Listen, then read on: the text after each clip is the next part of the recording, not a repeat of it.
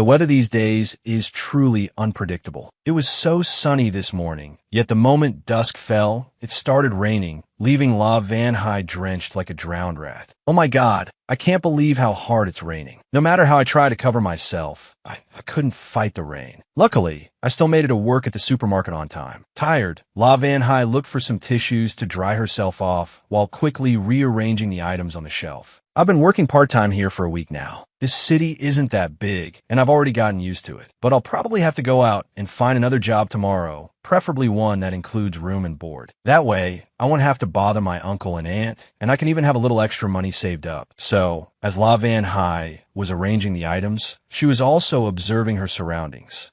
The supermarket just opened, so why am I hearing noises? It turned out to be her uncle, who is the owner of this small supermarket. NAMA-MANGAI had just come to the city from the countryside, so her uncle and aunt let her stay at their house. In return, she had to work part-time at this supermarket to pay them back for her living expenses. Seeing NAMA-MANGAI working so hard, her uncle approached her and said sweetly, "NAMA-MANGAI, isn't it hard for you to come here so late at night? Look at you, all soaked from the rain. You look so pitiful. I don't mean anything by it. I just want you to understand that your aunt is a shallow person, so don't pay too much attention to what she says. No matter what, we're family. How could we possibly kick you out?" Hearing this, NAMA-MANGAI didn't think much of it. She just smiled and said softly, "Yes, understand, uncle." It was true that there was some minor friction between her uncle, aunt, and NAMA-MANGAI, but she was still living under their roof, so how could she dare to blame them? So, after listening to her uncle's advice, NAMA-MANGAI gently spoke again. "Uncle, it's already very late. Besides, it's still raining outside. You should go home quickly, or the rain might get heavier later. What's the rush?" Her uncle immediately replied with a sinister look. "We haven't had a chance to see each other in so many years. We should at least chat for a bit. Hi, you smell really nice. Do all young schoolgirls have such a pleasant scent?" The more NAMA-MANGAI's uncle spoke, the closer he got to her, and he even started making inappropriate advances, which annoyed NAMA-MANGAI immensely. It seemed that as long as NAMA-MANGAI didn't respond, her uncle would stop. But no, he became more and more outrageous. "NAMA-MANGAI, your parents passed away early. You don't have any other relatives in this world. It hasn't been easy for you to live alone all these years. So if you've thought it through now, how about you stay by my side? As long as you want it, I'll give you anything. Are you out of your mind, you piece of trash?" NAMA-MANGAI really couldn't take it anymore. She immediately turned around and gave this pervert a kick to his crotch, causing him to scream in agony. "Damn it, and I wasted my time thinking of you as my only relative in this world. How dare you say such scummy things to me, you deceitful, shameless thing. It seems I can't stay here anymore. How can I stay next to such scum?" So, after scolding him, NAMA-MANGAI turned to leave. It seemed like that was the end of it. But who would have thought this pervert was not only sick, but also crazy? Since his advances on NAMA-MANGAI failed, he decided to give her a few beer bottles to the head, as if to strengthen their uncle-niece bond. NAMA-MANGAI couldn't believe that this madman would hit her over the head with a beer bottle like that. This incident was so sudden that NAMA-MANGAI immediately lost consciousness and fell into a boundless void. What is this? Have I ascended to heaven? Oh my God, why does my head hurt so much? That old man is truly insane. While NAMA-MANGAI was confused and didn't know what to do, she heard a child crying. What now? I was clearly at the supermarket. When did a child get in here without me knowing and crying at that?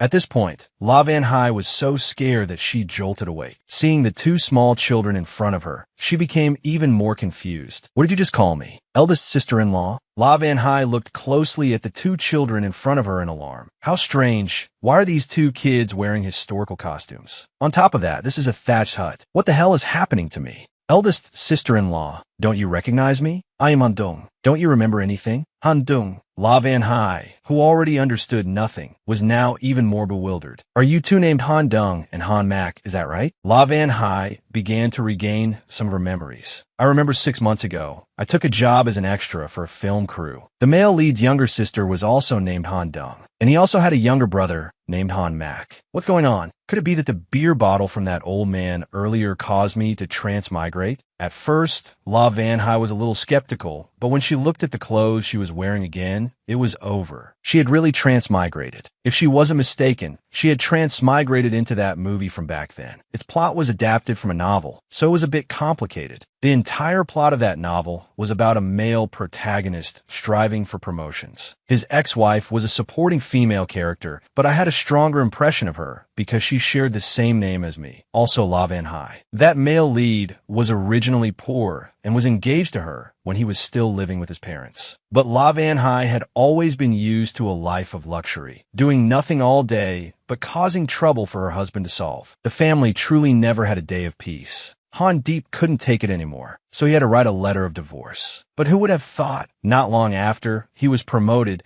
passing the imperial examination to become the top scholar in one go. Later on, he even became influential in the imperial court, becoming the youngest prime minister of the Tianlong nation and married the 9th princess. As for La-Van-Hai, needless to say, when she heard that her husband was getting promoted and even had a new wife, she truly couldn't bear it, and so she departed from this world. No wonder my neck feels so sore, La-Van-Hai thought to herself. I must have tried to commit suicide earlier, which is why these 2 kids tried to save me. Luckily, the rope broke then, otherwise I would have already ascended to heaven. While La-Van-Hai was still bewildered and didn't know what to do, Han Dung suddenly came to her side and whispered gently, "Eldest sister-in-law, are you all right? Do you feel any pain anywhere else?" "I'm fine. Don't worry about me." La-Van-Hai gently smiled as she patted Dung Dung's head. But contrary to Dung Dung's gentleness, Han Mak was not as pleased, seeing his sister getting closer and closer to La-Van-Hai. The little boy grabbed her hand as a warning. Oh right, seeing this, La-Van-Hai suddenly realized that in the novel, her relationship with her in-laws wasn't very good. Who would like someone who only caused trouble all day? But Han Deep's younger sister was different. Not only did she not hate me, but she also often talked and joked to cheer me up. Han Mak is probably older, so he's more wary of me. Well, they can think whatever they want. I don't know why, but I feel so hungry. La-Van-Hai stretched her arms wide and said loudly, "Everyone must be hungry too. Let me go to the kitchen to see if there's anything to eat. After all, we have to fill our stomachs first." La-Van-Hai eagerly walked into the kitchen to look for ingredients. After all, she hadn't eaten anything all day. With continuous deliveries, how could there be time to eat? I wonder what's in Han Deep's kitchen. I don't even know if it's edible. But perhaps she had expected too much. The kitchen was completely empty. Well, that makes sense. Before Han Deep became the prime minister, his family had nothing. Being dirt poor like this, where they get food from? While La-Van-Hai was still struggling with what to do about her hungry stomach, she heard a familiar sound. Ding ding. Welcome to the convenience store. Please check your temperature and wear a mask. Thank you.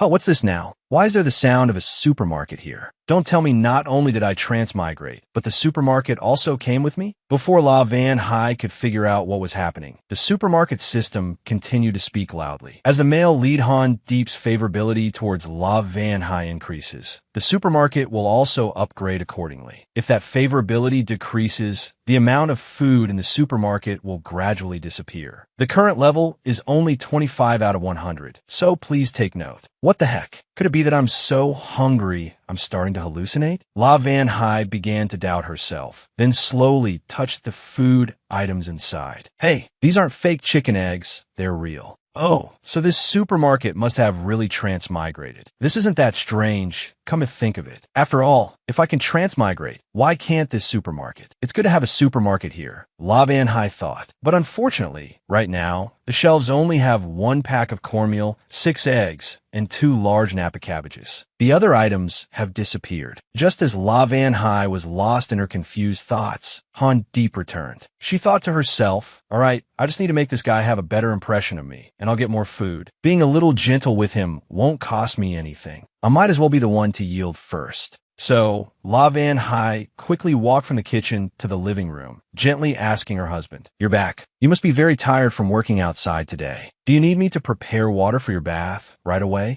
La-Van-Hai thought that by saying a few gentle words like that, Han Deep would be moved and his favorability towards her would increase. But who would have expected that? Because Han Deep found it very strange that his wife was concerned about him. He needed to be on guard, so his favorability towards her also dropped, and the Napa cabbage consequently said goodbye to the shelf. Oh my god, what the heck? Why is this guy so suspicious? Does he even suspect my concern? If this keeps up, I'll soon ascend to heaven from having nothing to eat. Well, for now, I'll just put up with him. It won't be too late to talk back to him later when I have more food. Husband, you don't want to bathe yet? Then I'll go cook for you. You can bathe later. It's fine. La Van Y's concern like this only made Han Deep even angrier, which meant the amount of food in the supermarket disappeared. The cornmeal also grew wings and flew away. It's true that when you're poor, you run into bad luck. This guy, if I want to talk to him next time, I have to take the food away first. He's too dangerous. La Van Y cursed inwardly. Well, let's just ignore this for now. Han Mac and Han Dung were still very worried.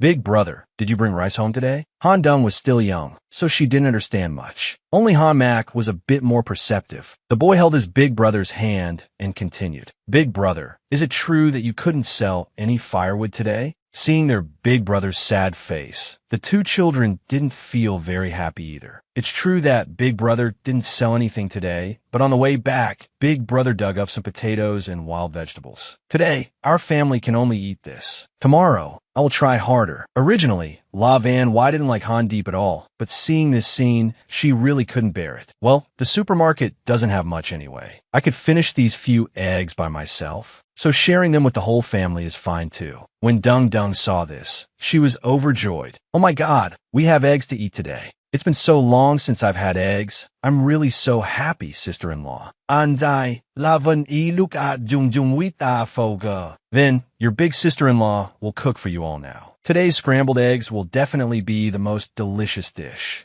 Dung Dung and Han Mac naturally had no problem, but Han Deep felt something was wrong. Hey you, tell me quickly, where did you get those eggs? I used my own money to buy them. Is that not allowed? La Van Y was still very angry at this moment. Clearly, if it weren't for this madman, her cornmeal and Napa cabbage would still be there. Thanks to him, now only eggs were left. La Van Y no longer wanted to curry favor with him, so she didn't bother being sweet. Huh, but wait a minute, was what I said too harsh? Could his favorability drop again? La Van Nitao Wadi Den. But thankfully, this time he was normal. The favorability didn't drop either. Could it be that the original owner of this body was this ill-mannered? Keeping it the same is fine, but I have to find a way to increase it. Staying stagnant is not a solution. After all, I have a long road ahead. And so, thanks to La Van Y, the Han family's meal today was much more substantial. The delicious dishes were spread out, making the two children feel happy inside. She thought Han Mac and Dung Dung would pounce on the food immediately, but for some reason, they were very timid, as if someone was going to eat them. It was only after Han Deep spoke that La Van Y learned that she had previously set a rule in this house that terrified everyone. La Van Y had to eat first, and only when she was full were the others in the house allowed to eat. What a worthless person. How could she let others eat her leftovers? Well, from now on, that rule is abolished. Everyone in the house will eat fairly with each other. La Van Y said while smiling gently, which made Han Deep even more suspicious. La Van Y, did you put something bad in those eggs? La Van E V my silin, not ansuan. She just said sarcastically, if you don't eat, then let the two of them eat. Don't regret it when it's all gone. So, although Han Deep was very suspicious, he didn't know what to do. Well, he might as well try the poison. This egg dish La Van Y made was too delicious, causing Han Deep to let down his guard and eat a little more. From then on, the favorability level also increased and the Napa cabbage returned to the supermarket. When La Van Y heard the notification, she was so shocked she choked on her rice. With these ups and downs, she would die of a heart attack and ascend to heaven. Well, move aside so I could drink a bowl of water. I don't feel very well. And so, La Van Y just rushed off immediately. Not looking where she was going, she bumped into Han Deep again. Nothing really happened, but through the mouths of the two kids, it turned into them kissing, making both La Van Y and Han Deep blush. Too embarrassed to know what to do, La Van Y ran away even faster. This made Han Deep feel really strange. Huh, was she just embarrassed? In the past, when working, if I accidentally touched her a little, she would want to burn down my entire house. Why is tonight's event so strange? La Van Y also didn't know what was wrong with her at this moment. I'm clearly 20 years old, and a modern person at that. It was obviously just a collision just now. What is there to be embarrassed about? Oh, that's right. While in the kitchen, La Van Wai started to remember. What do I look like in this life? Honestly, since waking up, I've been too busy with no time to look at anyone. So, La Van Wai quickly ran to a nearby water jar and began to look at herself. My appearance really hasn't changed much, but it seems I'm a bit more beautiful. It's probably because the original owner looks slimmer, so my beauty has also improved a bit. It seems I do have some looks. Even though the original owner's personality was unreasonable, Han Deep still gritted his teeth and endured it, probably because of this pleasing appearance. While she was fantasizing about her beauty, Han Deep suddenly appeared, startling La Van Wai so much she almost fell into the water jar. Are you feeling better? Why haven't you come back to eat yet? Because Han Deep appeared unexpectedly. La Van Wai felt a little uncomfortable. It's because I don't have an appetite, so I don't want to eat. You all go ahead and eat first. Don't wait for me. Actually, La Van Wai was still embarrassed, which is why she refused Han Deep. Who would have thought? He thought La Van Wai didn't want to see him, which made him unhappy. Well then, I'll save some food for you. Remember to come back and eat later. After I finish cleaning the dishes, I'll help the two children wash their faces. It's already late. I can't let them stay up late. They have to go to bed early. And so he quickly left, leaving La Van Wai even more bewildered. All right, tonight I have to sleep with him. Oh my God, I've never thought of this scene. Do I really have to perform my wifely duties with him tonight? And so, although she didn't want to, the evening arrived. After putting the two children to sleep, Han Deep turned to do a few things, making La Van Wai even more anxious. Oh my God, I was originally planning to wait for him to sleep before getting into bed, but he's been sewing endlessly and still won't go to sleep. Why is he so patient? He's still dawdling and won't just go to sleep, making me so sleepy I could faint, but I still don't dare to go to sleep. Actually, from La Van Wai's observation, Han Deep also really wanted to sleep, but he still wouldn't get into bed. Why is that? La Van Wai couldn't take it anymore, so she proactively approached Han Deep to ask, why haven't you gone to sleep yet? Aren't you sleepy? Isn't it because of you? Han Deep asked, puzzled. Normally, you always go to sleep first, and then it's my turn. Now that you're not asleep, how could I dare to go to sleep? And last time I was wrong, La Van Wai said with a headache. I apologize for being so unreasonable, but for now, you just go to bed first. I promise I won't cause any trouble. You're not trying to trick me again, are you? The more Han Deep listened, the more he couldn't believe his ears. Last time, you told me the same thing, but then you made a huge fuss and no one in my family could sleep. My younger siblings are still small. They need their rest, so I hope you won't cause any more trouble. Oh my God, I'm begging you. Please just go to sleep. I have no intention of causing trouble. I just want you to go to sleep first. And so, only when La Van Wai resorted to violence did Han Deep agree to go to sleep. But still, one person sleeping on the inside and one on the outside was the only way to be safe. He said he was going to sleep, but in reality, Han Deep was still a little uneasy. She's too strange. How can I possibly go to sleep? All right, tonight I'll have to stay up all night to watch her. What if she tries to send me on my way in my sleep? How could I possibly dodge that?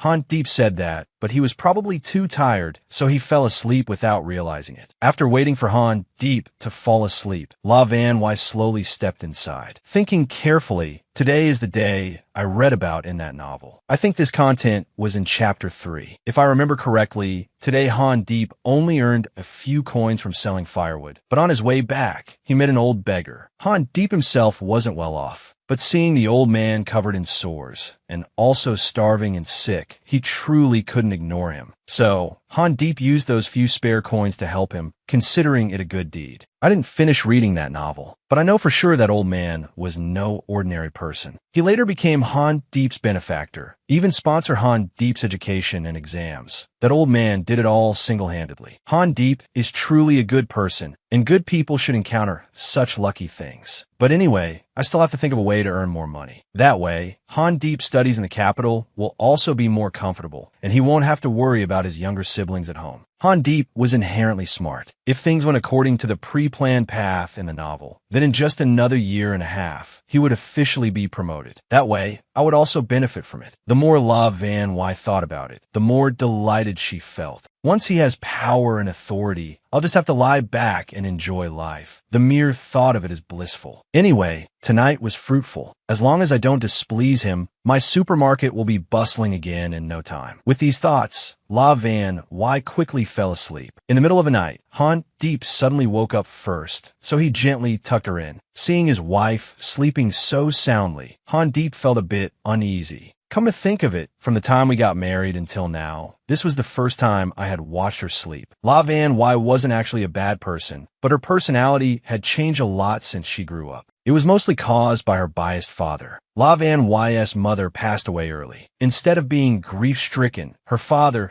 just held a perfunctory ceremony to get over with. Then, less than a year later, he brought home a new wife. Not only that, during the years she lived with her stepmother, she was more or less abused by her. So La Van Y herself became corrupted from then on. Recalling their wedding day, the dowry her biological mother had prepared for her beforehand was kept by her stepmother. After that, her father drugged her, causing La Van Y to fall into a deep sleep and had her brought to my village by a donkey cart. As a pampered young lady who wouldn't be angry after being insulted like that. But La Van Y, rest assured, no matter what you are like, I will still be by your side. As long as you treat me well, I will never let you down. But if you dare to touch my family, I can't be sure about that. And so, while Han Deep was lost in some idle thoughts, La Van Y turned over, which really scared the daylights out of Han Deep. It seemed like this defensive measure was already very safe. Yet somehow, when they woke up the next morning, La Van Y and Han Deep were still hugging each other. It was truly a hopeless situation. La Van Y was already disoriented, having forgotten that she had transmigrated, planning to wake up quickly to make deliveries for the supermarket. But thankfully, she had transmigrated, so she didn't need to worry about that. It was only when she discovered Han Deep lying next to her that she was truly scared out of her wits. Han Deep also woke up quickly after that. La Van Y, who was already shy, became even more embarrassed. Seeing this scene, Han Deep was also extremely embarrassed. It's time for me to go get firewood. I can't sleep in any longer. So, Han Deep and La Van Y quickly got out of bed and washed up to get on with some other chores. Han Dung and Han Mac, hearing the noise outside, quickly called out, "Eldest sister-in-law, are you awake?" The two children waited for a moment,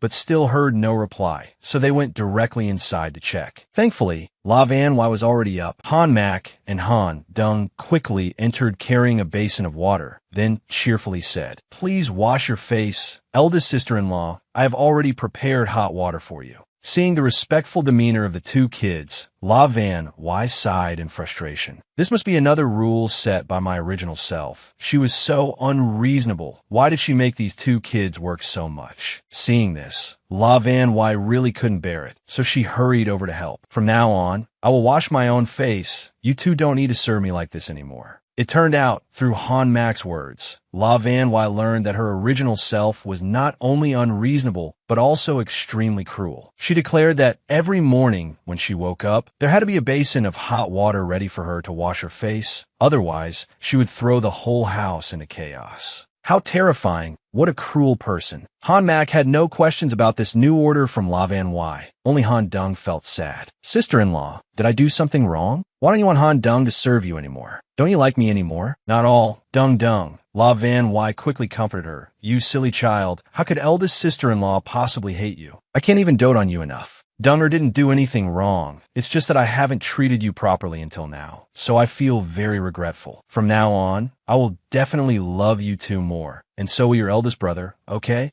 This rare sight of La Van Y moved Han Deep's heart, so his favorability level also increased a little. Thankfully, corn flour and cabbage were back in the supermarket. Because Han Deep was in a very good mood this morning, he took the initiative to cook breakfast for the family. He wanted his wife to get more rest. But how could La Van Y agree? "How could I let you cook? There are no cooking ingredients, and even less in the supermarket. So where would the food come from?" "No need. Han Deep, it's better to let me do it." Thankfully, the favorability level increased a little this morning, so the meal was more substantial. If things continue like this, it will be great. Soon enough, lavish feasts will appear in my house. Thanks to the corn flour and cabbage, Han Deep's family had noodles to eat this morning. This made Han Deep even more suspicious. Where did these ingredients come from? La Van Y. It's clearly not summer yet. So why is there such fresh cabbage? And there's so much finely ground corn flour too. Where did you get these things? Well, La Van Y didn't know how to explain it to her husband. She might as well just say she got it from her stepmother's house. "I got these by currying favor in my mother's house. La Van Y replied coldly. At first, I planned to hide it and eat it alone, but because I felt uncomfortable with this poverty, I took it out for everyone to eat together. Everyone, stop asking so many questions and hurry up and eat. All right, I understand what you mean, Han Deep replied with a sigh. You took these things from them. Today, I will try to chop a lot of firewood to bring back in exchange. In the future, don't go to your parents' house to borrow things like this anymore. After all, we have our own family now. It's better to fend for ourselves. Because La Van Y wanted everyone to eat better, there was nothing left on her own plate. This made everyone in the house feel strange. Normally, it was always La Van Y who ate more of the better portions. Why was she suddenly so modest today? It really made one wonder. Han Deep couldn't stand seeing this, and directly gave his portion to her. From then on, his favorability level gradually increased. Potatoes, eggplants, and even spinach were added to the supermarket. This was really great. From now on, no one would go hungry anymore. Before they could be happy for long, something happened in Han Deep's family. Because this deference from La Van Y was just too strange. There had never been a precedent for it, so it made Han Deep suspicious. Not only did she not take the larger portion for herself, but now she wouldn't even take the food Han Deep offered her. There was definitely a problem. Because Han Deep was suspicious of her, his favorability towards her also dropped, and with that, pumpkin and eggplant also said goodbye to the supermarket. It was truly tragic. I don't want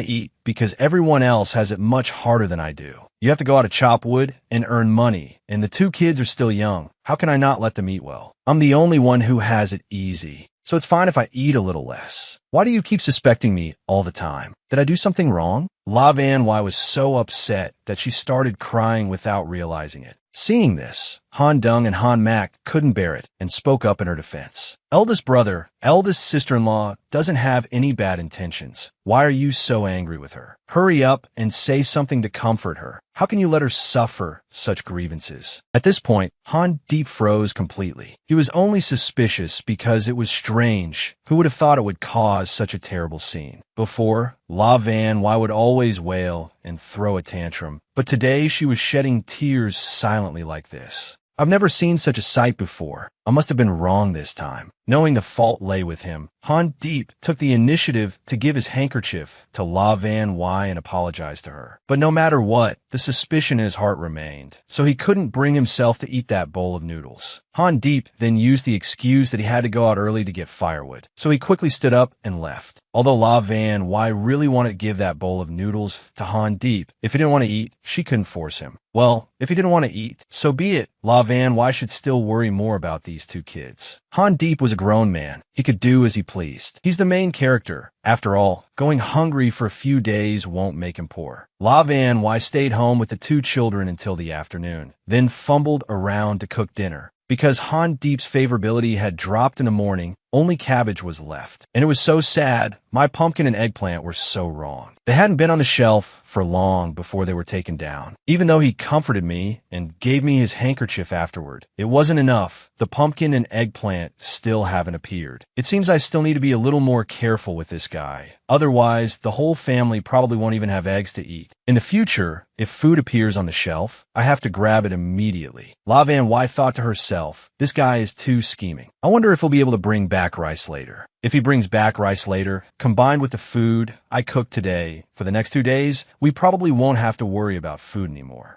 While La Van Y was happily preparing food in the kitchen, she suddenly heard crying. That's strange. Dung Dung was clearly out playing with Han Mak. Why am I hearing her cry? It turned out that Dung Dung and Han Mak had been bullied while playing outside. The neighbor's boy, relying on being bigger and taller, snatched Han Dung's toy away. Han Mak, wanting to protect his younger sister, directly fought with that kid, causing a huge mess. Han Mak was smaller, so naturally, he couldn't fight back effectively. But to protect his sister, the boy fought desperately. Luckily, La Van Y ran out and stopped them in time. Otherwise, Han Mak probably wouldn't have had enough teeth left to eat dinner tonight. La Van Y had only intended to warn the kid, so that from now on he would be too scared to bully her two little ones again. But who would have thought his mother would also run out right after and start shouting loudly? What gives you the right to touch my son? Your two kids have no father and no mother. They deserve to be beaten. What's there to feel wronged about? Who gave you such nerve, daring to touch my precious treasure? Huh? Are you tired of living? So what if I touch your son? La Van Wy shouted loudly. Who told him to touch my two poor siblings first? If you don't want others to touch your child, you should teach him properly. Don't let him go out and cause trouble. La Van Y's voice grew louder as she spoke, causing the neighbor's son to be pushed and fall to the ground. The boy was already chubby, and being pushed like that must have hurt a lot, so he kept wailing nonstop. Needless to say, his mother was furious. Usually, it was her son who fought with others. He had never been hit back before. Now, being dealt such a blow by La Van Wy, she was truly enraged. Unable to bear it any longer, she raised her voice and scolded her loudly. La Van Wy, let me tell you something. Han Deep might spoil you at home, but I don't have the spare time or energy to indulge you. How dare you touch my precious son? I must teach you a lesson. And so, the neighbor rushed forward, intending to give La Van Wy a beating she would never forget. But she was too skilled. With just one move, she sent the woman to the ground, unable to fight back anymore.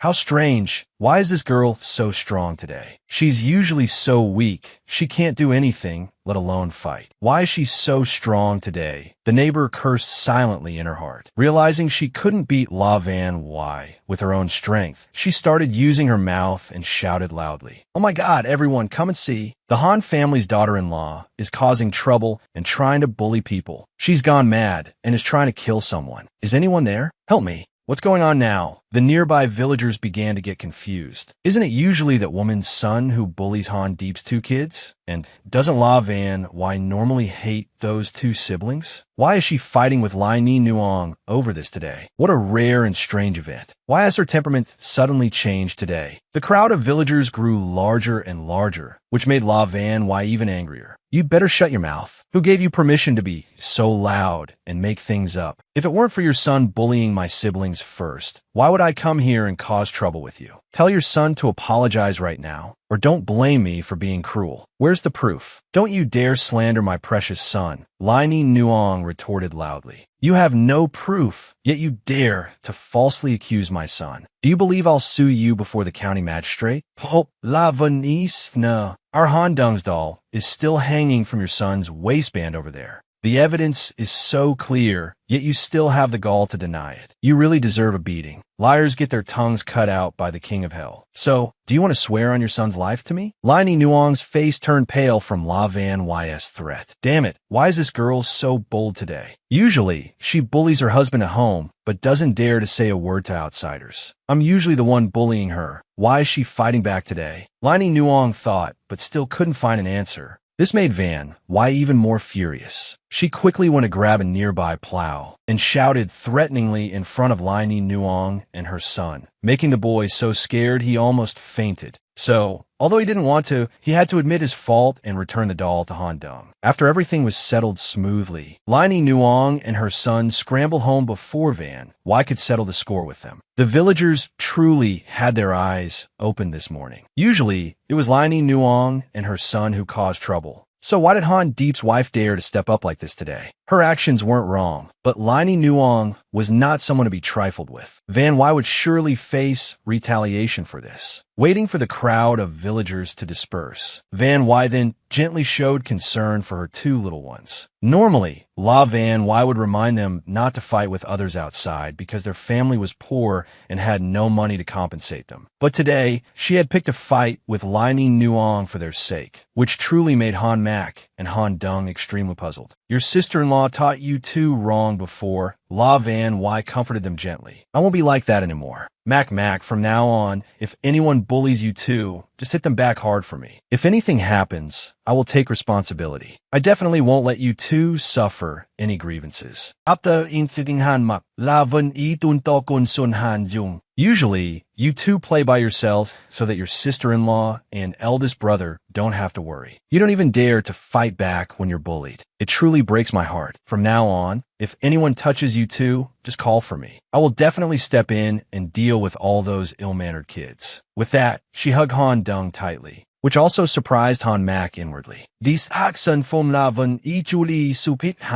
Although his sister-in-law's personality had changed recently, it still made him very suspicious. I thought she was just acting, but the way she hugged Han Dung just now, it probably wasn't an act, but genuine concern. This makes me feel so strange. That look and gesture from La Van, why were just like my mother's when she was alive, always caring for and loving their family. This is the first time I've had such a strange feeling about my sister-in-law, Han Mac thought to himself. Although Han Mac was a little moved by La Van Y, his eldest brother had already warned him, time reveals a person's heart. He couldn't change his view of his sister-in-law just because of one or two good deeds. After all, her personality used to be very strange, so it was better for him to remain cautious. And so, after comforting Han Mac and Han Dung, La Van Y happily led her two little ones home. Han Deep should be back from work by now. I wonder if he managed to bring back any rice today. Let's go home together and see. And so, La Van Y and the two children happily held hands and headed home.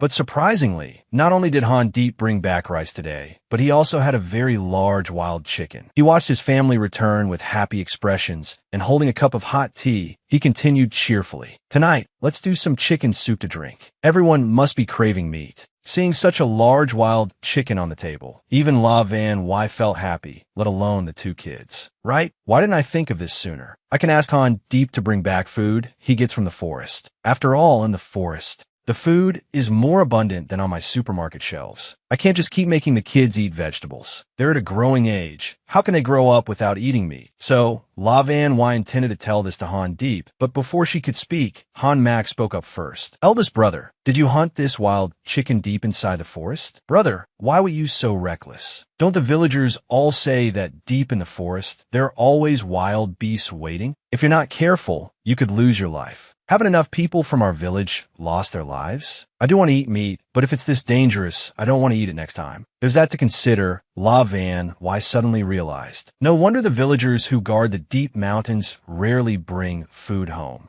With such a sacred forest and poisonous waters, who would dare? Han Deep was also aware that going deep into the forest was very dangerous. But anyway, they had chicken to eat today. I'll be more careful next time. For tonight, let's just enjoy this chicken first. And so, thanks to this wild chicken from Han Deep, tonight's meal was even more plentiful. Everyone in the family ate their fill, which made La Van Y very happy. I wonder if meat, fish, and other spices will be available on the shelves in the future. If so, our family probably won't be in need anymore. As La Van Y was lost in her idle thoughts, she suddenly saw Han Deep teaching the two kids their lessons. But something seems off. Although Han Deep's family is very poor, both his siblings are very diligent in their studies. Moreover, he was even teaching Han Mac archery and reading, things that a poor child would never be able to learn. The original novel usually didn't go into such details, but from this angle, she guessed that there was something not quite right about Han Deep's life. Could it be that his family went bankrupt, and that's why they fell into such a miserable situation? Or did his family offend someone important, and so they were demoted by the imperial court and exiled to live as commoners? This won't do. The more La Van Y thought, the more confused she felt. I'll have to wait until the situation calms down later. Then I must ask him clearly. After finishing their studies, Han Mac and Han Dung quickly asked for permission to go to sleep. It was just that Han Mac had been noticing his sister-in-law looking very pensive, and figured she probably had something difficult she wanted to discuss privately with his eldest brother. In that case, a considerate child wouldn't bother the two of you anymore. It's better to just go to bed early. After Han Mac and Han Dung had left, La Van Y slowly called Han Deep over to talk. What did you think of the chicken I brought back tonight? Was it delicious? Although it's not the KFC chicken you were talking about in your sleep, it's still chicken, so it probably isn't that different, right? KFC? La Van Y was stunned as she finally realized.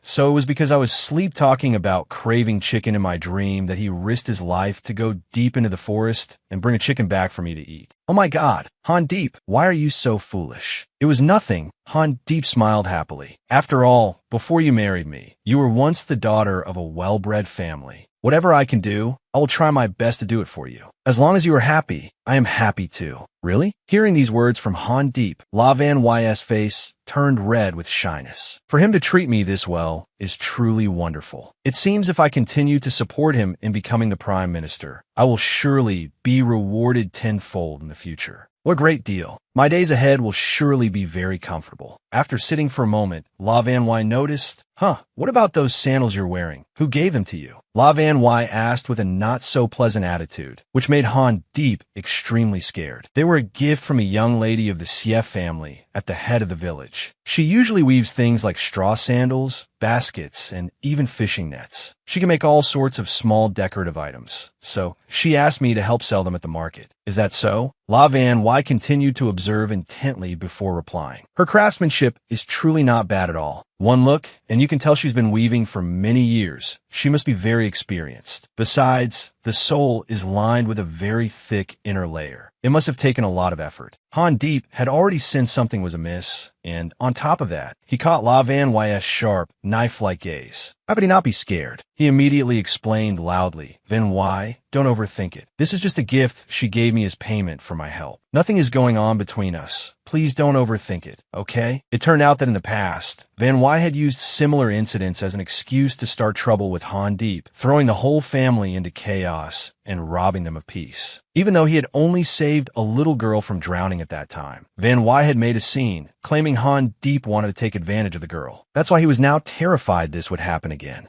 But to Han Deep's surprise, La Van Wy's attitude was different today. She wasn't asking to start a fight, nor to be competitive. As soon as she heard these items could make money, an idea sparked in Van Wy's mind. All right, I also know how to weave some small items. Although my technique isn't very good, if I can just find a suitable time to ask Miss Sief for guidance, I'm sure I can improve. Then I can earn money, and we can also save up for you to go to school. Go to school? Han Deep was truly bewildered and couldn't understand why the topic of him going to school came up. It turned out Van Wy had already made a plan. She knew that Han Deep was trying so hard just because he wanted to attend school. In that case, from now on, you should carefully save the money from selling firewood. You'll need it later for your travel expenses to take the exam. Van Wy will try her best to earn as much money as possible at home. She will cover all the household expenses. Han Deep just needs to focus on his studies. Are you serious? Han Deep was truly surprised. You used to say you didn't want me to go to school. Why the change of heart today? I was wrong before. Van Wy continued gently. There are houses of gold and books. It is right for a man to pursue his studies.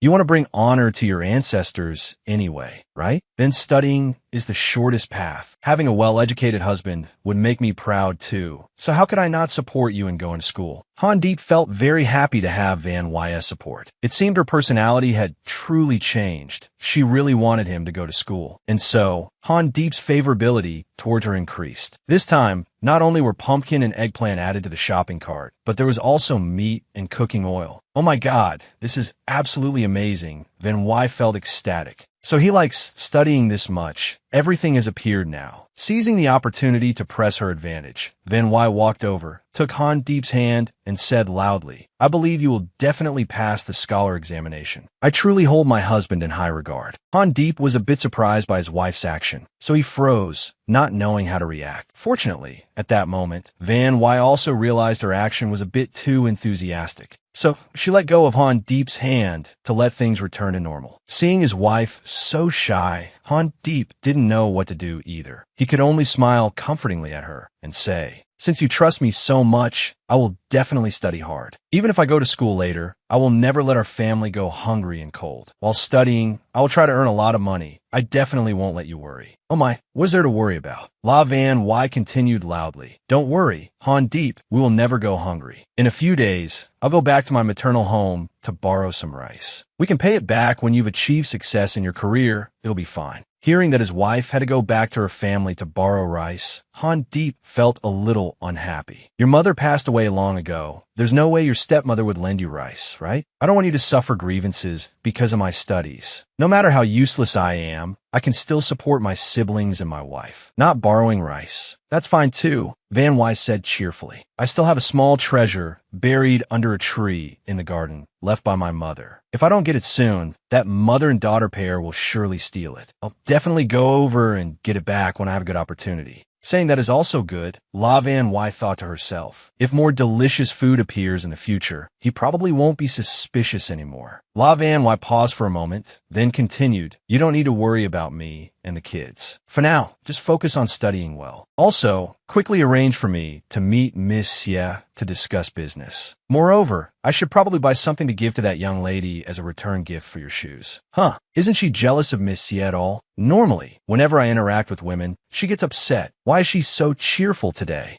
Han Deep thought and thought, but couldn't figure it out. He just felt extremely uncomfortable inside. It seemed as though Han Deep's favorability towards her would increase again this time, but it didn't. Not only did it not increase, but it actually decreased after that incident. The meat also vanished because of it, leaving La Van Wai stunned. What the heck? I haven't even seen a glimpse of the meat yet. Why did it disappear again? Because of that piece of pork, Van Wai couldn't sleep all night. It was so rare for meat to appear, yet just because she was talking with Han Deep, she ended up displeasing him. Huh, but is he asleep already? Han Deep students nodding statan vani. Great, since he's asleep, I should take this opportunity. Anyway, there was still a can of soybean oil from earlier. I have to quickly take it and dispose of it. What if I displease him again tomorrow, and then there won't even be oil to eat? So, La Van Wai quickly left to dispose of the oil bottle, completely unaware that her husband had already woken up. La Van Wai was still blissfully unaware in the kitchen. She quietly took out a lot of oil and poured it into small jars for gradual use. This way, she could avoid being noticed by others, as well as Han Deep. In a medieval era like this, using a plastic oil can was impossible. So tomorrow, when no one is paying attention, I'll just burn this can and be done with it. Then our family will have plenty of oil to use, and no one will be suspicious anymore. The more she thought about it, the happier La Van Wai felt. Originally, the shelves only had cornmeal and some cheap food. Now it was great. Not only were there eggs and meat, but there was also oil to eat. As long as my relationship with Han Deep remains good, there will surely be more modern foods in the future. While she was happily thinking about the future, La Van Wai suddenly heard a rustling sound, and it was getting louder and louder. Big brother, they're all asleep. This family sleeps so soundly, they won't know a thing. How about we just go inside and take a look? It turned out that La Van Wai was indeed facing revenge from Lai Ni Nuong.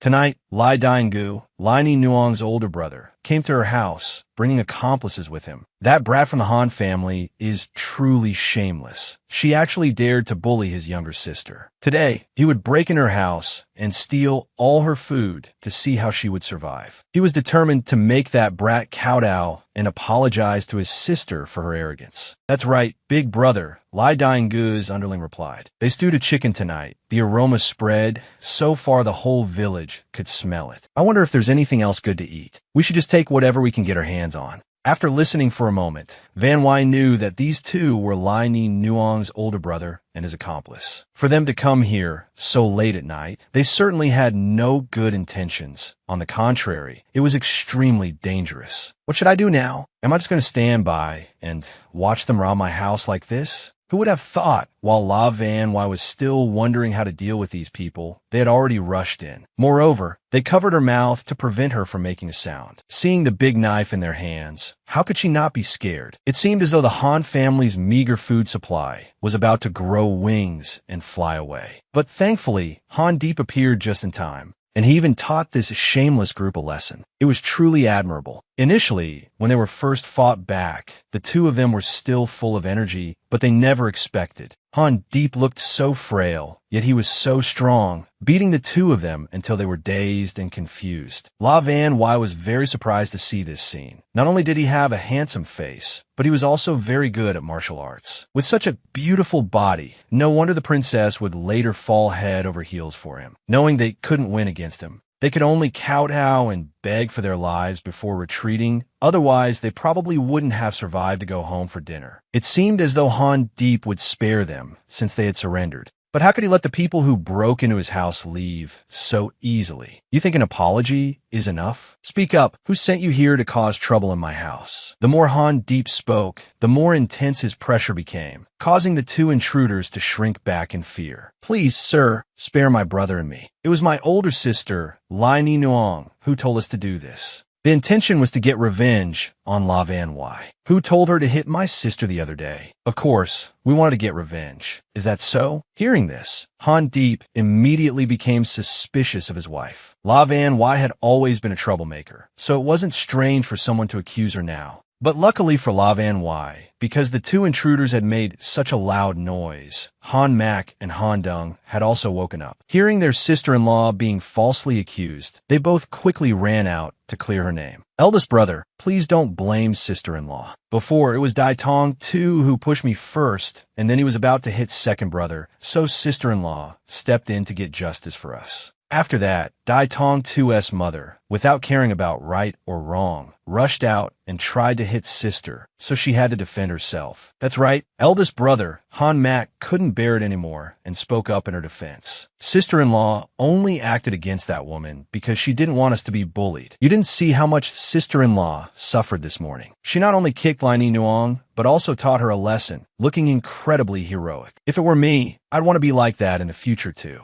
Hearing Han Mak's words, La Van Wai thought it made sense, but that was enough. He shouldn't say any more, or he might start thinking she was inciting his two younger siblings toward violence. If that happened, she'd be in trouble, and who knows if there'd even be cabbage left to eat. It was better to shut his mouth first. Mac, sister-in-law used her fists against that woman, so you wouldn't be bullied. Knowing martial arts is good, but you must use it in the right place and at the right time. Otherwise, it becomes a tool for evil. So, the final result was in. It turned out La Van Wai wasn't as bad as the two men had said. Her gaze, it couldn't be a gaze of feigned affection. It must be genuine love. And so, thanks to that look from Han Deep, corn flour was added to the supermarket again. What a relief. Tomorrow there would be delicious corn flour to make noodles with again. Oh, so it turns out that compared to her caring for him, Han Deep's two younger siblings were a much higher priority. That's great. So as long as she puts in more effort to care for them in the future, the good food supplies will increase accordingly. Brother Han, how about you spare our lives this time for the sake of being fellow villagers? We won't dare to do it again. This time we were foolish and listened to my sister. Please let us go.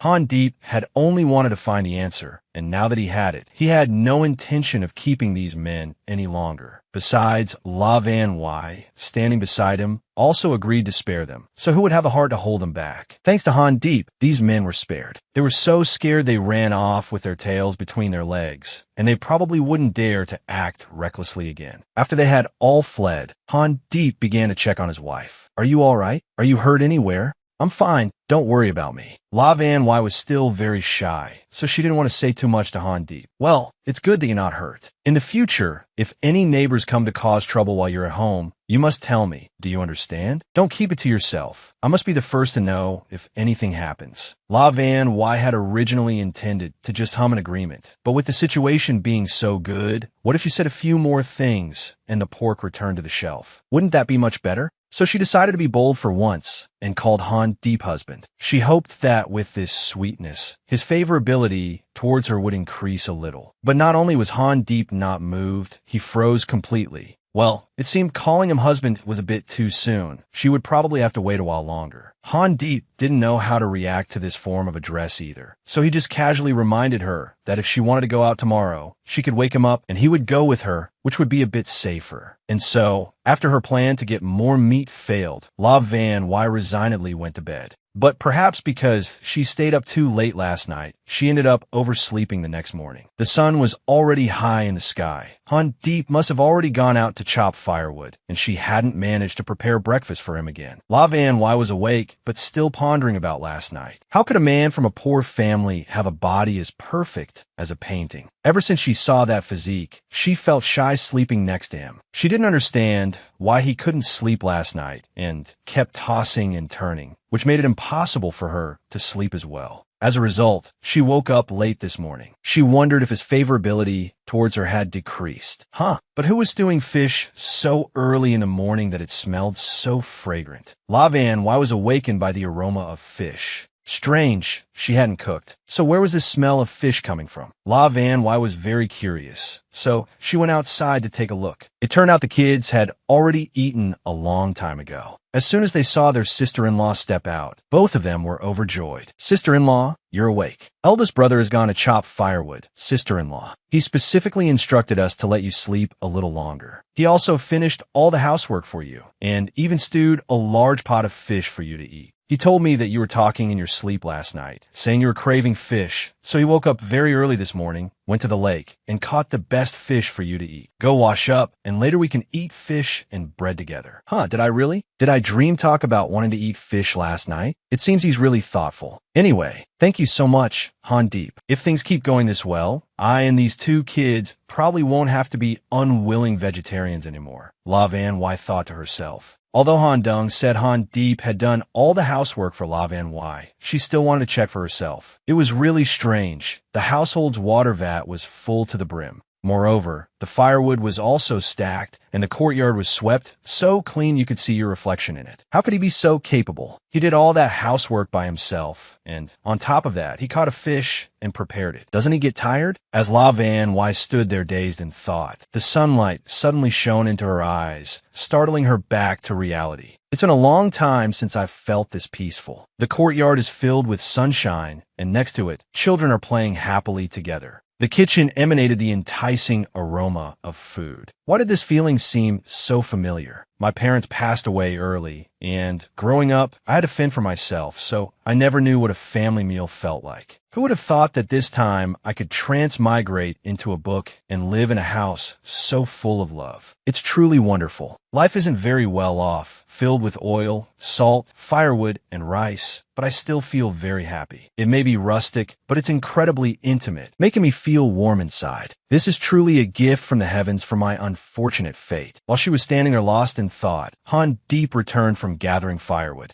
This time, he not only brought back firewood, but also brought a few friends home. One was Ta Tuong Vai, the very girl skilled in sewing and embroidery that Han Deep had mentioned before. The other was Han Deep's good brother, who chopped firewood with him in the forest every day, named Lu Tan Vu. Both were very happy to meet La Van Wai. Although before coming here, Lu Tan Vu had been warned by everyone that La Van Wai's attitude was very arrogant, so he needed to be cautious. But after meeting her, Lu Tan Vu felt differently. She was actually very friendly. With a smile that bright, how could she be a difficult person? The rumors were truly baseless, falsely accusing a kind person like her. Actually, your husband saved my life in the forest. That's why we became good brothers. The more Lu Tan Vu spoke, the more he beamed, a debt of gratitude so great, I can't repay it in this lifetime. So, if you need anything in the future, just tell me. I will definitely do my best to help you. Oh my, it's nothing to speak of debts and gratitude. La Van Wai was also very happy to welcome her husband's friend. Since you're already good brothers, why don't you stay and have a meal with our family? It's not too late to go back to work after lunch. About that, I'm afraid we can't, sister. Lu Tang Vu imeditan ziplit. For some reason, Brother Han was full of energy today and chopped down a whole pile of firewood in the forest by himself. His speed was like 3 times the usual, so we both have to go sell this pile of firewood right away. If we leave until tomorrow, it will probably get damp and moldy. It was originally just a normal sentence, but for some reason, Han Deep's face turned completely red. The more Lu Tan Vu talked, the more embarrassed he became, which made La Van Hai feel confused as well.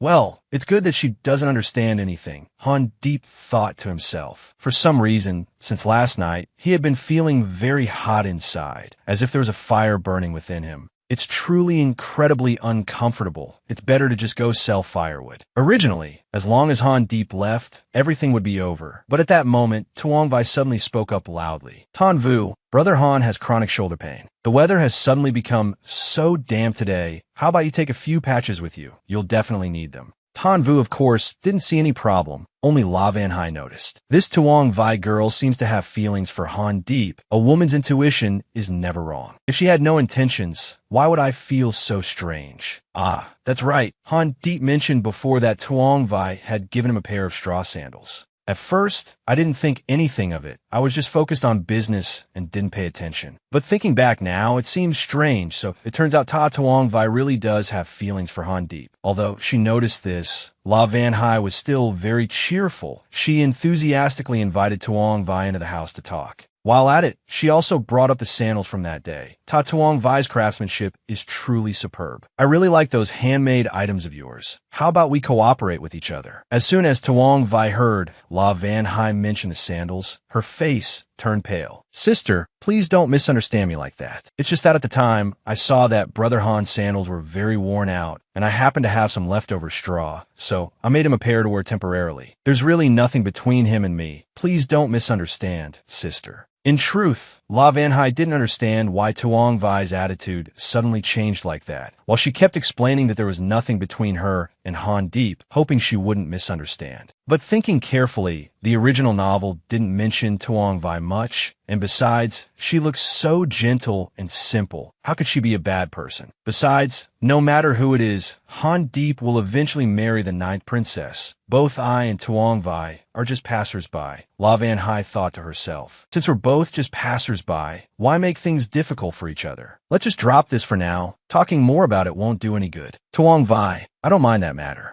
Also, don't call me La Van Hai so distantly from now on. Just call me sister. I don't mind a relationship between you and my husband, so don't you worry. I know you are a person of upright character, so you would never get involved with someone you know can never be yours. I just want to talk to you about a business partnership. After all, your craftsmanship is very good. It would be great if we could cooperate in business in the future. After all, you're still very young. If the business goes well, you can go even further in the future, and by then, you can marry whomever you want. Oh, that's right, Tuong Vai, La Van Hai continued. Next time you go to the market to sell straw sandals, can we two sisters go together? I can help you sell them, and I can also teach you how to weave a few new designs. Tuong Vai was originally still very confused about her relationship with Han Deep, but as soon as she heard La Van Hai mention handmade items and even new weaving methods, she became much more excited. It seems this La Van Hai is not wrong about people. Tuong Vai was just an innocent girl interested in those handmade items, with no ill intentions. Seeing Tuong Vai so happy, La Van Hai didn't hesitate to share all the secrets she knew with her. The two of them talked very happily. Who would have thought that Liny Nuong had been snooping outside for a long time? How great, after hitting me, you even hit my younger brother. Your Han family really has a death wish. Before you were dirt poor, and the husband and wife bickered all day. Now you're so happy, aren't you? So affectionate that you're even eating loaches together. Truly unbelievable. Alright then, let's see how long your Han family can be happy. Consider this your last meal before you go to the underworld. My two younger brothers know the patrol guards in town. Don't think I'm that easy to bully. Just you wait, I will definitely get my revenge. And so, after a while of hard work, Tuong Vai and Van Hai finished their first product. Thanks to Van Hai's participation, this product had a much more modern feel. Although this style of slipper isn't very popular on the market right now, Van Hai thought that the local officials probably wouldn't like wearing overly thick boots either. On the contrary, comfortable slippers like these would be a good choice. They would surely sell well in the future. The reason Van Hai knew this crocheting method was because her mother used to work in a sewing factory, so she often made many good things for her to use. She thought that after her mother passed away, she would no longer have the chance to crochet it. But this time, after transmigrating into the book, her talent could be used again. It was truly so lucky. Indoor Slippers is a good name, sister. They will definitely sell very well in the future. Tuong Vai also really liked this name, and to her, this type of slipper was also quite convenient.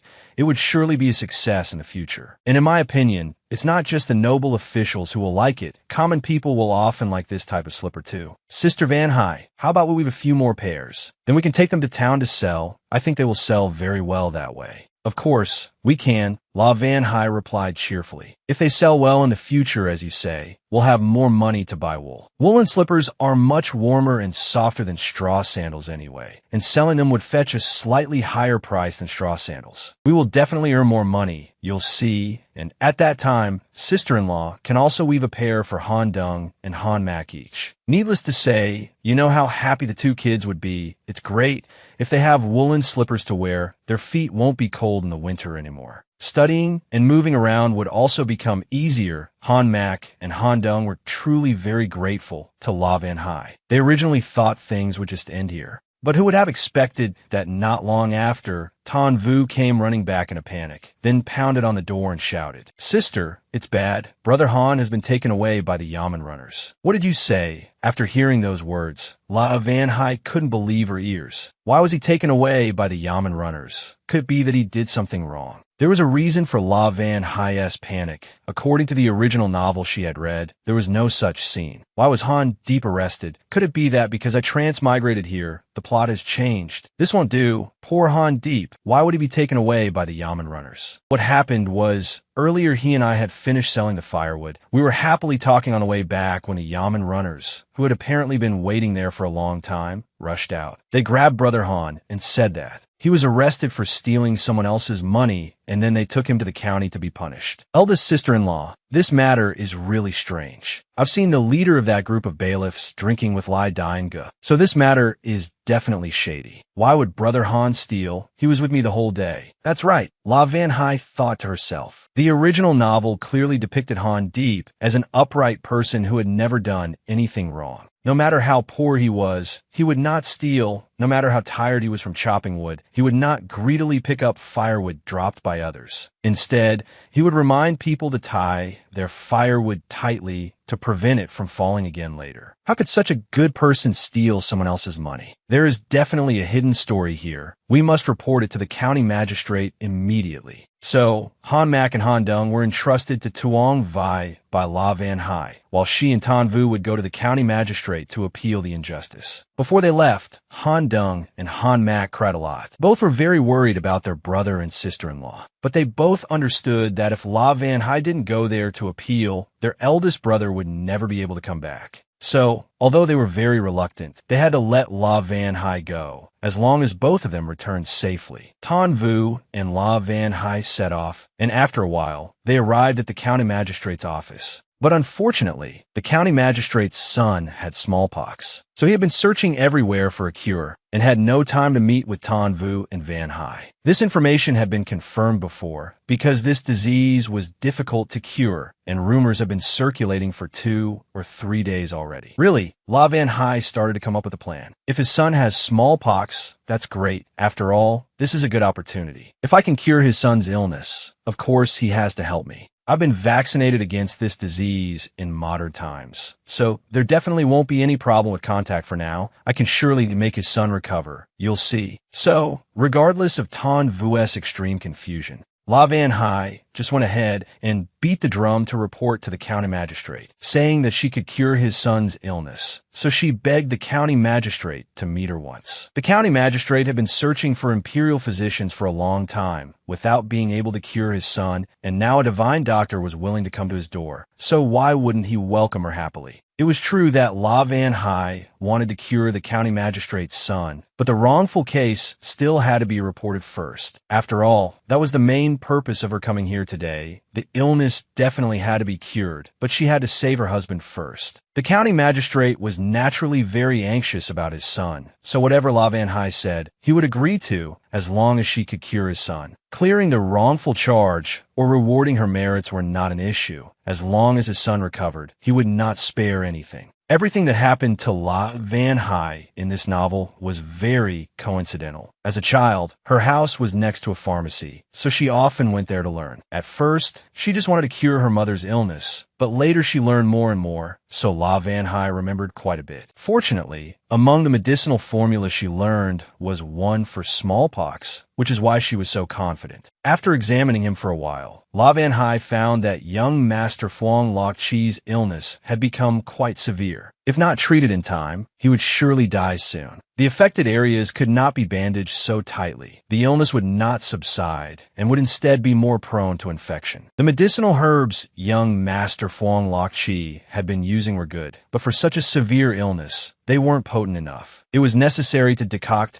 a few more doses of kudzu root powder, 1 part to wash the smallpox pustules, and the rest to be consumed for internal nourishment. Only then could the illness be cured quickly. Later, when the illness subsides, the county magistrate should use strong liquor for the young master to wash his hands, rinse his mouth, and steam his nose. Doing so can prevent an epidemic. Afterward, everything the young master has used must be burned, otherwise the illness will spread to the family. The county magistrate was terrified upon hearing this and immediately ordered the household servants to prepare the additional items La Van Hye had instructed. Since the young young master's illness was not yet at its worst, the county magistrate shouldn't be overly worried. Actually, according to the plot La Van Hai had read, Phuong Loc Chi was the county magistrate's son, but had a very good temperament. In the future, he would greatly support Han Deep in both his work and studies, so she had to save him by any means necessary. Although Phuong Loc Chi was lying on his sickbed, he was still quite worried about his health. He earnestly begged La Van Hai to save him, saying that as long as he recovered, she could have anything she wanted. Young Master Phuong Loc Chi, please don't worry too much. You have a strong life force, and your future will surely be much more prosperous. You will definitely overcome this brush with death and live a long life, so please do not worry. La Van Hai treated his physical illness on one hand and his spirit on the other, making Phuong Loc Chi's mood a little more relaxed. In any case, the matter of the illness had been dealt with. The only thing left was the matter concerning Han Deep. The county magistrate naturally took the blame. It is because my management was not strict that my subordinate acted so presumptuously. Young lady, rest assured, I will definitely investigate this matter thoroughly. Your husband will be home soon, so please don't you worry. After being treated by La Van Hai, Phuong Loc Chi felt unusually well. Strange, I still felt so tired yesterday. Why do I feel so well today? So that young lady's medicine is truly effective, Phuong Loc Chi thought to himself. My body is clearly improved, otherwise why would I feel so comfortable? La Van Hai was very happy to see her patient awake. This remedy was truly effective, so she slowly fed young Master Phuong Loc Chi the medicine spoonful by spoonful, hoping he would recover quickly,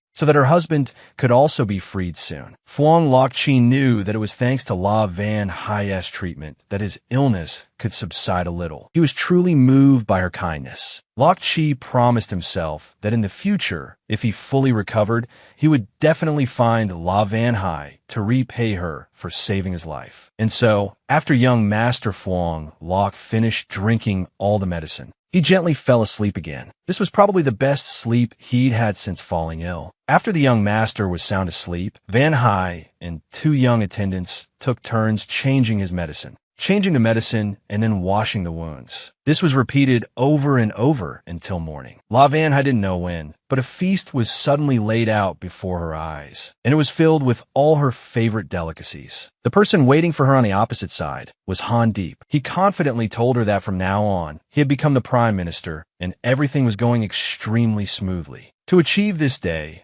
Han Deep knew that his wife beside him had helped him a great deal, so he wanted to give her the best of everything. Not only was there delicious food, but Han Deep had also prepared many gold bracelets and valuable assets, as well as countless silks and brocades waiting for La Van Hai to look at. All of these items were hers. With such a large quantity, La Van Hai couldn't possibly use it all in her lifetime. La Van Hai truly couldn't believe her eyes. Why were things suddenly going so smoothly? She was really a bit used to it. But things hadn't been smooth for long before Han Deep wanted to get intimate with her. This truly made La Van Hai feel very shy. Fortunately, at the most critical moment, she startled awake. It turned out it was all just a dream. It was probably because she was so tired from staying up all night changing medicine and washing wounds for young Master Phuong Loc that she had fallen asleep without realizing it. After La Van Hai regained her composure, she gently went in to check on young Master Phuong Loc's condition. Thankfully, with his pulse beating like this, it seemed his condition had recovered a great deal. For now, he had at least passed the critical stage. Young Master Phuong is fine now, but what about my husband? There's been no news of Han Deep since that day. I don't know if he's okay. I don't know why I feel so worried. If this continues, the one who won't be okay is probably me. Fortunately, just as La Van Hai was at her most anxious, someone came with a message. Miss La, you worked hard all last night. Our master sent me to report that you are to be quickly invited to the main hall for an urgent matter. So please go quickly. Just leave the rest here to this humble one. Invited to the main hall to talk. L'avant HS mou d'instant libre étonned. If it's to talk, there must be good news about Han Deep's case. I must get there quickly. And so, just as La Van Hai had sensed, Han Deep's case indeed had a major breakthrough. According to the county magistrate, Han Deep was truly wronged in this matter. It was only because this official's management was not strict that an innocent person had to suffer such an injustice. For the past 2 days, this official has investigated everything clearly. The Lai brothers plotted revenge and thus colluded with Constable Thoy to frame you, falsely accusing Han Deep of being a thief. I have sent people to search Constable Thoy's house and indeed found the corresponding stolen evidence. Therefore, Han Deep is completely innocent in this matter. All right, men, quickly strip Constable Thoy of his official uniform. He is never to wear it again. Furthermore, the Lai brothers must also be punished. They, along with Constable Thoy, will each receive 20 strokes of the heavy rod. That way, they won't dare to reoffend, and others will take it as a lesson. And so, no matter how much Constable Thoy and the Lai family cried and wailed, the law had to be carried out. Han Deep, for his part, bowed his head and thanked the county magistrate for clearing his name. This truly surprised the county magistrate. Strange, this Han Deep fellow remained extremely calm while in custody. And just now, during the interrogation, he showed no fear. On the contrary, he presented his arguments very clearly. He is truly an upright person and clever and sharp-witted as well. So composed at such a young age, his disposition will surely be extraordinary in the future. If this person is properly nurtured, he will certainly do many great things in the future. Seeing such a bright path ahead, why wouldn't I create an opportunity for him? And so, after everything was settled, everyone went their separate ways. Only La Van Hai had just managed to run to the place, fortunately still in time to welcome her husband back. The moment he saw his wife before him, Han Deep felt truly moved in his heart. Van Hai, I'm not hurt anywhere. My whole body is still perfectly healthy. But look at yourself, how haggard your body has become. The truth is, you worked to clear my name and also offered a remedy to care for young Master Fuang Lok. The guards in the jail have told me everything. To have made you worry and exhaust yourself so much, it was my fault. I'm the one who made you go through so much trouble. Oh, what is there to feel guilty about? We are husband and wife. How could I abandon you and not care for you? Even if you had to climb a mountain of knives or descend into a cauldron of oil, I would definitely save you. As long as nothing happens to you, I can bear everything myself. Han Deep was truly moved by Van Hai's actions. It's clear that she changed her personality for my sake before, which is why I was always on high alert. But this time, she has truly used her sincere feelings. I shouldn't be wary of her anymore. If I continue like this, wouldn't I be betraying her sincere heart? But wait a minute. Han Deep paused for a few seconds. It's clear that since she was young, her father didn't let her read, and her stepmother made her work all day. So where did she learn medical skills from? Could there be some unclear secret in this matter? While Han Deep was lost in thought, the county magistrate rushed out again. Moreover, he happily informed the two of them that if Han Deep intended to study, he would definitely create the best possible conditions for him. He himself would recommend him to the Thien Thua Academy of this county, which would make his studies easier. As for the tuition fees, he didn't need to worry. The county magistrate would have someone waive the first 3 months for him and also supplement his living expenses as long as Han Deep wanted to study. It's not known how Han Deep felt, but La Van Hai's eyes lit up as soon as she heard this. Thien Thua Academy is the most prestigious academy in this region, with a very long history and a very solid foundation. If Han Deep had the opportunity to study there, it would be wonderful. It was clearly the place he had long dreamed of, although it was his lifelong wish. Upon receiving such an unexpected opportunity, Han Deep wasn't in a hurry to accept it right away. He asked the county magistrate for permission to go home and discuss it with his wife first, and would only make a decision after their discussion. But to La Van Hai, what was there to discuss? With such a great opportunity, he should just agree immediately. Why wait for anyone else? Not only did Van Hai urge her husband to agree right away, but she also joyfully went to take the county magistrate's hand to thank him for creating this opportunity for her husband. The county magistrate was truly reputable, and he even had a sharp eye for talent, able to recognize a capable person who could serve the country. La Van Hai had always wanted Han Deep to study, and moreover, if he went to study at the academy, she would be able to take ingredients from her supermarket more freely from now on, without having to be so secretive. Seeing his wife so supportive, Han Deep, of course, had to agree immediately. This also made the county magistrate very satisfied. If this man could truly achieve official success, he could then recommend him to Lord Luke in the imperial court. He was desperately seeking talented individuals, and this was indeed an excellent choice. She never expected her husband would be able to go to school so soon. This was truly wonderful. The more La Van Hai thought about it, the happier she felt. She had originally just wanted to see the county magistrate to plead for justice. Who would have thought she would also get her husband's education sponsored? It was just too good. This was originally a good thing, and it even happened 3 months earlier than in the original story's plot, and he even got to study for free. But wait a minute, something seems a bit off, Van Hai thought to herself. In the original work, someone would later intentionally come to help Han Deep, allowing him to study and even sponsoring his tuition. That person was originally the old beggar in disguise whom Han Deep had helped years ago, who was also Lord Luke from the capital censorate. Now, he was no longer needed. Magistrate Fuang had stepped in to help Han Deep first. How strange. The original story's plot has been changed. I wonder if it will cause any problems. Oh well, I'll just go with the flow. As long as he gets to study, I'm already very happy. The outcome won't change anyway, so I can just ignore these minor plot changes. And so, after everything was settled, Van Hai, along with Han Deep and Tan Vu, happily left. On the way out from the county magistrate's gate, Tan Vu praised her nonstop, making Van Hai blush with embarrassment. Oh my God, I never would have imagined you were so amazing, sister-in-law. Not only did you save Brother Han this time, but you also cured young Master Fuang, killing 2 birds with 1 stone, your brilliant sister-in-law. Oh, it was nothing. He's my husband. How could I just stand by and do nothing? Vun he et lai. But no matter what, I'm the one who saved Han Deep's life now. This opportunity is really too good. If a situation is this good, I might as well take the chance to win more of his favor. Then the food supply will increase, and I'll be able to eat meat again. The more Van Hai thought about it, the more ecstatic she felt. But she suddenly stopped because her foot hurt so much. This was the first time she had felt such an ache. It was probably because she had been running back and forth taking care of young Master Fuang these past few days. So her foot had blistered without her even realizing it. You and Tan Vu should just go home first. Don't worry about me. Mak and Dung are still at home waiting for news. Those 2 kids must be very worried. I can walk home slowly by myself. You don't need to worry about me. How can that be?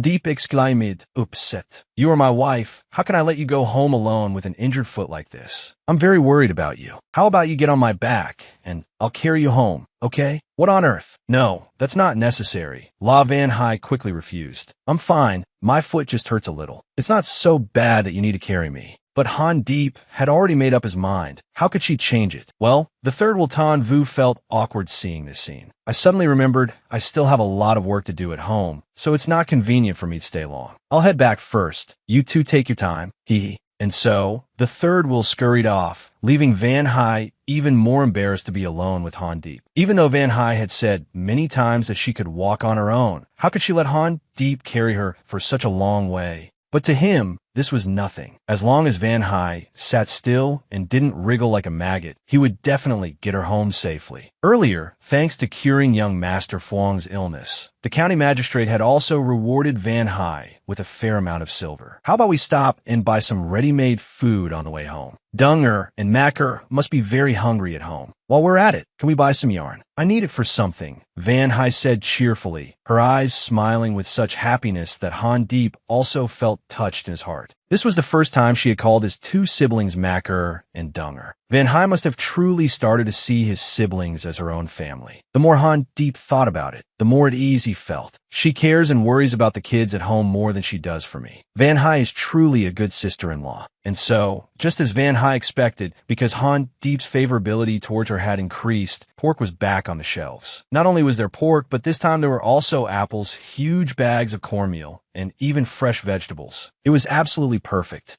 With this much food, can our family even finish it all? Vunhi wunda. Maybe I should secretly sell some of it. That way, not only will we have enough to eat, but I can also earn some extra money. That's truly great. After walking for a while, the 2 of them finally reached the village. Han Mak and Han Dung had been waiting at the entrance since early on. Only when their big brother and sister-in-law returned would the 2 of them feel at ease enough to continue playing. Seeing that their brother was fine and that he had even bought a lot of delicious food for them, the 2 kids were truly overjoyed. At Han Deep's house now, Not only was Tuong Vai a guest, but even the old village chief had come to congratulate him. The thing is, the news of Van Hai going to the county magistrate to plead for justice has spread throughout the village. Everyone admires you for being so brave. But I have something I want to ask you clearly. The village chief paused before continuing. Someone saw the county magistrate personally see you two off. Could it be that you two have some kind of relationship with him? Heavens, how could that be, village chief? But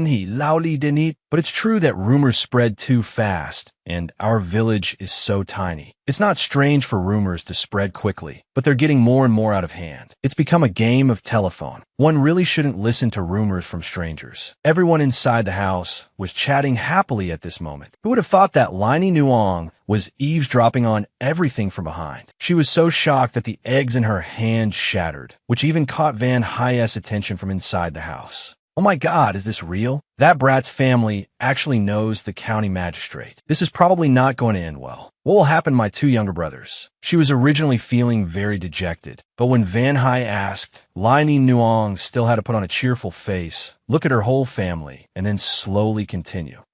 Actually, it's nothing. I just wanted to visit Brother Han today and brought 2 eggs for everyone as a way to help you recuperate. But why do they have so much delicious food in their hands? On second thought, it makes sense. Recently, their family not only had chicken and fish, but also had 3 full meals a day. The more Nuong thought about it, the more dejected she became. This was probably not going to end well. When on earth did these two get acquainted with the county magistrate? How did they suddenly become so rich? She had originally just wanted to give them the eggs and leave, but now that the eggs were broken, what was Nuong still doing here? She wanted to bolt immediately. But wait a minute. How could Van Hai let her get away so easily? You don't even want to apologize to me? What a terrible person. Fine, you don't have to apologize, but I have to teach you a lesson. And so, without letting Nuong say much, Van Hai directly gave her a hard slap to make her remember, so she wouldn't dare to mess with her family again. You sour-faced hag, from now on, you should try to accumulate some good karma in whatever you do. What are you glaring at? Don't think you can do whatever you want just because you're chubby. Others in this village might tolerate you, but don't even think about it with me, Van Hai. I'm a type of person who always repays a grudge. I definitely won't let you get away so easily. Nuong was truly at a loss for words now. She didn't know what to do, so she had to turn to the village chief and cry foul. Village chief, just look at this. La Van Hai has gotten a little bit of money and is already acting high and mighty. She looks down on everyone and even dares to hit someone right in front of you, village chief. It's truly hateful. Can you bear to see a village woman being beaten by an outsider like this? I really cannot accept this. Van Hai, you were really in the wrong this time. If there's an issue, you should talk it out calmly. Why do you have to hit her like that? The village chief scolded. But before Van Hai could even explain herself, Han Deep had already stepped forward to defend her.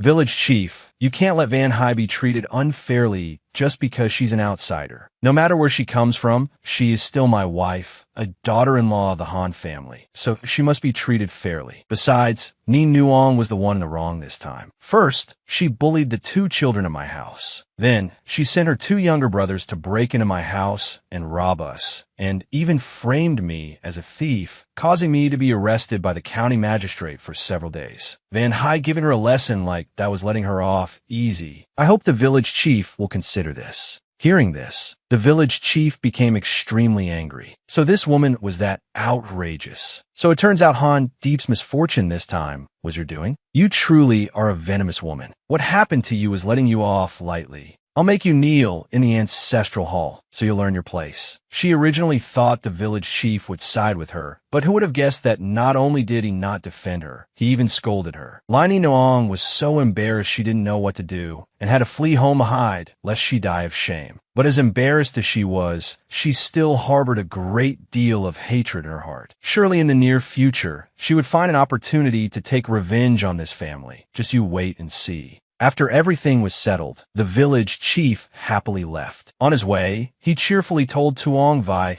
that Van Hye's temperament has been so good lately. She's no longer as sharp-tongued and shrewish as before, truly a very positive change. After they returned home, everything was already arranged and settled. It seems Tuong Vai had been very dedicated in looking after the house for them. Oh, that's right, Han Deep, Van Hye continued. In 3 days, when you go to the academy to register, remember to take me with you. Sister Tuong Vai and I have arranged to go to the market to sell some woven goods, but there's so much that I can't carry it all by myself. By the way, Han Deep, in your experience, how much money do you think we can sell these things for? Tuong Vai and Van Hye are truly very skilled. They not only wove straw sandals, but also other cute toys, which look very appealing. Han Deep observed for a moment before replying. These items should all sell very easily. Moreover, they are incredibly exquisite handicrafts, so they'll probably sell for a good amount of money. Really? Van Hye was overjoyed to hear that. That's wonderful. Our family will have more income now. We don't need to worry anymore. But in contrast to Van Hye's joy, Han Deep grew a little pensive. Van Hye, I think I can work while I study. It's not urgent anyway. So how about we wait until next year for the spring examination? Seeing you work so hard to earn money, I really can't bear it. Absolutely not. Van Hye firmly objected. Education is a long-term matter. How can you just postpone on a whim? Of all things, studying is something we should start early. Who knows? If you study well for the next half year, you might be able to participate in the provincial examination this coming autumn. She said that out loud, but in her heart, Van Hye just wanted to push Han Deep off to school as quickly as possible. With him away studying, she could eat and sleep freely at home, no longer needing to feel awkward sharing space with him. That would be just perfect. Han Deep, however, didn't think so deeply. He simply thought that Van Hye was especially concerned about his academic career, which made him extremely happy. Very well, since you treat me so well, I, Han Deep, will never forget your kindness for the rest of my life. Han Deep's favorability level rose again, and this time, it was a particularly large increase. Grains and other valuable items were placed on the shelves, and on top of that, the supermarket had been upgraded as well. From now on, Van Hye could freely choose the items she wanted, and the supermarket would then provide them for her. This is great, Van Hye thought to herself. If I can choose the items I want every day, then I won't have to worry about food and drink anymore. I might even be able to open a general store, and our family will become rich in no time. The more Van Hye thought about it, the more delighted she became. So she jumped onto the person who had just granted her all that food. Van Hye was simply overjoyed and didn't think much of it. But who would have guessed that Han Deep would feel completely bewildered? This was the first time his wife had been so proactive, so he was a little flustered. At first, Van Hye thought nothing of it, until she saw Han Deep's face as red as a tomato, and her entire train of thought shifted. Oh no, this is bad. I was too thoughtless. What if this action was too forward and Han Deep's favorability towards me drops? Then it's all over. The supermarket just upgraded. What if doing this makes all the food disappear? This won't do. I have to apologize to him right away. Han Deep was indeed a bit shy at first, but he was Van Hye's husband after all, so there was nothing strange about it. Just as Van Hye thought she was done for, Han Dung appeared out of nowhere, completely unexpectedly, leaving the couple not knowing where to hide their faces. Oh my God, how mortifying. Van Hye quickly took Han Dung outside, then returned to her spot to go to sleep right away. She knew for sure that after this, Han Deep would toss and turn all night, unable to sleep, so she had to make a preemptive move. I'll sleep on the inside tonight. You could just sleep on the outside. I'm really sleepy.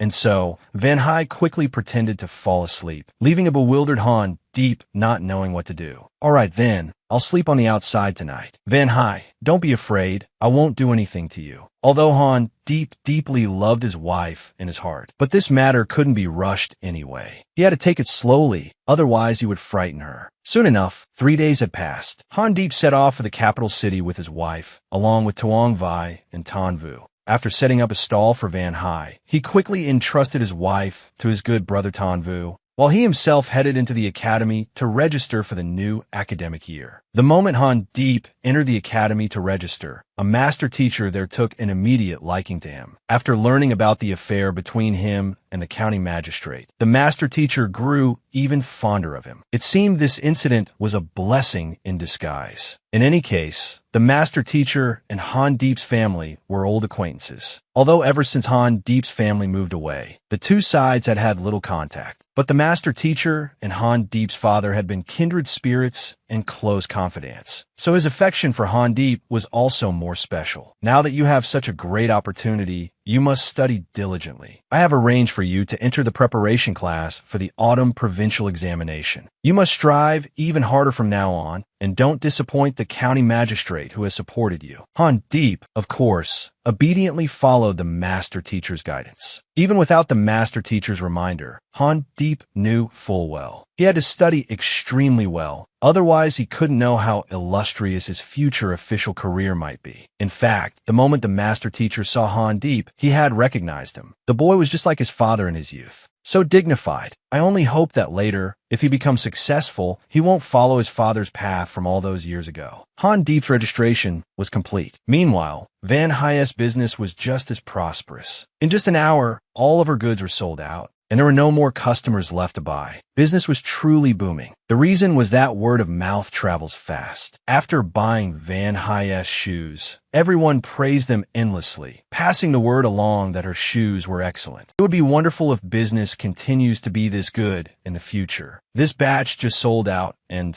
someone has already placed an order for the next one. This is great. If our luck holds like this, not only will we have food, but in the future, I can also buy more things for the two little ones at home. As Van Hy was blissfully imagining the future, Tuong Vai spoke up, "Sister Van Hy, what do you think if we embroider some clouds and a few rose blossoms on the shoes? That way, it can not only represent our names, but it can also signify auspiciousness. Then, when people buy our products, they can recognize our goods more easily. Once people are familiar with the design, I believe our business will become even more prosperous in the future." Of course, Van Hy readily agreed, and she was lavish with her praise for Tuong Vai's cleverness. Just a village girl from the countryside, yet she already knows how to build her own personal brand. She will surely have a bright future. So after finishing their discussion, Van Hy also suggested that if their business continued to do this well, they should open their own shop. Then they could hire a group of craftswomen to help, creating beautiful handicrafts together. That would be even better. They could then openly enter the capital city to earn silver. But I think we'll have to improve the materials for the shoes, Van Hy thought for a moment before continuing. The shoes shouldn't just be made of straw and grass. They should have more materials. The material will vary depending on the season. For example, in winter, we should use sheep's wool to weave and line the inside. That way, our shoes will not only be warm, but also incredibly beautiful. They will definitely be very popular, just you wait and see. For now, let's leave it at that. Van Hy tasked Tuong Vai with buying more wool to make more shoes, while she herself would stay behind to clean up the stall. She thought that was that.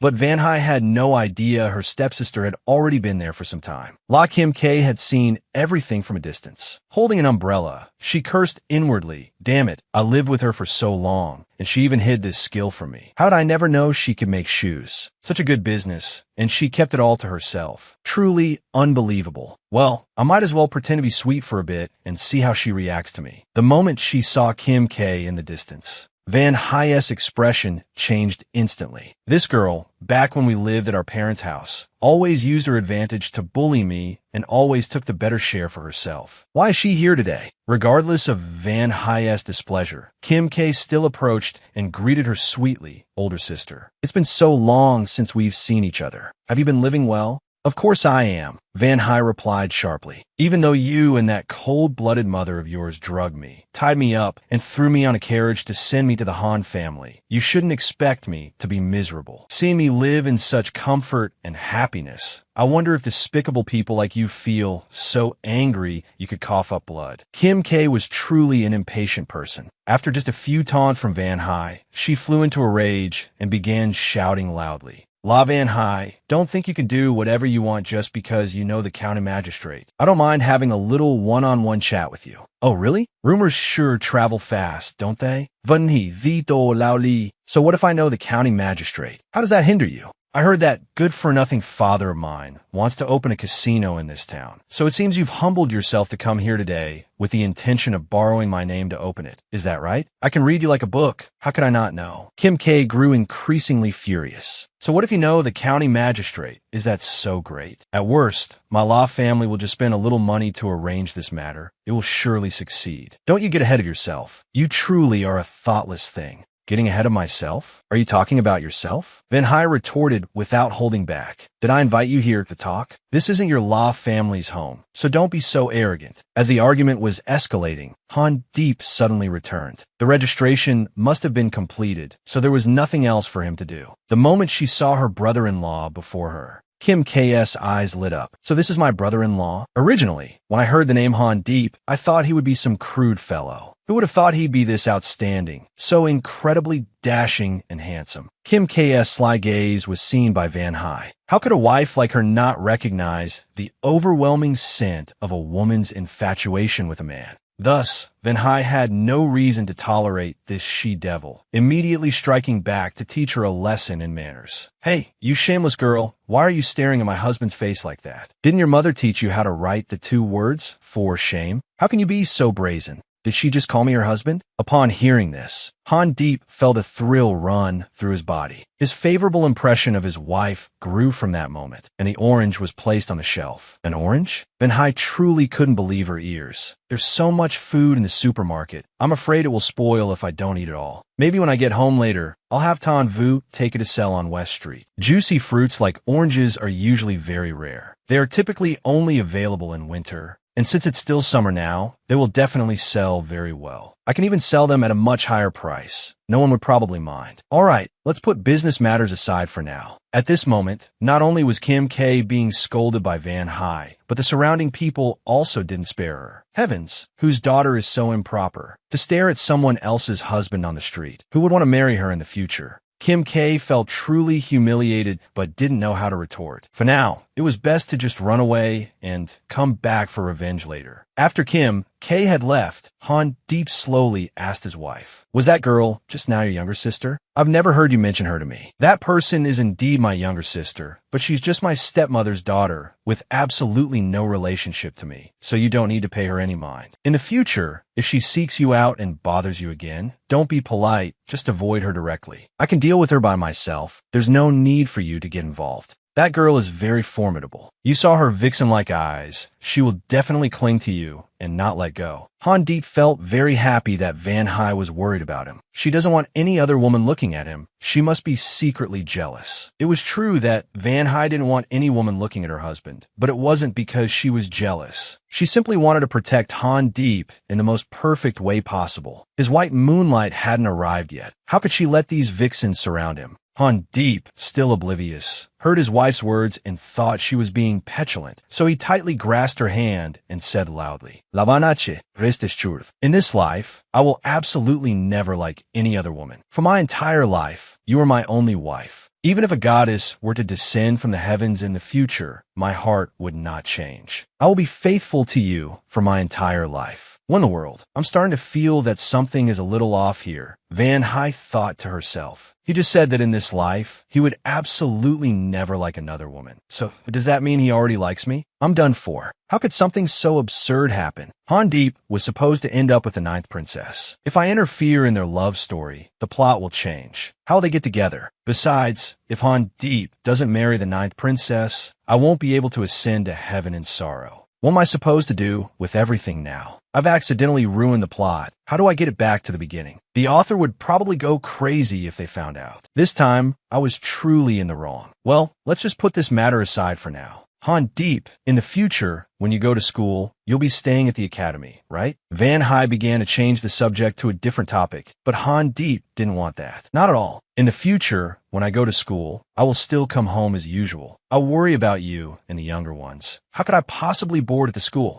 Huh? What do you mean by that? Van Hai's mouth fell open in surprise. We had originally planned for you to stay at the school. Why do you want to come back now? Van Hai, I know you are still very shy with me. Han Deep replied with utmost sincerity, but please rest assured. Even though we are already husband and wife, if you don't want to, I won't touch you. We can live happily side by side like this and figure things out slowly in the future, all right? As Han Deep and Van Hai talked for a while, both of their faces turned bright red, causing anyone who saw them to sigh in admiration. Han Deep left right after that, too embarrassed to stay any longer with nothing to do. At the same time, Kim K had also returned home. She told her mother that she had fallen for Han Deep and wanted to marry him. But of course, her mother did not agree. "What are you thinking, my daughter? That fellow is dirt poor. If you marry him, will you eat dirt? Wait until our family opens the casino, then there will be no shortage of men for you to choose from." And the more she thought about it, the angrier she got. That wretched girl Van Hai ate so much of our food when she lived with us. And now our family just wants to ask her for a small favor, and she refuses. The more La Van Hai's stepmother spoke, the harder she slammed the table, looking extremely furious. That little girl thinks she's so great just because she knows the county magistrate. It would have saved our family a bit of money to open the casino. But now she turns her back on us as if she doesn't know us. She's truly a lost cause. That girl deserves it. Let's see if she can survive in the miserable Han household. "I don't care about that," Kim K shouted. "No matter how hard it is, I still want to marry young Master Han. If mother won't do as I wish, I might as well take my own life." La Van Hai's stepmother, who was furious just a second ago, immediately started coaxing her daughter the moment she heard she wanted to die. "My daughter, can you not be so sensitive? Wasn't it that little girl who was unwilling to marry Han Deep in the first place? If we let her get a divorce, I'm afraid she'd be overjoyed. If you want to marry into that family, that's fine. I'll find a matchmaker to discuss it." And so, Kim K got her wish. Her facial muscles immediately relaxed. "This is wonderful. Thank you so much, mother. Anyway, father doesn't have a son, so all the money and property will belong to the son-in-law in the future. If I take a wrong step, our money will surely vanish into thin air. I've considered it carefully, mother. That young Master Han is a talented man, and his character is also extremely upright. He will surely be successful in the future. The more I think about it, the angrier I get." Kim K cleared her throat. That little girl is not a good match for young Master Han at all, although their relationship has been improving lately. "But mother, rest assured, I will definitely not let her be happy so easily." And so, a plan was already forming in Kim K's mind. At this rate, it would surely be 100 successful. Van Hai was still very naive at this moment. She had no idea what devilish things were happening. The chair that Han Deep had just made was really comfortable, making her work of weaving shoes more enjoyable. Lately, the food in the supermarket had been increasing. There was more food than she could eat, and selling it outside didn't make much of a dent. "I really should think of another way to consume the available food supply. Otherwise, Han Deep might become suspicious." Van Hai thought for a moment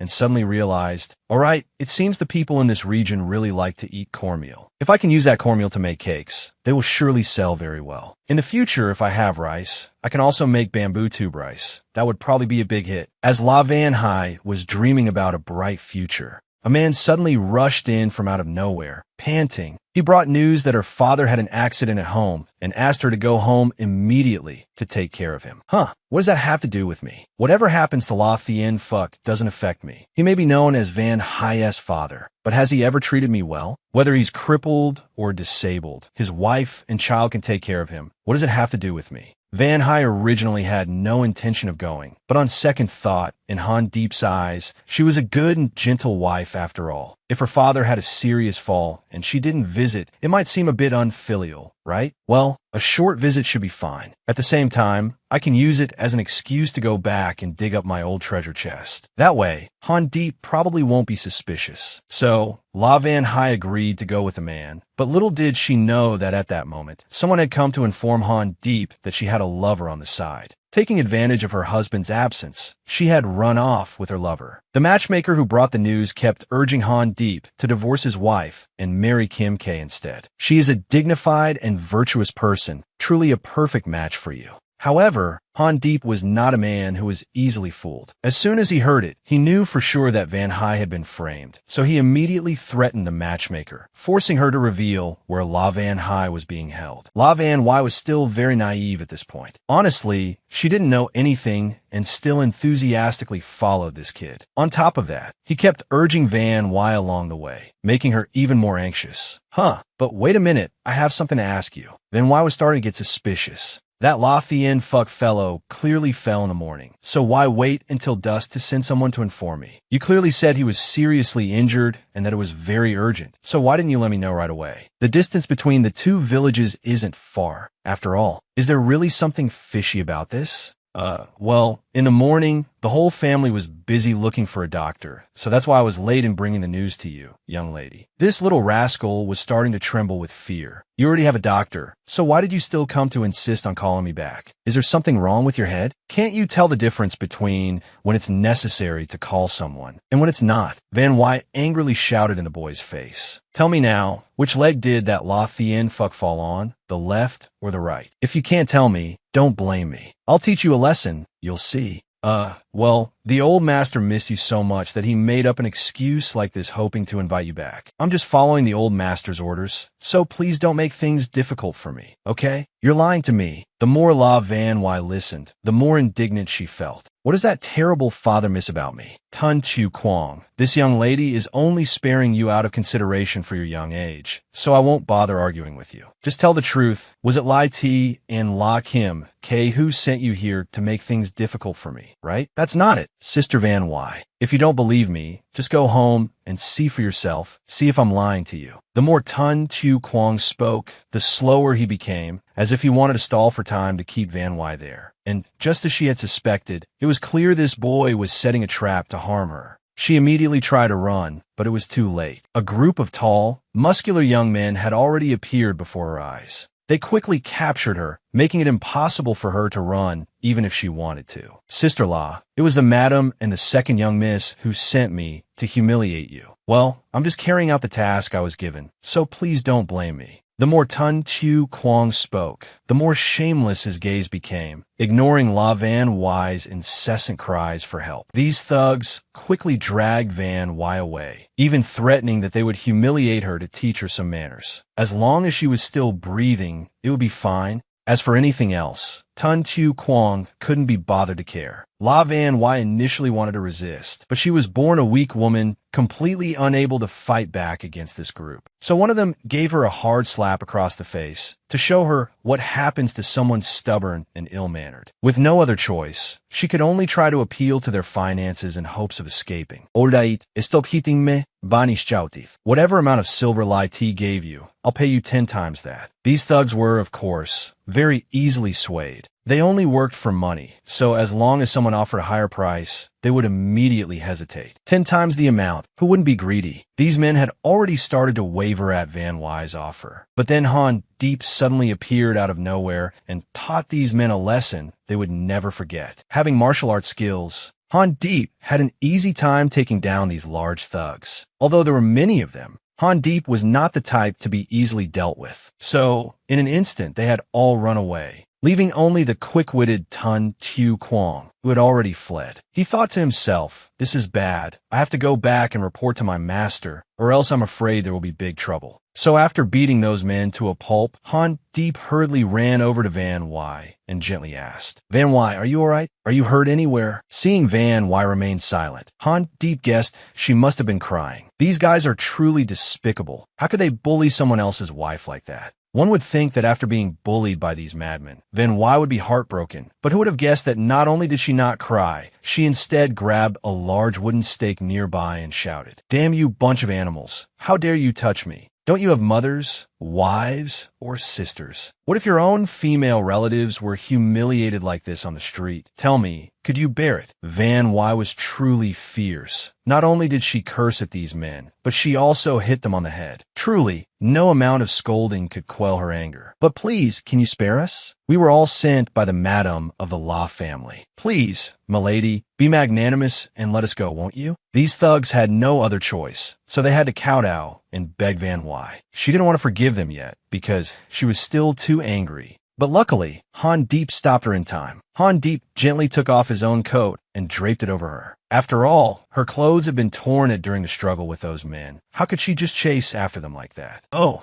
it's a good thing Han Deep noticed. Otherwise, I wouldn't have seen it, Van Wy thought to herself. But Han Deep, how did you know I was here and come find me? Well, today I was studying in a library when suddenly a matchmaker from La Village came to find me. She said she saw you run away with a pretty boy, and she even urged me to quickly divorce you and get together with Kim K. I sensed something was wrong, so I forced her to confess everything. Luckily, she's the cowardly type, so she got scared after just a few threats. So it was that mother and daughter again. This time, Van really couldn't hold it in anymore. On one hand, they sent people to destroy my chastity, and on the other, they sent someone to run and tell my husband to come. Truly hateful, killing two birds with one stone. Han Deep, do you want to go to that mother and daughter's house to get justice for me? The more Van spoke, the more aggrieved she sounded, making Han Deep feel sorry for her. Of course I do, Han Deep replied gently. You're my wife. I would go through a mountain of swords or a sea of fire with you, let alone something as trivial as going to that mother and daughter's house. So, Van had to protect her to go with her after all. Although he would belong to the 9th princess later, for now, he was still her husband. Having such a good person by my side to build a career is so beneficial for me. It saves me a lot of effort. And so, the two of them set off for the Law family mother and daughter's house to settle the score. At this moment, the mother and daughter were still happily eating their meal. Kim K was even praising her mother profusely for being so brilliant, saying that coming up with such a clever plan must have taken a lot of effort. If Van was humiliated like that, it would be great. No matter how smart or talented she was, Han Deep wouldn't want her anymore. The two were gloating over their plan when suddenly, Tun Chu Kwong stumbled and fell into the house, startling the mother and daughter. Accompanying his fall was the sound of Van Y's scolding. La Kim K, you shameless woman. Are there no other men in the world? Why do you keep clinging to my husband and not letting go? Damn that homewrecker. Is she that desperate to be a green tea? Upon seeing Tun Chu Kwong sent back, Madame La herself was furious. That brat is so useless. Letting Van escape is one thing, but to also lead Han Deep right to our door, it's unbelievable. Well, for now, we don't know if that useless Tun Chu Kwong has ratted us out yet. So for now, let's just deny everything. We'll admit it when they have evidence. Madame La signaled to Kim K. Being mother and daughter, a single glance was enough for them to understand each other. Oh, you girl, how dare you barge into my house and spout such nonsense? Madame La continued smugly. My daughter is a pampered lady of high birth. Why would she need to fight with you over a husband? Don't you go slandering innocent people now.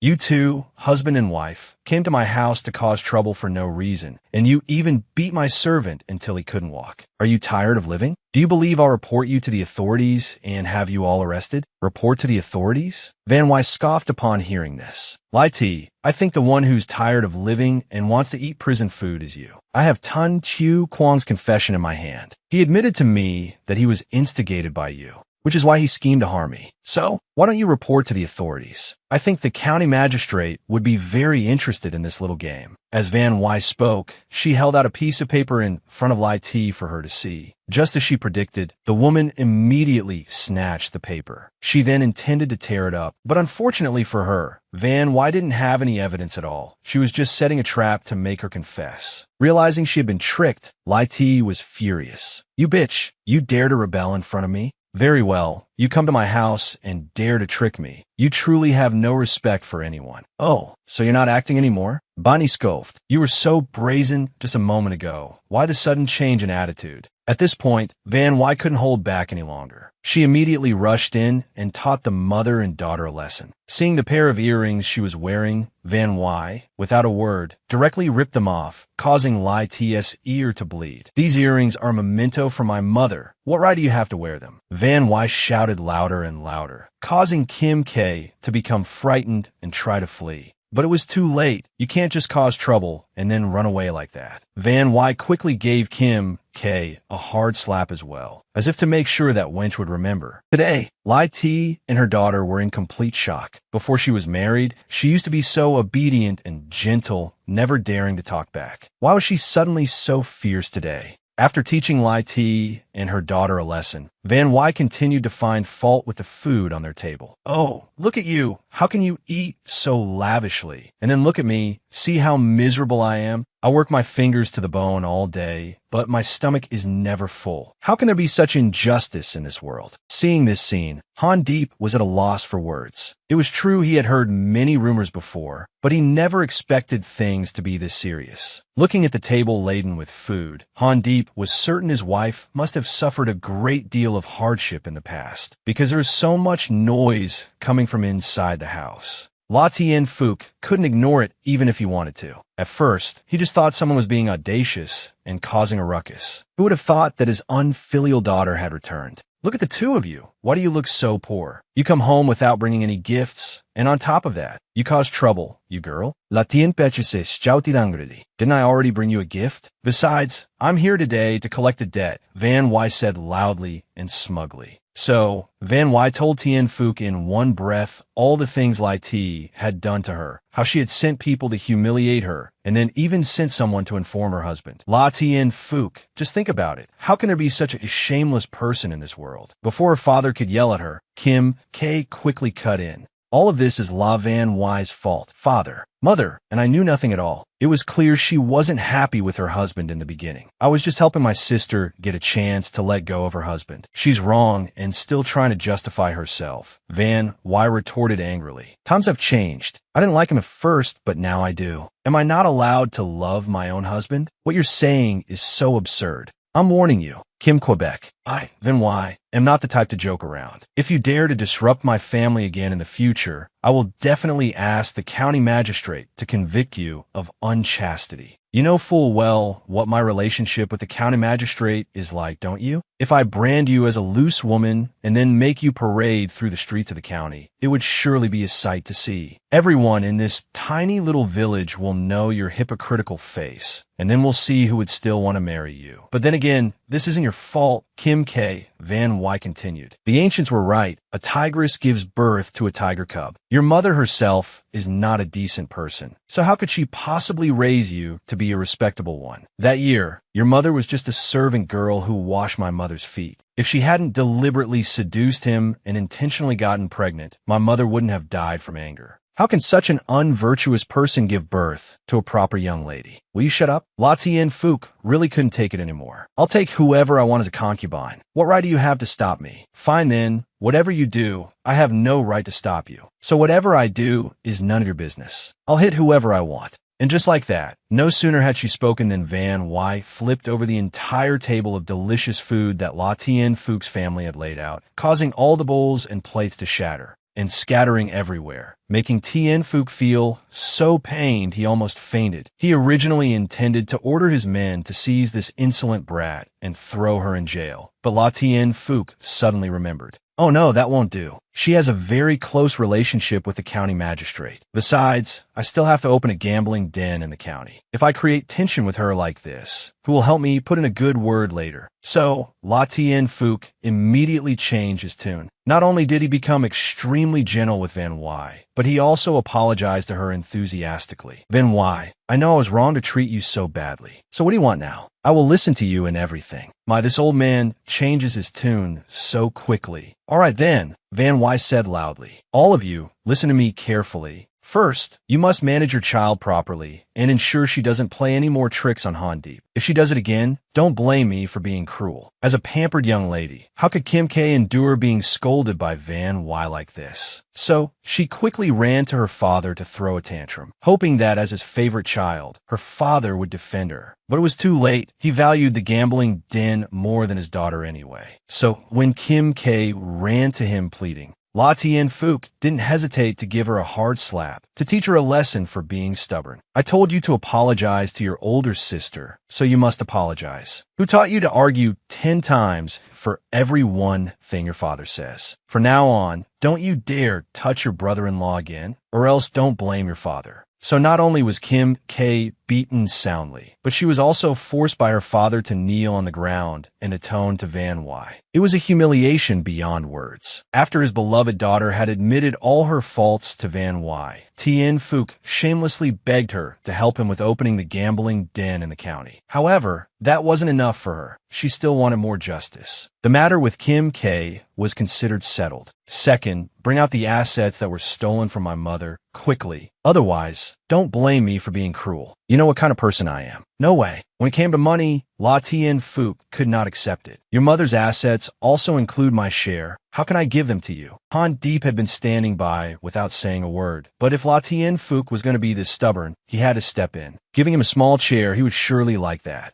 The moment La Tian-Fuc saw his son-in-law lift the chair, he panicked and his face turned pale. "What are you planning to do in my house?" "Nothing," Han Deep replied calmly. "I just want to hear my father-in-law's answer one more time." My ears were ringing just now, so I couldn't hear clearly. Knowing he was in a weak position, he gave in. "Fine, I'll give it all to you. Take whatever you want. I don't have the energy to deal with it anymore. All of your mother's inheritance is in a small chest, which is currently in my room. But the assets inside aren't worth much anyway, just a few spare silver coins and some old things. It's no big deal to give it all to you." La Tian-Fuc replied while thinking to himself, her mother died early, and when she passed away, the girl was still too young to understand things. How could she remember what was inside? If I just say something vague like this, she surely won't know. La Tian-Fuc was very smug, because he thought Van Wai didn't remember anything. But in fact, you are mistaken. Before my mother passed away, she instructed me very carefully. My mother left a ledger that recorded all the assets she owned, and it also includes my dowry. I will check the assets against the ledger. You'd better not be missing a single item. The more Van Wai spoke, the more smug she became. And so, this time, she managed to reclaim the assets that should have been hers all along. Just as she was eagerly about to enter the study to get the items, Han Deep suddenly stopped her. "Van Wai, since we're at the Law family home today anyway, on such an important occasion, how about we take your mother's memorial tablet back to our home to worship? Your mother must be very lonely here by herself. Shall we bring her back so we can take care of her together?" Van Wai was truly surprised by Han Deep's action. This was truly too thoughtful. To bring her mother's memorial tablet home to worship. Even a biological daughter like Van Wai herself had never thought of it. Yet, someone like Han Deep could be so considerate. He truly had a lot of affection for the original owner of her body. So, Van Wai not only took all the money, but she also took her mother's memorial tablet with her. Although La Tian-Fuc was very annoyed, he didn't know what to do. If it weren't for that gambling den, I would never have tolerated this wretched girl like this in my entire life. The person who got beaten the most today was probably Kim Quebec. She was not only hit by Van Wai, but also threatened and scolded by her in front of so many people. This humiliation could not be washed away even by jumping into the Yellow River. Lai Ti not only didn't discipline her daughter, but on the contrary, she hugged her and comforted her. "My dear daughter, things are not that serious. As long as that little wench Van Wai is alive, we will have plenty of opportunities for revenge." So, after checking the ledgers,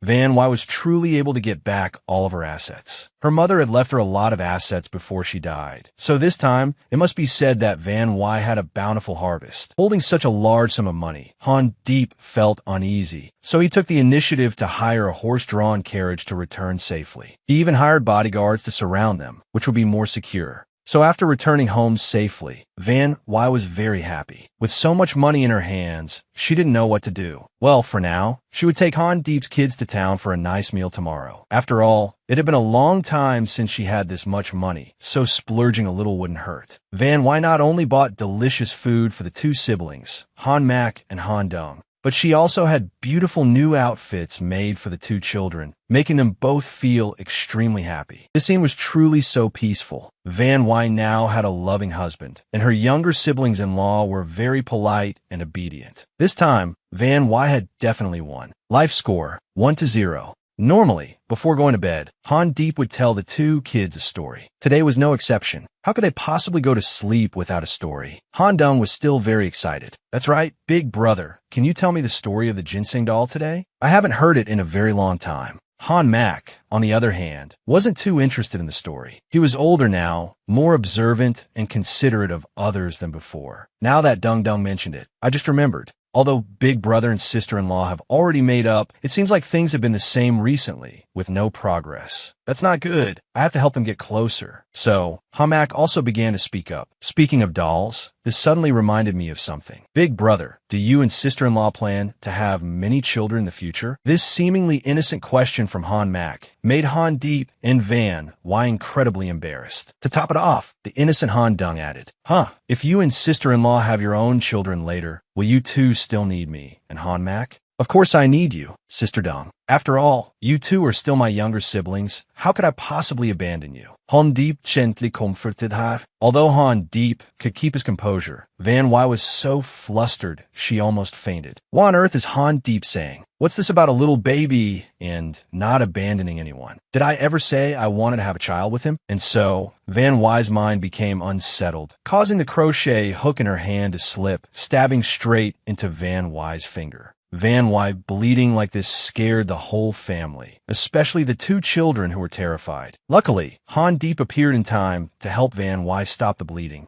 and even said cheerfully, "Don't be scared. It's a common folk belief that saliva can stop bleeding. I'll just do this for you for a moment, and it will be better soon." Needless to say, the two kids were incredibly impressed. But the more impressed they were, the more embarrassed Han Deep and Van Wy became. Well then, let's all go to bed early. We still have a lot to do tomorrow. So, Han Deep and Van Wy also quickly went to rest. Otherwise, there was no telling how much longer the embarrassment would last. Looking at his two precious siblings sleeping on the bed, a thought suddenly surfaced in Han Deep's mind. The two kids are much older now. We can't just let them keep sharing a bed forever. It seems this house of mine is a bit small, and it makes life inconvenient for everyone. If I can really become an official in the future, I might as well buy a bigger house first. At that time, everyone in the family will be more comfortable, and Van Wy and I won't have to be so awkward with each other anymore. He thought and thought, but because he had been so active today, Han Deep also fell fast asleep. Late at night, Van Wy woke with a start, and seeing Han Deep lying there exposed, she felt a little reproachful. This fool, if I don't cover him with a blanket, he doesn't even know to get one for himself. So silly. And so, Van Wy shared her blanket with Han Deep. She couldn't just let her husband suffer in the cold like that. Van Wy was certain that Han Deep was asleep, which was why she covered him with the blanket. Who would have known that as soon as the blanket was on him, Han Deep would open his eyes, scaring Van Wy out of her wits. Huh, Han Deep, you're not asleep yet?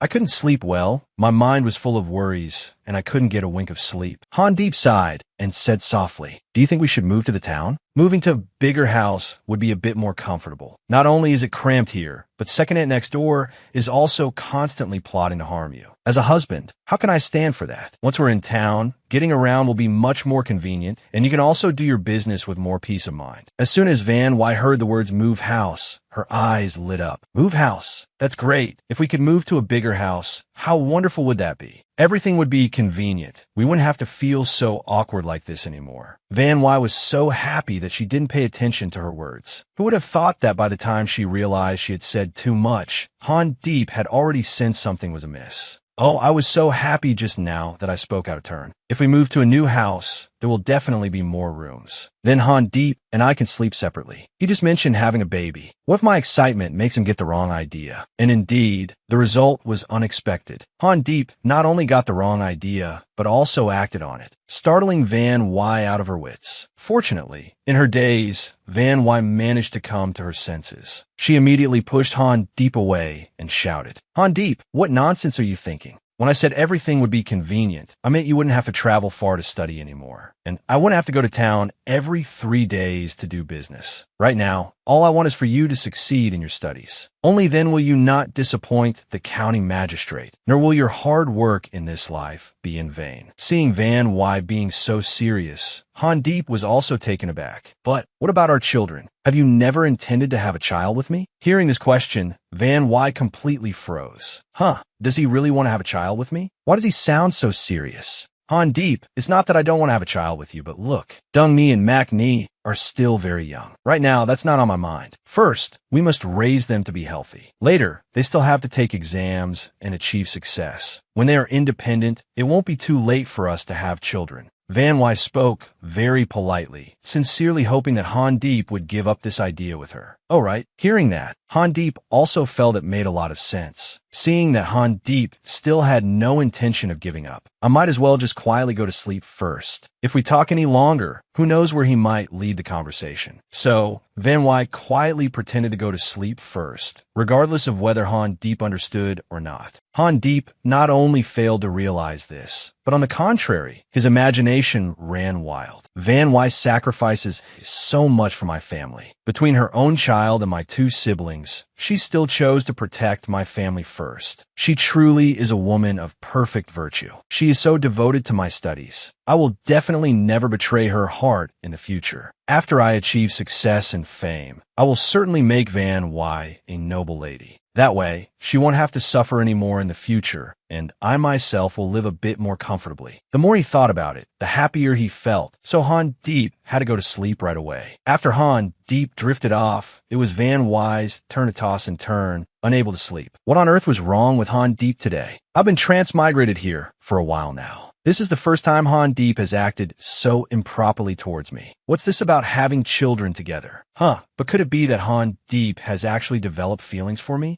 The more Van Y thought, the more scared she felt. She just hoped that this wasn't the truth. But forget it. Whatever is said and done, I, Van Y, am still very optimistic. After all, sooner or later, Han Deep will end up at the Ninth Princess. At that time, I wouldn't be able to hold him back even if I wanted to.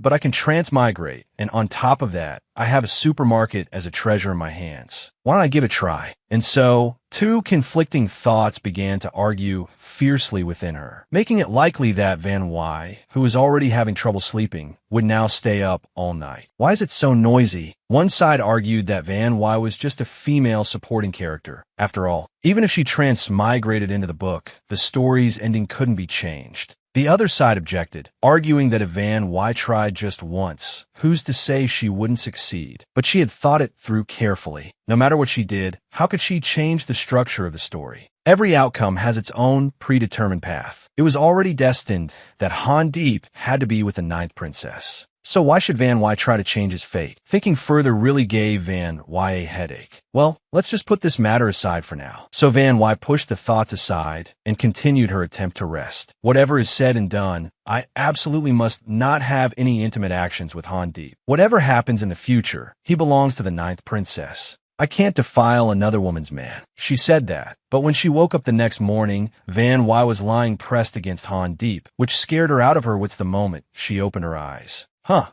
I end up sleeping so close? I was clearly sleeping far away last night. It turned out that last night, in her sleep, Van Y had dreamt of some handsome men from the modern era. And so, she had clung tightly to Han Deep without letting go, causing Han Deep to be squeezed so tightly this morning that he could barely breathe. Too embarrassed to know what to do, Van Y could only politely say that she must have been too cold last night, so she had a natural reflex to pull the blanket towards herself. Well, it's nothing serious, so let's just say I'm sorry. Of course, Han Deep didn't mind this. They were husband and wife, after all, so holding each other tightly was fine. But you must be very tired now. Rest a little longer to get your strength back. I'll go out and prepare food for the family. First, we have to go to town early. Later, how can we have the energy to go if we don't eat? Han Deep had intended to go straight to the kitchen to prepare food. But suddenly he saw the dress hanging on his wife's hook. My goodness, when we go to town later, I must stop by and buy her some more household things. Her clothes are so tattered like this. She should at least have a new set. That's right, you're right, Han Deep. But we can't just buy things for me. We should at least buy some new clothes for Han Dung and Han Mac. Their clothes are all old now. It wouldn't look right if we don't buy new ones.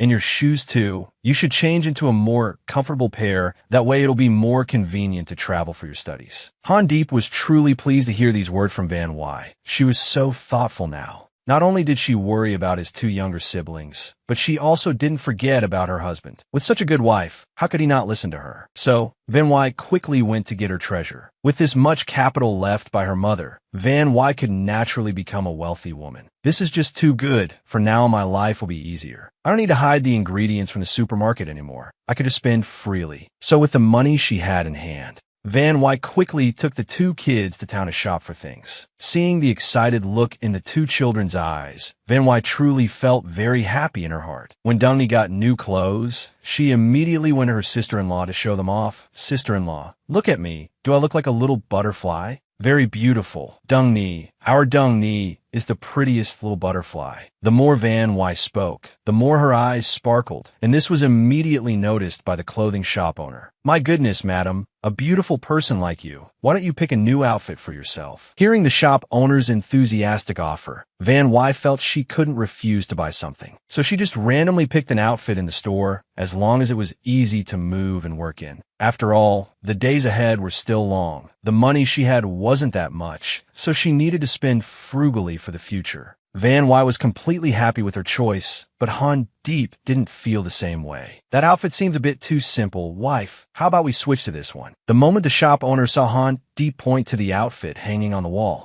he immediately rejoiced and said loudly, "That's right, sir. You truly have a discerning eye. This is our shop's best-selling model. The fabric is both light and won't harm the madam's skin. This is truly a top-quality outfit, very suitable for the madam of our house." Seeing the shop owner so happy, Van Wy knew for sure this was no cheap item. Han Deep, look at its exquisite stitching. It must not be cheap. Anyway, any clothes are just for wearing. Who am I being fancy for? We're just trying on, Van Wy. Han Deep replied cheerfully, "I didn't say we'd definitely buy it. What's the harm in try it on for a bit?" Van Wy was already hesitant, but Dung Ni below kept whining loudly. "Big sister-in-law, Dung Ni is already a little butterfly, so you have to be a big butterfly. Don't you want to be a butterfly with me? I'll be really sad." So Van Wy had no other choice but to close her eyes and try it on, not wanting to hear everyone persuade her anymore. And just as our ancestors said, fine feathers make fine birds, it's not wrong at all. Normally, Van Wy's beauty was considered decent, but ever since she put on this outfit, everything was completely different. She was radiantly beautiful, making the two kids feel admiration. "Oh my, this won't do. Han Deep," Van Wy complained loudly. "The hem of this skirt is too cumbersome. It won't be convenient for me to do housework. The other dress, although much simpler, is convenient for me to work in. This one really won't do."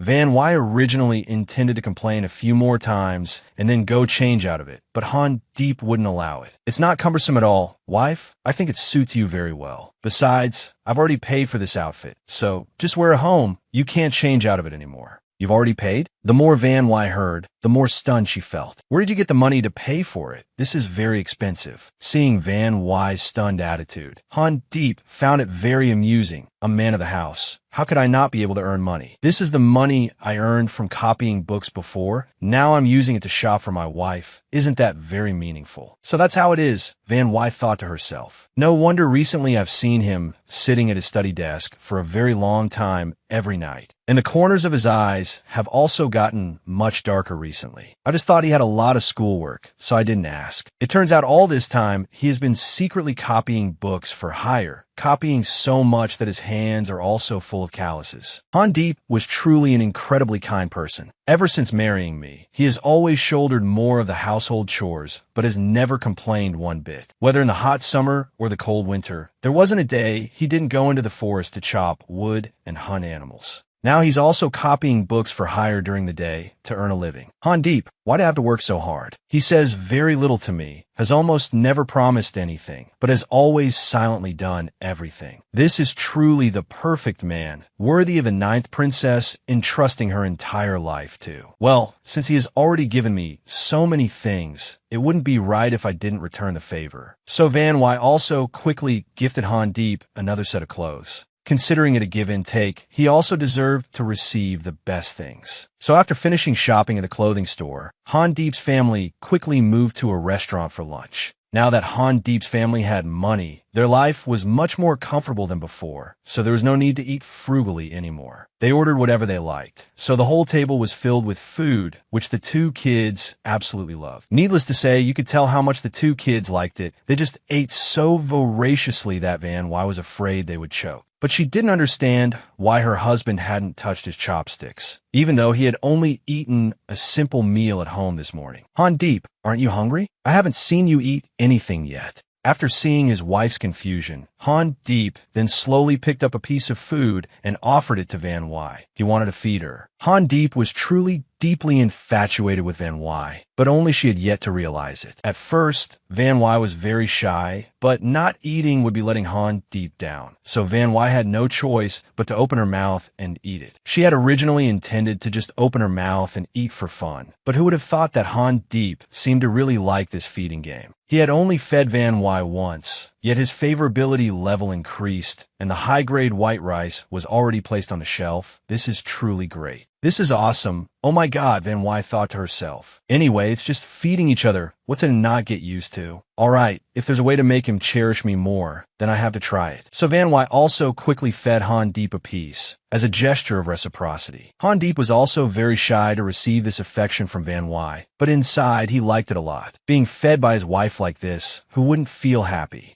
Van Wy and Han Deep were naturally shy people, but somehow they had a younger sister like Han Dung who loved to tease. The little girl saw her older brother and sister-in-law being so affectionate. She herself didn't understand the situation and shouted loudly. Big brother and big sister-in-law have turned into babies. They even need someone to feed them. Dung-ni really wants to be a baby too. It will be so fun to be fed by you too. Dung-ni, you are already sister-in-law's baby, Van Wy replied cheerfully. This was the first time she had laughed so freely and comfortably. Perhaps the transmigration had been quite difficult, so she hadn't been able to pay much attention to everything around her. Now things were good. They had food to eat and savings to keep. If this period could last forever, it would be wonderful. Han Deep's family would surely be very happy. The whole family was eating together very happily when suddenly the restaurant had a customer. It was a special and extremely beautiful guest, causing the shop owner to drop what he was doing to run out and greet her. "Oh my, Miss Kwan, what wind has brought you here?" "No wind can bring me anywhere. It's just that my father asked me to stop by and buy some food, so I came."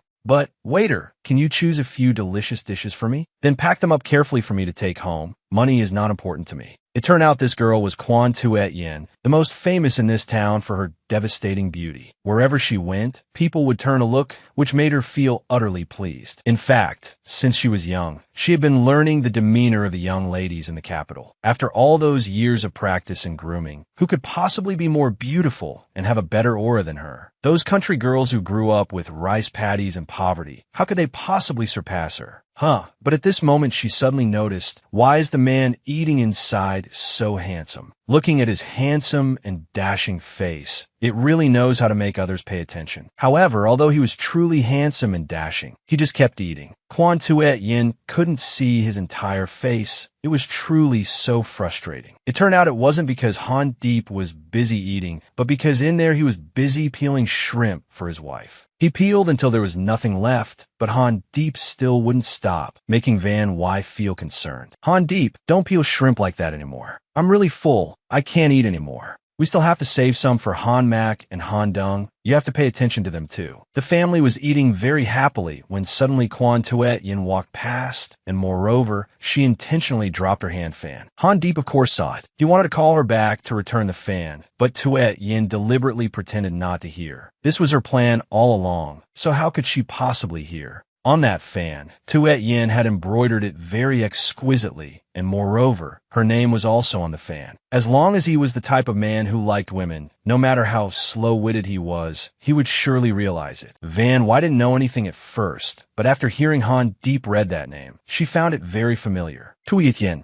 It seemed like she had heard that name somewhere before, but oh well, never mind. "So what are you going to do about that fan now, Han Deep? Do we still need to find its owner?" "Of course we do, but we have things to do later and can't just follow it around forever." "Well, I'll leave it with the waiter. If the owner comes back later, it will be easier for them to find it." So, after Han Deep's family finished their meal, they quickly left. Only then did Kwan Tuet Yin pretend to return to pick up the food she had ordered earlier. Seeing her fan left carelessly on the table, Tuet Yin was furious. Was that man really that naive? How could he not understand her intentions despite such a huge clue? Why did he bring it back here? Did he really not want to know who the owner of this fan was? While she was wondering, Tuet Yin saw Han Deep's family walking ahead of her. Her head felt like it was about to explode with anger. Damn it. So it wasn't that he didn't understand, but that he didn't want her at all. How infuriating. Coincidentally, Tuet Yin's food was ready at that moment. The waiter brought it out to her and said loudly, "Oh my, earlier a customer said he found this fan and asked me to return it to its owner. But I've been so busy, I haven't had time to pay attention. I wonder if the owner has come for it yet." "There's no need to look anymore," Tuet Yin replied from the side. "That fan is mine, but I don't know how it ended up here. Anyway, it's dirty now. Could you please throw it away for me?" Tuet Yin was truly furious, so annoyed that she even forgot about her food. "I clearly left it behind on purpose, yet he brought it to the food counter to be returned. He was really just looking for an excuse to reject me. I have never bowed my head to anyone before, yet today I was bluntly rejected by someone. It's utterly humiliating.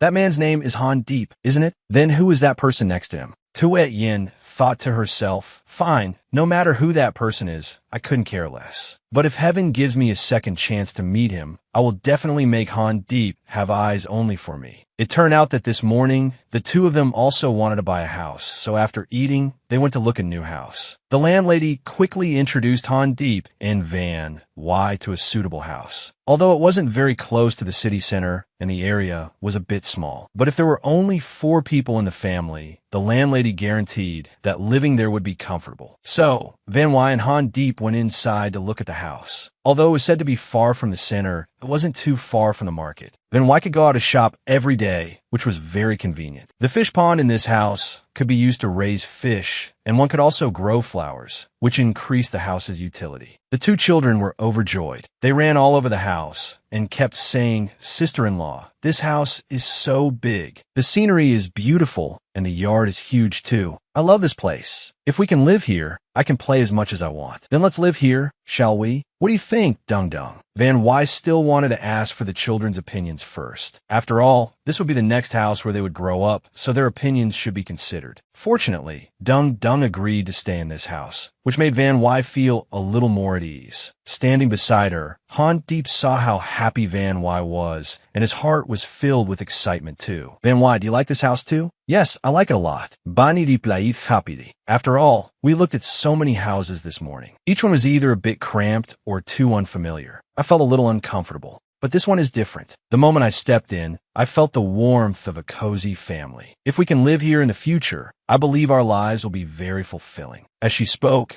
many beautiful future scenes unconsciously appeared in Van Y's mind, like the children growing up, playing happily, and running around the yard, or images of Van Y and Han Deep resting together in their old age. It was truly unbelievable. Even Van Y couldn't stand herself anymore. Why was she suddenly thinking about a future life with Han Deep? Doesn't he already have someone in his heart? What's the point of me thinking about it? Anyway, since we've already found a house we like, if we don't seal the deal now, we might miss this good opportunity. So, Han Deep and Van Y were of one mind, and they both put down the money to buy the new house in this town. Holding the key to her own house in her hand, Van Y finally knew what it truly felt like to have a home of her own. It turned out the feeling of working hard to achieve something was this wonderful. "I never thought I could do this." After getting the key from the owner, Van Y happily ran to her husband and said, "Han Deep, I've asked around the neighborhood very carefully. This place is really close to the library. From now on, you won't have to wake up at the crack of dawn to go to your studies. Besides, we still have quite a bit of savings left. Later, when you're studying, I'll stay home and open a small stall to sell something. Our lives are stable now, and I'm sure they will become even more stable in the coming years." "Oh right, Han Deep. I think Dung Ni and Mac Ni are old enough now. We should let them start learning to read. While I'm at home, I'll help you look for a private school around here, and then we can send the kids there to study. That would be great. Everyone will have something to do, and no one will be idle." Van Y kept chattering on by herself, while Han Deep just stood there listening. And yet, for some reason, his favorability towards her increased again. Han Deep's affection increased, which meant the supermarket also leveled up. Because the favorability had reached 100 points, the supermarket received the title of a 1-star supermarket. A 1-star supermarket? The more Van Y heard the announcement, the more confused she became. Wasn't reaching 100 points supposed to be the end of it? What was this about leveling up and getting ranked? Van Y really couldn't understand what this supermarket was trying to do. So after everything in town was settled, Van Y and Han Deep happily returned to their small house. Because they had walked a lot today, the children were probably tired. They fell asleep as soon as they got home, giving Han Deep and Van Y more time together. Han Deep was a thoughtful man. He was worried that while he was at his studies tomorrow, Van Y would be left alone at home to do all the work. So, before going to bed, he carefully instructed her, "Van Y, can you wait until I get back from my studies tomorrow before we move to the new house? I'm really not at ease letting you do the cleaning all by yourself. Can you manage on your own?" "Don't you worry, Han Deep," Van Y replied cheerfully. "Just focus on your studies at the library. I'll take care of things at home. Anyway, we have a new house now, and I want to prepare it myself to make it perfect. But that kind of work is very strenuous." Han Deep replied worriedly. "I'm the man of the house. How can I let you do those things? Besides, the new house has 2 bedrooms, so the 2 kids will have a more comfortable living space. And you and I can have a bit more privacy. Isn't that better? Anyway, it's getting late. Shall we go to sleep now?" Han Deep's words were spoken softly, but they were enough to startle Van Y. Oh my God, what's this about living together and having children? These men are always thinking about such nonsense. Having his favorability increase so much isn't a good thing. It would be dangerous to let him fall for me. But the supermarket. I haven't had a chance to look at it all evening since we got back, Van Wy thought. I won't have much time to myself later anyway, so I might as well take this free time tonight to see what's inside. So, Van Wy went to her magical supermarket alone. After the upgrade, the place was much more magnificent than she had imagined. Looking closely, it looked exactly like the supermarket where she used to work part-time. That reminds me. I wonder how miserably that old pervert ended up. I was dragged here so suddenly. If I ever get the chance to meet him again, I'll definitely give him another beating. As Van Wy was busy looking at the newly added items, something suddenly caught her eye. What is this? I've never seen this shelf before. After looking closely for a moment, Van Wy suddenly realized, oh my God, these are pharmaceuticals. So this is the reward for a one-star supermarket. It's much more amazing than I thought. Just look, the following is an accurate and complete transcript of the audio. Not only are there anti-inflammatory drugs here, but also painkillers, cough medicine, and all sorts of other miscellaneous drugs. This is amazing. These kinds of medicines are truly precious in ancient times. How did my supermarket get these things? And look, there's still a lot of empty space on the shelf, which proves one thing. There will be many more new medicines stocked in the future, and their effects might even be more groundbreaking. Just thinking about it is wonderful. But something seems off, and why thought? Han Deep's favorability seems to be full already, so why is there another new interface now? It turned out that this time, the supermarket not only gave Van Wy a pharmacy counter, but also a very new interface. It was clearly written above that the male lead's current affection level was 105, and another 95 points were needed to reach the next level. These numbers truly felt strange to Van Wy. Another 95 points to level up? In other words, it meant this supermarket could still be upgraded, and not just to 2 stars, but possibly 3 or 4 stars in the future if she did well. This is so awesome, Van Wy thought to herself. If the supermarket is upgraded to the maximum level, maybe clothes and other things will also be put on the shelves. Just thinking about it makes me so happy. What if I sell all these things? They'll surely be incredibly popular. As Van Wy was daydreaming about her future plans, she suddenly heard Han Deep's call. He must have finished washing his face. So, Van Wy quickly returned to bed with Han Deep, but before going to sleep, she still wanted to have a little chat with her husband. Han Deep, you've been treating me so well lately. It makes me feel a bit shy. There's nothing to be shy about, Han Deep replied cheerfully. It's probably because my wife is getting more and more beautiful, so I moved to help you more. I don't believe you, Van Wy replied with a pout. If we're talking about beauty, that girl in the restaurant this afternoon is probably much more beautiful than me. What was her name? Quan Tuet Yin. You didn't even glance at her back then. So how would you know the concept of beautiful or ugly? Van Wy, don't say that. Han Deep replied with a gentle smile. If she is beautiful, a suitable person will surely admire her. Why should I care about her? I only want to look at my own wife. These sweet words from Han Deep were a bit much. How could someone talk so sweetly? Anyway, I have to go to sleep. I still have to wake up early tomorrow to move. Van Wy thought to herself. Tonight, I absolutely must not roll over to the other side. But there's something I still can't figure out. Why do I have a feeling that the name Quan Tuet Yin is very familiar? I don't know where I've heard it before. So, without making Van Wy wonder any longer, her dream provided the answer. She was suddenly brought back to the day she was an extra in a film. At that time, Quan Tuet Yin was still trying to seduce Han Deep, yet Van Wy didn't even realize it. So that's how it was. No wonder she felt that the name Quan Tuet Yin was so familiar. At that time, I was only focused on making money. I didn't pay any attention to anyone's name. After finding out the answer, Van Wy woke up with a start. It turned out that Quan Tuet Yin was just an extra, nothing to worry about at all. Coincidentally, at that moment, Dung Dung also ran in cheerfully and spoke loudly, startling Van Wy so much that she couldn't think anymore.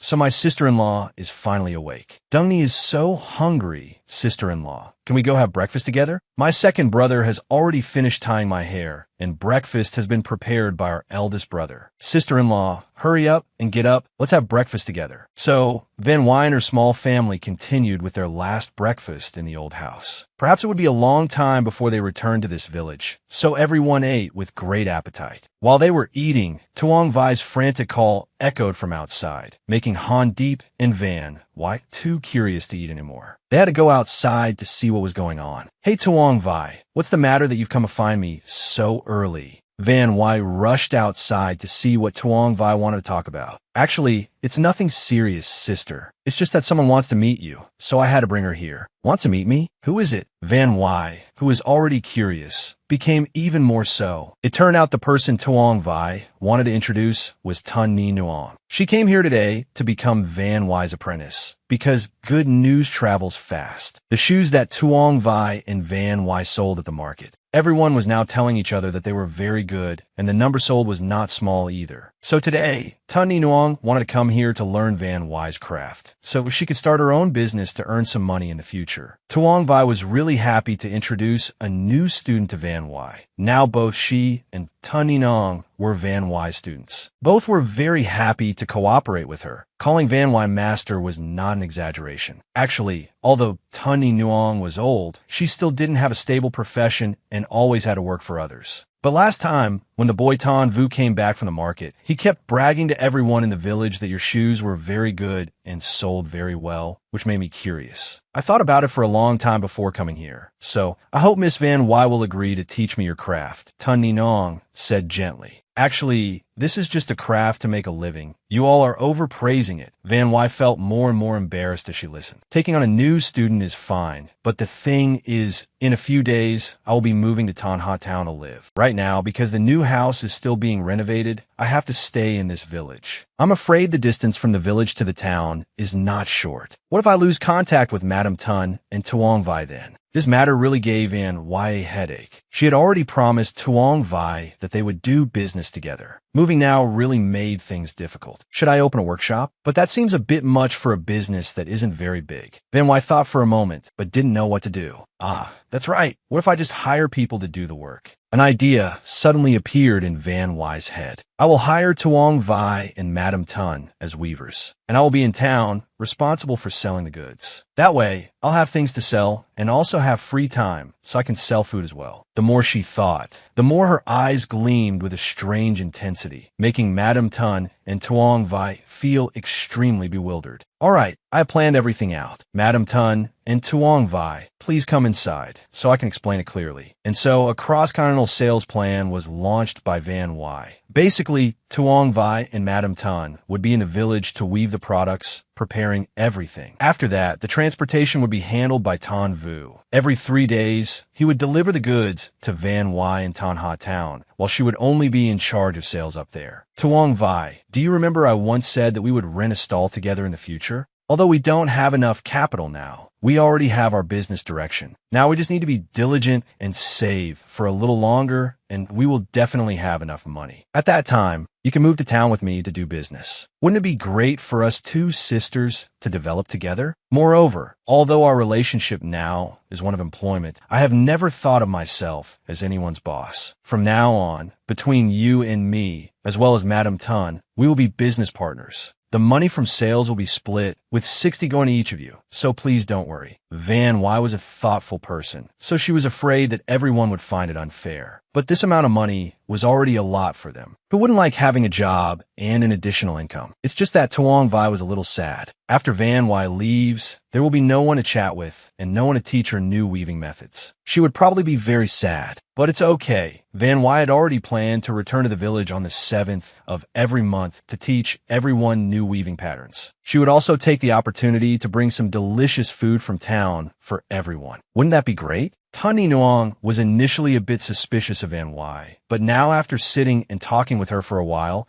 seeing how Van Wy planned things and divided the money so clearly, she knew that Van Wy was a good person. It's true that one shouldn't believe the rumors from outside. It was all that Madame Lai Ni Nuong spreading nonsense about the girl. So after discussing everything with Madame Tun and Tuong Vai, Van Wy wanted to bring some rice and flour to Tan Vu's house to give to him. After all, when Han Deep was wrongly accused and imprisoned, it was thanks to him running back and forth, worrying about everything. Van Wy felt she should treat Tan Vu a little better. While Van Wy was at home taking care of repaying favors, Han Deep was at the library, concentrating on his studies. It was almost lunchtime, but Han Deep still hadn't eaten. He thought to himself, I still have 2 rice crackers in my bag. Maybe I'll just eat them and get back to studying. After all, I'm not in a big hurry. So, just as Han Deep was about to have lunch, Teacher Quan appeared. He'd been looking for Han Deep for several days, but hadn't seen him. Today was such a coincidence. Kwan really wanted to treat him to lunch. Teacher Kwan had been quietly observing Han Deep for a long time. He saw that although he was poor and often had inconsistent meals, he was always dedicated to his studies. With just one look, he knew this child would definitely have a promising future. Moreover, his willpower was also very strong. He was not an ordinary person. He might as well help where he could now. Treating the boy to a good meal probably wouldn't make him too suspicious. So, Han Deep couldn't refuse even if he wanted to. After all, Han Deep's father and teacher Kwan used to be good friends. Now, it was as if he was caring for him as the son of an old friend. How could Han Deep possibly refuse? So Han Deep followed teacher Kwan home for a meal. Who would have thought that teacher Kwan's daughter was Kwan Tuet Yin? Upon hearing her father's voice, Tuet Yin immediately ran out. But it was Han Deep's appearance that surprised her, so much so that a girl who was usually so graceful and well-mannered like her burst out laughing, which even embarrassed teacher Kwan. "Oh, father said he would bring a new student for a meal. I didn't expect it to be you. Last time at Bak Tien Lao, I was rejected by him. I'm actually still very sad about it." Not knowing where she could go to find him, he suddenly showed up on his own, which truly made her feel overjoyed. Seeing his daughter act so naturally, teacher Kwan actually felt very strange. He had originally thought his daughter was being impolite, but he had no idea that Tuet Yin and Han Deep had already met before. In truth, Han Deep couldn't remember who Tuet Yin was, so his attitude was a bit guarded, causing her to become a little less enthusiastic. "But, brother, we met before at Bak Tien Lao. It's fine if you don't remember my face, but you should at least remember my name." Tuet Yin had been feeling very happy inside, but who would have expected that Han Deep didn't remember who she was at all, making her feel slightly embarrassed. It's so frustrating to think about. Now that you've seen my beauty with your own eyes like this, you must feel very regretful for refusing my fan back then, right? But contrary to Tuet Yin's imagination, Han Deep only casually asked her a few things about the fan incident. He had absolutely no intention of showing any regret or lingering affection for her, which made Tuet Yin feel like she wanted to crawl into a hole. "Well, in any case, we have to eat first. Maybe later, when he tastes how delicious my cooking is, he'll be moved." Well, since the two of them already know each other, teacher Kwan would also create opportunities for them to become friends. After all, teacher Kwan and Han Deep's father were old friends, so it was good that the two of them knew each other now. In the future, they could help each other like siblings in a family. That way, teacher Kwan could also be more at ease without any worries. And so, as soon as teacher Kwan finished speaking, Tuet Yin immediately served food to Han Deep. She even continuously introduced it as a delicious dish, saying the fish had to be steamed for a long time to achieve such an exquisite flavor. Tuet Yin hoped that Han Deep would enjoy his meal. Seeing this scene, teacher Kwan was also stunned. "Normally, my daughter serves me first, so why is it like this today?" However, Tuet Yin's enthusiasm was quickly extinguished. "It's a shame about the young lady's kind intentions. I was born with an allergy to fish, so I absolutely cannot eat these dishes." Tuet Yin probably wanted to go live on a mountain with monkeys now. Who could stand such embarrassment? As a father, teacher Kwan had long since realized that his daughter had feelings for Han Deep. He couldn't blame her. Han Deep was indeed a young man with a dignified appearance, and his demeanor was also very elegant. It was no wonder his daughter's heart was moved. But unfortunately, he already had a wife. Otherwise, he would definitely be my best choice. Knowing his daughter's intentions, teacher Kwan sent Tuet Yin to get him a bowl of winter melon soup. After Tuet Yin was out of sight, teacher Kwan slowly began to speak to Han Deep. "Please understand, I only have one daughter. She's been used to being spoiled since she was little, so sometimes her reactions are a bit over the top. Please don't hold it against her, Han Deep." "Please don't be so formal, teacher Kwan," Han Deep replied gently. "It was because the student, suddenly came to your house today that the atmosphere became chaotic. The fault lies with me, the student." "Please don't say such things, sir." Han Deep was an intelligent person. He had long seen that Tuet Yin had feelings for him, but she probably didn't know that he already had a wife at home, which was why she was so bold. Teacher Kwan must love his daughter very much. He probably saw it earlier, and that's why he tactfully sent Tuet Yin away. "Well, since I have the chance, I'll be direct with him, hoping that teacher Kwan will understand my heart." "Huh, but we haven't even had a bite of the meal yet. Why are you leaving so early? Seeing that Han Deep wanted to leave, Teacher Kwan suddenly became flustered. You can read the books later when you get back. What's the rush? Han Deep no longer wanted to have the meal. He felt really awkward having to sit next to people he wasn't close to, so he decided to leave, but before he left, he had to make everything clear. Teacher, my Han family has long been in decline. I had also lost interest in studying, but now it's such a good opportunity to study in the library. I truly feel immensely grateful. It is all thanks to your support, teacher, and the support of my beloved wife at home. My wife at home has deep love and affection for me, always hoping that I will succeed in my exams and have a brilliant career. Therefore, no matter what, I don't want to disappoint her. Right now, I, your student, only want to focus on my studies and have no other thoughts, so I hope you will understand, teacher. Han Deep spoke indirectly like this, but he was sure that Teacher Kwan would understand his heart. After all, Tuet Yin had only met him once or twice. How could she develop feelings so quickly? In any case, it was just a passing fancy, so he hoped that Teacher Kwan could explain it to his daughter. A smart person like Teacher Kwan, how could he not understand what Han Deep was trying to say? It was just that this young man was too intelligent and loyal. He wanted to say this so that his Tuet Yin would not harbor false hopes in her heart. This child's character is truly upright. He is a bright and intelligent person who also knows how to care for his family. He will surely be very happy in the future, Teacher Kwan thought to himself. Brother Han, you truly have an exceptionally outstanding son. What people say is right. A person's true worth shows later in life. After Tuet Yin returned with the soup and found that Han Deep had already left, she was extremely upset. Heavens, why did you let him go, father?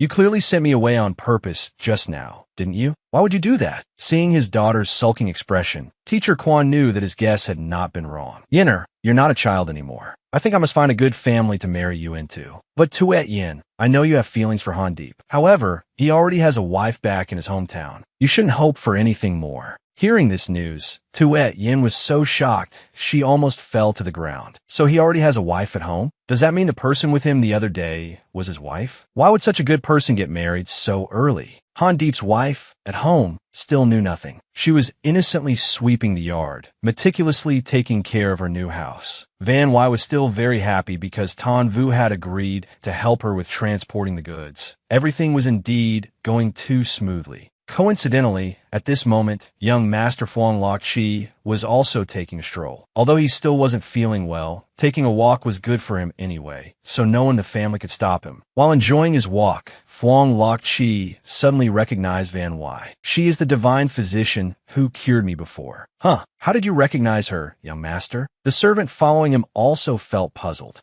Last time, she only passed by your sickbed, and her face was well covered. How could you possibly recognize her, young master? Of course I can recognize her. Young Master Fuang Lok Chi replied cheerfully. She has very bright eyes, sometimes even brighter than the stars in the sky, so of course I can recognize her. I have never seen anyone with eyes as bright as hers, so I recognized her after seeing her just once. The more Fuang Lok Chi looked at Van Wai, the more mesmerized he felt. Heavens, how can there be someone so perfect? I am here today because of her. If not for her, I would have probably gone to meet my maker a long time ago. I've decided. She must be mine. From now on, she will be the only one in my heart. Absolutely no one else. Young master, should we go over there to thank her in person then? The servant following Fuang Lok Chi asked, puzzled. After all, the divine physician's house is right in front of us. We might as well drop by. No, we can't, Fuang Lok Chi said, stopping him. Barging into her house now would be too sudden. That's not good at all. Let's go another day. That way, she will feel more comfortable. Actually, it's not entirely like that, Fuang Lok Chi thought to himself. My face hasn't fully recovered yet, and my complexion isn't very good today either. I'll wait until next time when I'm properly groomed. Then, it won't be too late to formally bring a gift to express my gratitude. It's too rushed right now. It's really not a good idea. And so, Fuang Lok Chi quietly went back, while Van Wai, inside her house, was still very peaceful, unaware that a visitor had been observing her from afar for a long time. Heavens, I've cleaned so well, Van Wai said to herself, praising herself. So I've pretty much finished cleaning everything. Next, I just need to deal with this pile of old, broken things and I'll be done. After everything is finished, I'll let Han Deep know so he can move our things over. He'll probably be very surprised. It was thought that Han Deep would be the one surprised. But no, the surprise one this time was Van Wy. Today, Han Deep got to come home a little earlier than usual. So he also took the opportunity to drop by and see how his wife had prepared their new house. As soon as he entered, Han Deep was very excited. He saw the pile of messy items left at the gate, cheerfully picked them up, and said loudly, "Where can I put this chair? You must have worked very hard all morning." "Han Deep, you don't have to do that." Van Wy laughed so hard she almost doubled over. "Those are broken items. I was planning to throw them away, but it's great that you're back now. Can you help me throw these things out? Throw them away?" Han Deep looked at the chair in his hand with a very thoughtful expression. "These chairs are just a little old, but actually, they're still very usable. These can definitely be repaired. It's really wasteful for you to throw them away like this." "Huh, you can fix these?" Bani wondered endlessly. "But these are really old. How can they be fixed anymore?" Van Wy was still very doubtful, but seeing how confidently Han Deep asserted it, she could rest assured. "You are truly skilled in martial arts. Not only can you fix the tools in the house, but you know how to do everything. I wonder whose husband is so talented." The more Han Deep and Van Wy talked, the closer they became. This really made the person who had been standing outside the door all this time so angry they felt their head would explode. It turned out Kim K had followed Han Deep all the way here. Earlier, she had followed him after seeing her brother-in-law on the street. Who would have thought that her stepsister had managed to buy such a large house in town?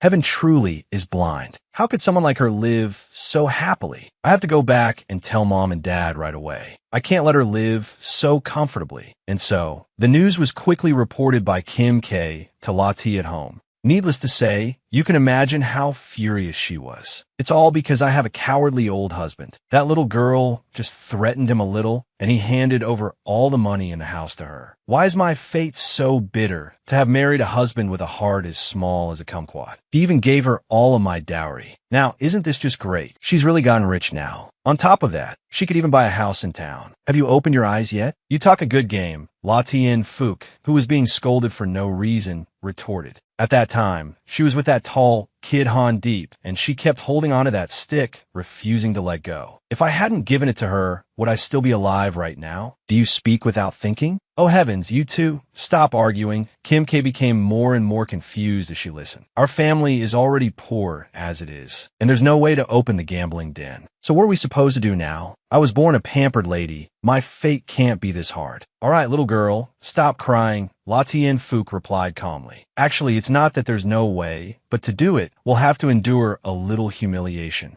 I have a plan now. Our whole family will go to Van Wy's house and ask for her help. Now think about it. She has the county magistrate backing her, and her husband is studying at the academy. She might have some power now. As long as she's willing to help our family, won't everything be easy?" So, the next morning, Han Deep's family, as planned, would move into the new house. The two kids, Han Dung and Han Mak, were overjoyed. This was the first time they had seen such a big house, and on top of that, it was their house. This morning, before they left for the new house, Tuong Vai and Tan Vu were also there to say goodbye to Han Deep and his wife. Especially Tuong Vai, although she didn't want Van Wy to leave at all. But after going home last night, she had thought it through. If Van Wy could move to a better place to live, she should congratulate her rather than feel reluctant. So this morning, Tuong Vai came only to say good things without any trace of reluctance. Van Wy thought about it and found Tuong Vai to be incredibly silly. This morning, hearing her words, it was as if they would never see each other again. Seeing his wife was a little sad, Han Deep quickly spoke to comfort her. "All right, Van Wy, don't let your mind wander about that anymore. Let's just live well for now. Later, when we have money, we can gradually bring them up to live with us, all right?" And so, Van Wy quickly pulled herself together. After all, this was the first day moving into a new house, and it wasn't good to stay in such a mood. It was supposed to be a happy day for Van Wy's family. But somehow, just a few seconds later, trouble arrived. Today, Van Wy's house had distinguished guests visiting, none other than Lotien Fook and her sham of a family. Originally, Van Wy didn't want to invite them inside, but the neighbors around were whispering. She didn't want to lose the goodwill of her neighbors, and also wanted to facilitate Han Deep's future work, so she reluctantly invited them inside. Lotien Fook's family was truly shameless. Not only did he put on an ugly, fake face, but he also kept asking after Van Wy as if she were his precious daughter, which she found extremely jarring.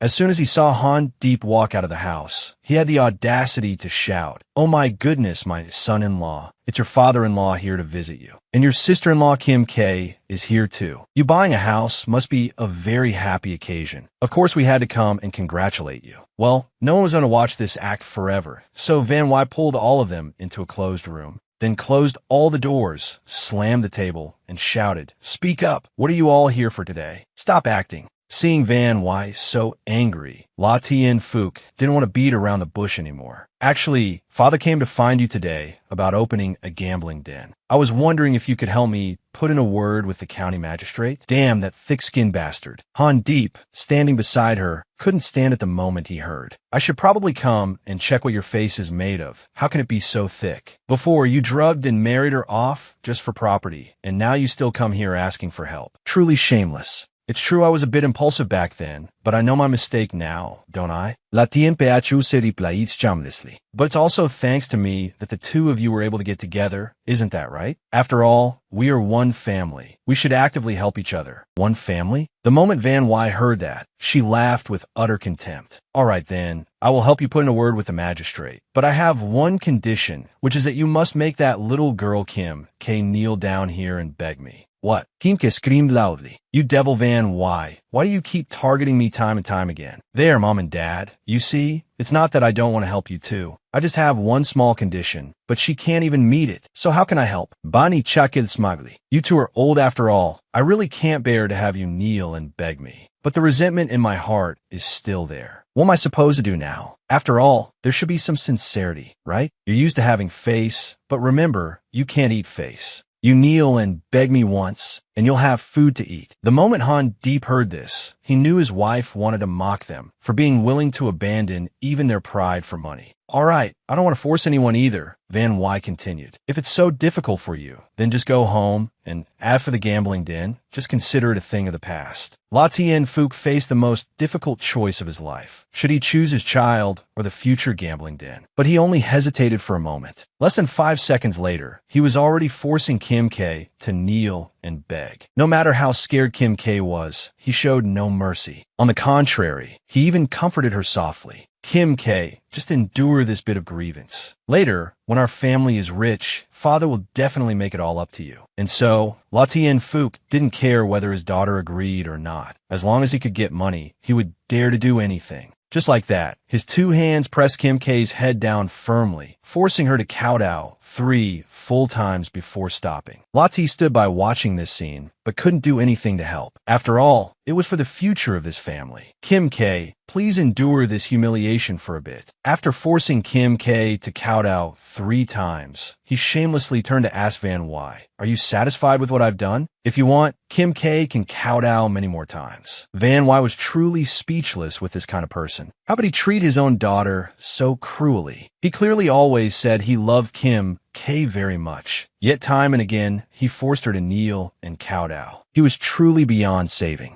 This time, Kim K was humiliated in front of so many people, she truly couldn't bear it anymore. This humiliation was too great. Kim K could only cry loudly and run out of Van Wy's house. "If I have to keep living like this, I'd rather follow my grandparents to the grave." And so, Kim K just left, making La T unable to bear it anymore and shout, "La Tien Phuc, open your eyes wide and see what a good thing you've done. If anything happens to my daughter, I will never forgive you." So La T and then La Tien Phuc also quickly chased after Kim K. But before leaving, he carefully reminded Van Wy, "You must remember your promise to Father. Help me put in a word with the county magistrate. You absolutely must not break your promise." Han Deep, seeing this scene, truly couldn't stand it. "Van Wy, do you really intend to help them?" "Of course not. I'm not crazy enough to do that," Van Wy replied with a sigh. "It's just that I feel that La Tien Phuc seems to have gone mad. He dared to do anything for money. All this time, I thought he truly loved La T and her daughter. But today, when faced with his own interests, he dared to do anything. Marrying a husband like that is truly unfortunate. Perhaps this is the karmic retribution that La T and her daughter must receive at the end of their lives." The more Van Wy thought about it, the more satisfied she felt. In the original work she had read, their family's gambling den was indeed open later on, but it went bankrupt not long after starting business. That's so satisfying. Their family later went bankrupt and had to go out and beg. If it ends exactly like that, it would be great. Heaven is helping me punish the wicked. The more Van Wy thought about it, the more delighted she felt, so she just kept chuckling. Who would have thought? Han Deep thought she was covering her face to cry. After all, those people were Van Wy's relatives. How could she not be heartbroken? It's just that in front of me, she has to pretend to be stronger. Actually, in Han Deep's eyes right now, Van Wy was no different from an angel. Although her biological father had threatened her time and again, even drugging her, Van Wy still couldn't bring herself to hate him. After all, they were family. How could she just abandon them like that? However, in her heart, Van Wy was actually feeling very smug right now. And it was so satisfying. Seeing those villains punished with her own eyes was truly a sight to behold. Everything could be considered resolved now. So much had happened earlier that Van Wy was worried the two children had been frightened. Well then, now I'll go cook something delicious for the two of them. I have fried manda buns, bamboo tube rice, and also fried spring rolls. All of these things are very delicious. I'm sure you too will love them. Actually, these were all dishes Van Wy planned to take to the market to sell tomorrow. Now she was letting the two kids eat them first to see if they liked them, and if there was anything they didn't like, she would know how to adjust. Just as Van Wy had guessed, the two kids really loved eating these kinds of dishes. They ate until their bellies were full and their eyes were closing, looking incredibly adorable. Han Mak was a considerate child, so after they finished eating, he took Han Dung's hand and quickly slipped away, leaving Han Deep and Van Wy some comfortable private space. At first, Van Wy was completely normal, not thinking about anything, until Han Deep said loudly, "Wife, it's time. Let's go to sleep together." It was only then that she started to realize the problem. Oh no, this house originally has 2 rooms. Now the 2 kids are sleeping in 1 room. So what does that mean? I have to sleep in a separate room with Han Deep? This isn't good. I have to find a way to escape quickly. So Van Wy gently spoke up. Oh, but today is the first day we've moved into the new house. I'm afraid Dung Ni is still young and won't be able to sleep alone. Besides, if she keeps bothering him, Han Mak probably won't be able to sleep either. So let me go sleep with the 2 of them. Otherwise it would be a pity. Hearing Van Wy say this, Han Deep immediately sensed something was wrong. He reached out, took Van Wy's hand, and said gently, "My wife, are you trying to avoid me?" "Oh my, of course not. Why would you think that?" On the outside, Van Wy was just trying to act as normal as possible, but she had long wanted to flee from here. He kept talking about having children all day. Who wouldn't be scared? Well, it's better to keep some distance. Who knows what might happen in the future? On the outside, she said it was nothing, but Han Deep's heart was already hurt to some extent. "Van Wy, we are husband and wife. If you keep avoiding me like this, outsiders will laugh at me if they find out. I promise I won't do anything to you.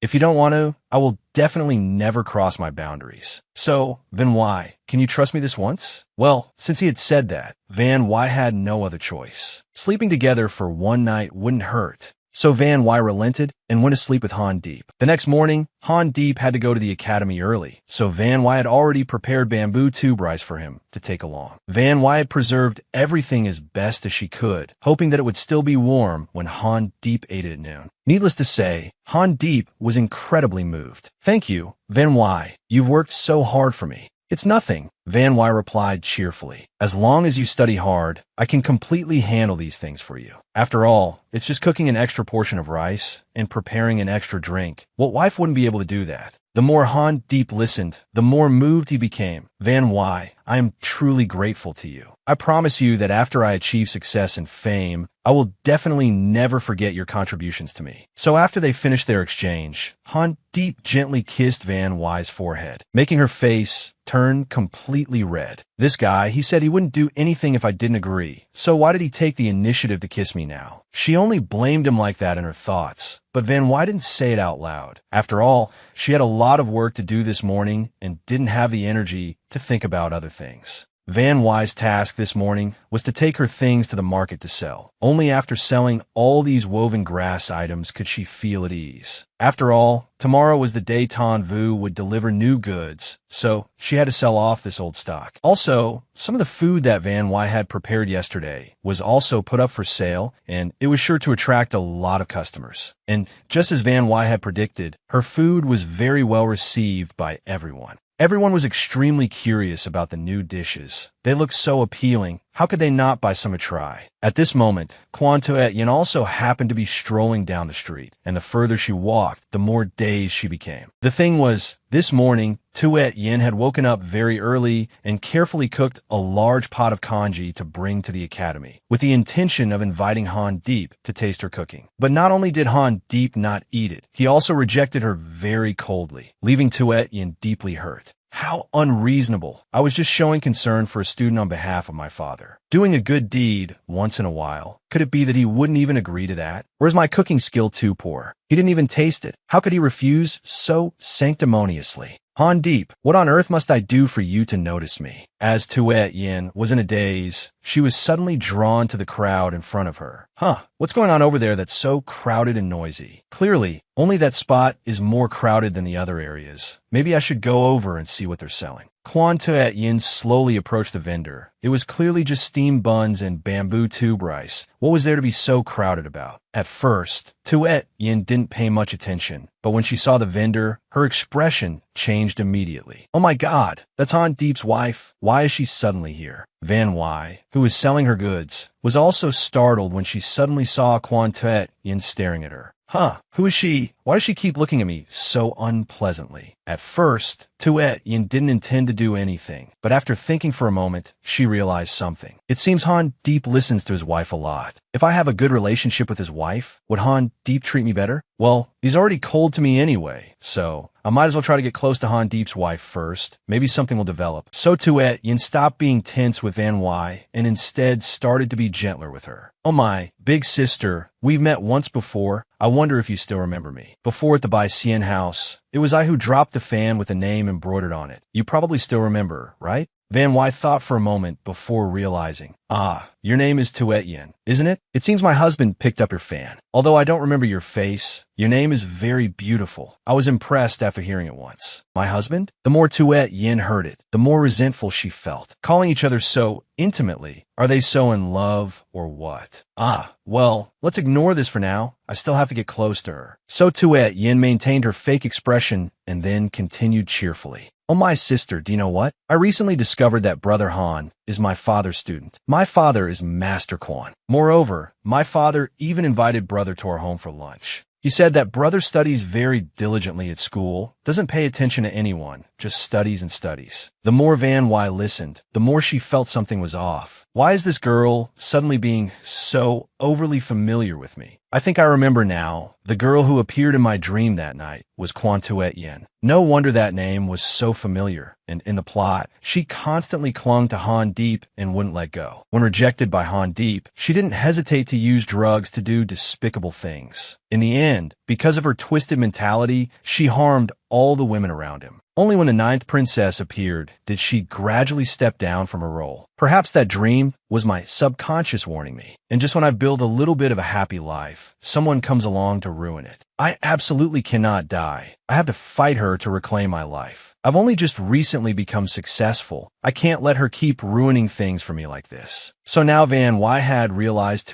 Yin's identity. No matter how fake she was, she wouldn't be fooled. Seeing that she liked the things she made, Van Wai didn't hesitate to give them to her. After all, Master Kwan was someone who had helped Han Deep, so giving her a few things now was a way of returning the favor. After receiving the items, Kwan Yin quickly left, but she was still very puzzled. I was clearly so friendly to her. Why didn't she react to me at all? I smiled until my mouth was stiff, but she was still cold. This husband and wife are really alike. I wonder if they suspect or are wary of me. What's so special about this woman that Han Deep is so infatuated with her? I have to investigate her. So for now, Yin still chose to leave first, as staying wouldn't accomplish anything. This appearance of Yin made Van Wai incredibly annoyed. She had just built a small career for herself, and someone had already appeared to ruin it. Why does trouble keep coming to me? I just became successful, and now I have to worry about dealing with the spider demons around the male lead. Who has it harder than me? Well, I'll just go home and cook for Dung Ni and Makni first. Anyway, Han Deep doesn't care about her, so I don't need to worry too much. That's true. Men who get involved in despicable tricks like love charms or aphrodisiacs will never succeed. Van Wai was on her way home when suddenly there was a loud shout, startling her and making her stop to see what was happening. Hey, young lady, You look very unfamiliar. This must be your first time here, right?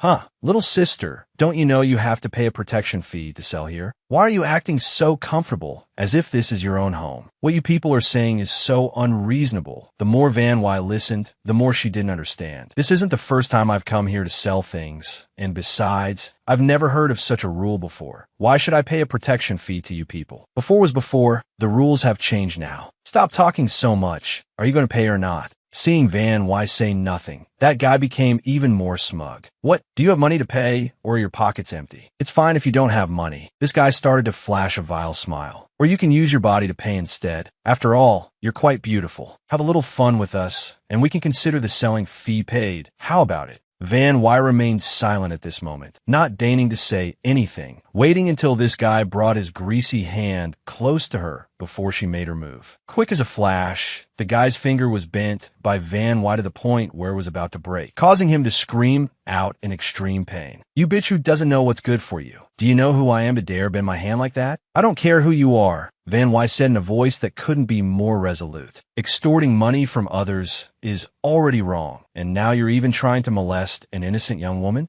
Are you tired of living? I was already in a bad mood today. It's your bad luck to run into me. Today, I'll teach you what manners are and what it means to bully others. The group bullying Van Wy today consisted of 3 men, but aside from the one whose hand was being bent, none of them dared to get close to Van Wy. No matter how much he shouted, the other 2 didn't dare. Of course, did they want to get close and have their hands bent too? This incident shook the whole street, causing everyone from the upper village to the lower hamlet to rush outside to watch. Look, isn't that guy Lou Air-Motzi? Serves him right. All he does all day is cause trouble. If he's not bullying people, he's beating them up. He's met his match this time. Let's see how that young lady punishes him. But then again, it's really unlucky for that young lady. Lou Air-Motzi is the nephew of the county yaman's master advisor. I'm afraid this young lady is in big trouble. Van Wy still had no intention of letting Lou Air-Motzi go when suddenly the magistrate's young master appeared.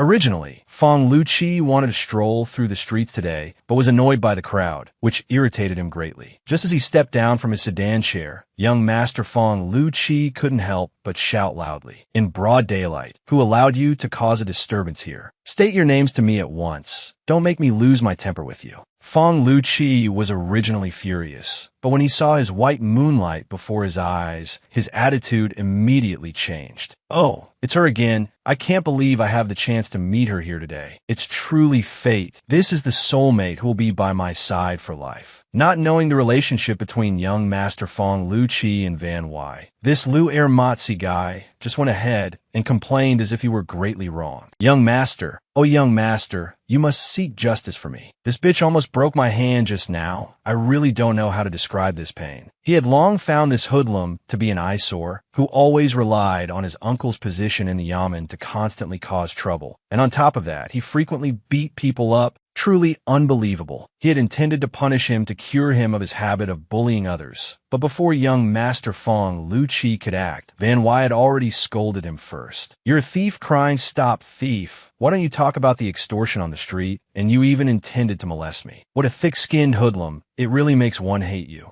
When Fong Lu-chi heard the word molest, he became furious. Truly an ignorant and incompetent person who loves to cause trouble. You still want to do bad things in broad daylight like this. I'm afraid that this time, even your uncle won't be able to protect you anymore. Old Wu, please go and call the yamen runners here. Quickly take this bastard back to the yamen. Then give him 20 strokes of the cane for me. Let's see if he dares to bully others from now on. What an abuse of power. When Lou Air-Motzi heard this, he was terrified and intended to flee with his accomplices. But it was too late. There was no way they could run away that quickly. So there was no need for officials, no need for soldiers. The merchants there had been bullied by Lou Air-Motzi for a long time. Today, we really can't stand it anymore. Young Master Fong Lu-chi, your judgment is excellent. We will help you hold this guy back. He has been causing chaos here for a very long time. That young lady just wanted to sell her goods today, yet he heartlessly came to cause trouble. It's truly unbelievable. Liar Fuzi was now being surrounded on one side and sentenced to be flogged on the other. This time, I'm afraid if I'm not injured, I'll be done for. No, I have to think of a way to save myself. So, the Fuzi quickly took out a large bag of money from his pocket, then shouted in a panic. Don't hit me. I have money. You can have as much as you want. I'll use this money to buy my way out of those caning strokes. Please don't hit me, okay? Money? Young Master Fong Lu-Chi began to smirk. You should indeed pay this money, but the caning strokes I reserved for you cannot be waived. Fine, I will take this money from you and then hand it over to that young lady as compensation. Liar Fuzi truly could not have predicted this. So, does this mean I've lost everything?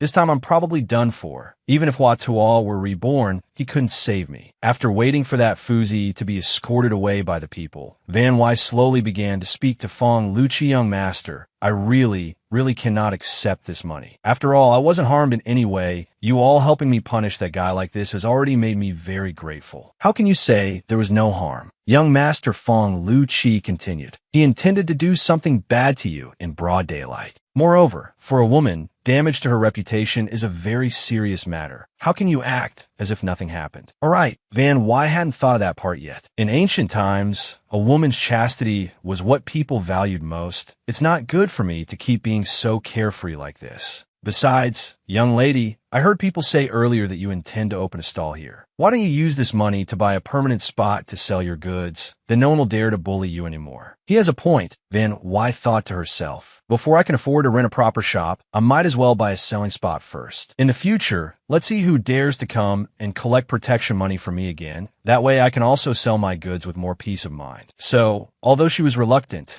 Van Wai still accepted the money from Fong Lu-Chi with both hands, and besides, looking closely, this young Master Fong Lu is actually very handsome. Back when I was treating his illness, I didn't pay too much attention to things. Han Deep was in prison at that time. How could I have the energy to think about other things? Young Master Fong Lu was also sickly and pale then, with no spirit at all. Looking at him again now, young Master Fong is really handsome, Van Wai thought to herself. He has the handsome look of a noble family's son, and on top of that, he speaks very elegantly. The rumors outside aren't wrong. Young Master Fong Lu is this perfect. As for my husband Han Deep, he is no less perfect. He is the most faithful and trustworthy. Van Wai talked with young Master Fong for a while and was so happy she forgot the time. Oh, that's right. I still have to go home and cook for the two kids, and Han Deep is about to return. So Van Wai quickly thanked young Master Fong Lu-Chi, and seeing how healthy he looked today, she was truly happy for him. It seems your illness has completely recovered. As a self-taught physician like me, I can finally rest easy. Oh, so you still remember me, young lady? Fong Lu-Chi said joyfully. Of course I remember, Van Wai replied cheerfully. You were my first patient since I arrived here. Besides, young Master Fong Lu-Chi is an upright person, so your future will surely be very bright. You were born with an extraordinary destiny. When you become successful, you shouldn't forget me. While Van Wai was talking happily with young Master Lu-Chi, Han Deep suddenly appeared. On his way home from school, he heard people say a female vendor on the street was being bullied, so he stopped by to check. And so, by chance, the two most handsome men in Van Wai's life met. Seeing someone talking so intimately with his wife, who wouldn't feel a surge of jealousy? Furthermore, according to young Master Fong Lu-Chi's introduction, Van Wai was his benefactor. Ah, so this guy is the magistrate's son? Han Deep thought to himself. Back then, Van Wai treated him because she wanted to save me. Could a connection have blossomed from that? Han Deep's anger grew, and his impression of the situation soured.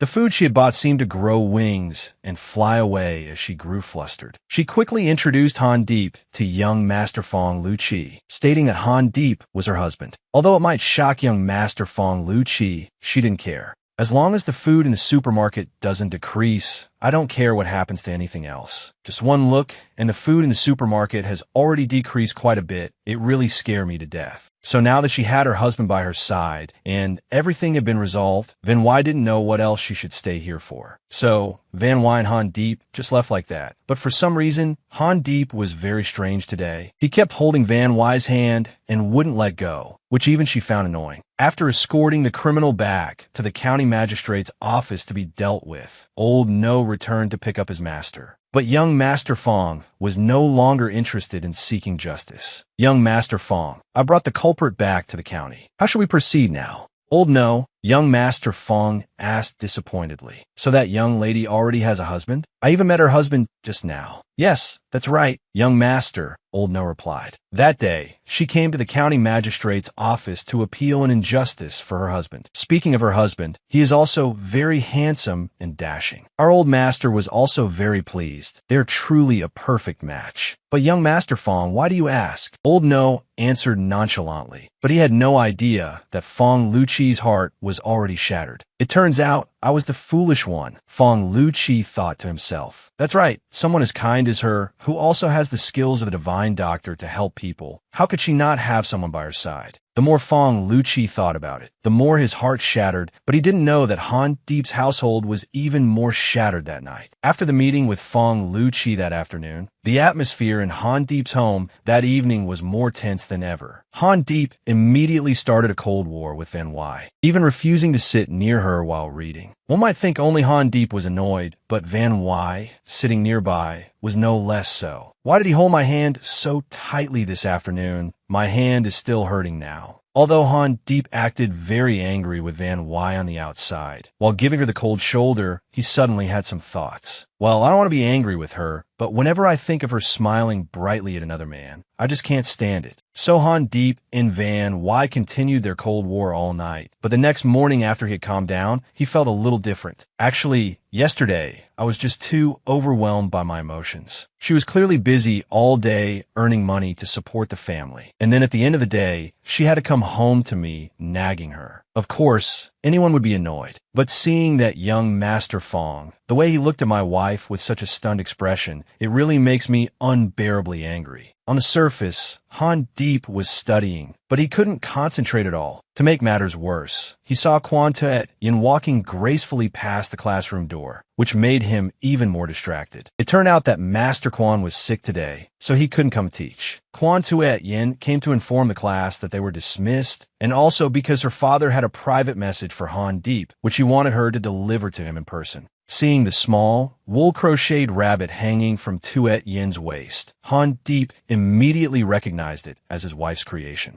Before, Tuet Yin didn't know I had a wife, so she deliberately approached me with ill intentions. But now they must have met. Today, she's even intentionally wearing that rabbit on her hip just to show me, isn't it? Well, since they've met now anyway, I have no more excuses to refuse her. So Han Deep agreed to meet Tuet Yin privately outside. He was really curious to see what message Master Quan had for him. Han Deep had originally gone out to hear the message, but once he was outside with Tuet Yin, she said her father hadn't sent any message at all. She had done it just because she wanted to talk to Han Deep privately. Right after, Tuet Yin took the rabbit hanging from her dress, held it out in front of Han Deep, and said quietly, "Han Deep, I want to give this to you. I hope you will accept this small gift from me." Han Deep really couldn't understand Tuet Yin's bizarre personality. He had thought she bought this rabbit because she liked it, but it turned out she wanted to give it to him. What on earth does Tuet Yin want? Is she giving me this gift to probe for something? Noticing the strange look on Han Deep's face, Tuet Yin acted as if nothing was wrong.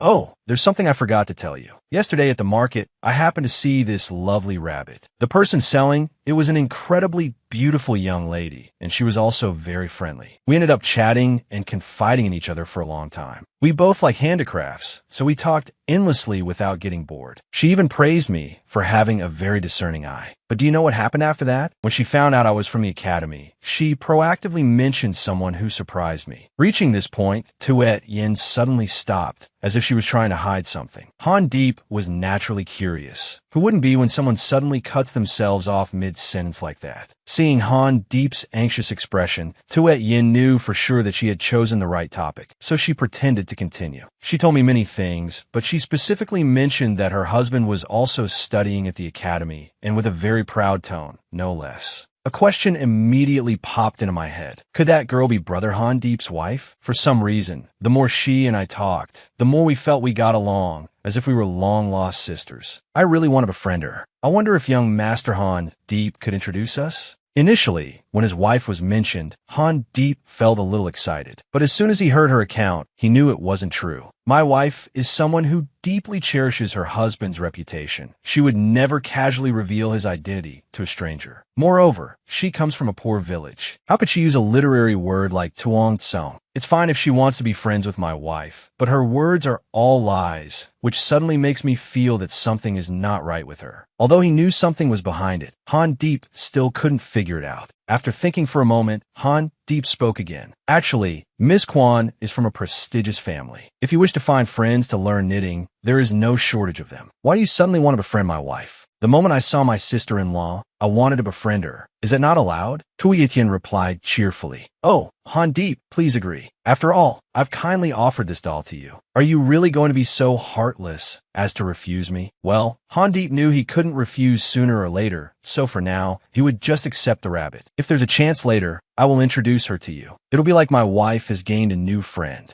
Tuietian was very happy to hear that, but that was just her outward appearance. Deep down, Tuietian was cursing Han Deep. The moment his wife was mentioned, his eyes changed. Such devotion to his wife. If only that gaze were directed at me, how wonderful it would be. Han Deep had already sensed that something was wrong, so he really wanted to go home and ask his wife about it. But he and Van Y were still in the middle of a Cold War. What should I do now? So, despite his hesitation, Han Deep still wanted to go home and ask Van Y himself to get a clear answer. Coincidentally, Tan Vu was also at Han Deep's house at that moment. He had come today to help Van Y with the delivery and also to receive his wages. Although Tan Vu said he wouldn't accept it, how could he refuse Van Y's insistence? Oh, but Tan Vu, what exactly is the relationship between you and Han Deep? Van Y was genuinely curious. I've known you for a long time, but I still don't know much about your family. Actually, it's nothing special, Tan Vu replied cheerfully. It's just that my father passed away when I was young, and one time when my mother went up the mountain to pick medicinal herbs, she slipped and fell. Luckily, Han Deep was passing by and helped. He even enthusiastically carried my mother home on his back and lent us money to treat her injuries. I am forever grateful to Han Deep, so I always call him my benefactor. Just as he said this, Han Deep coincidentally appeared. Talk about perfect timing. Seeing Han Deep just returned, he was stammering,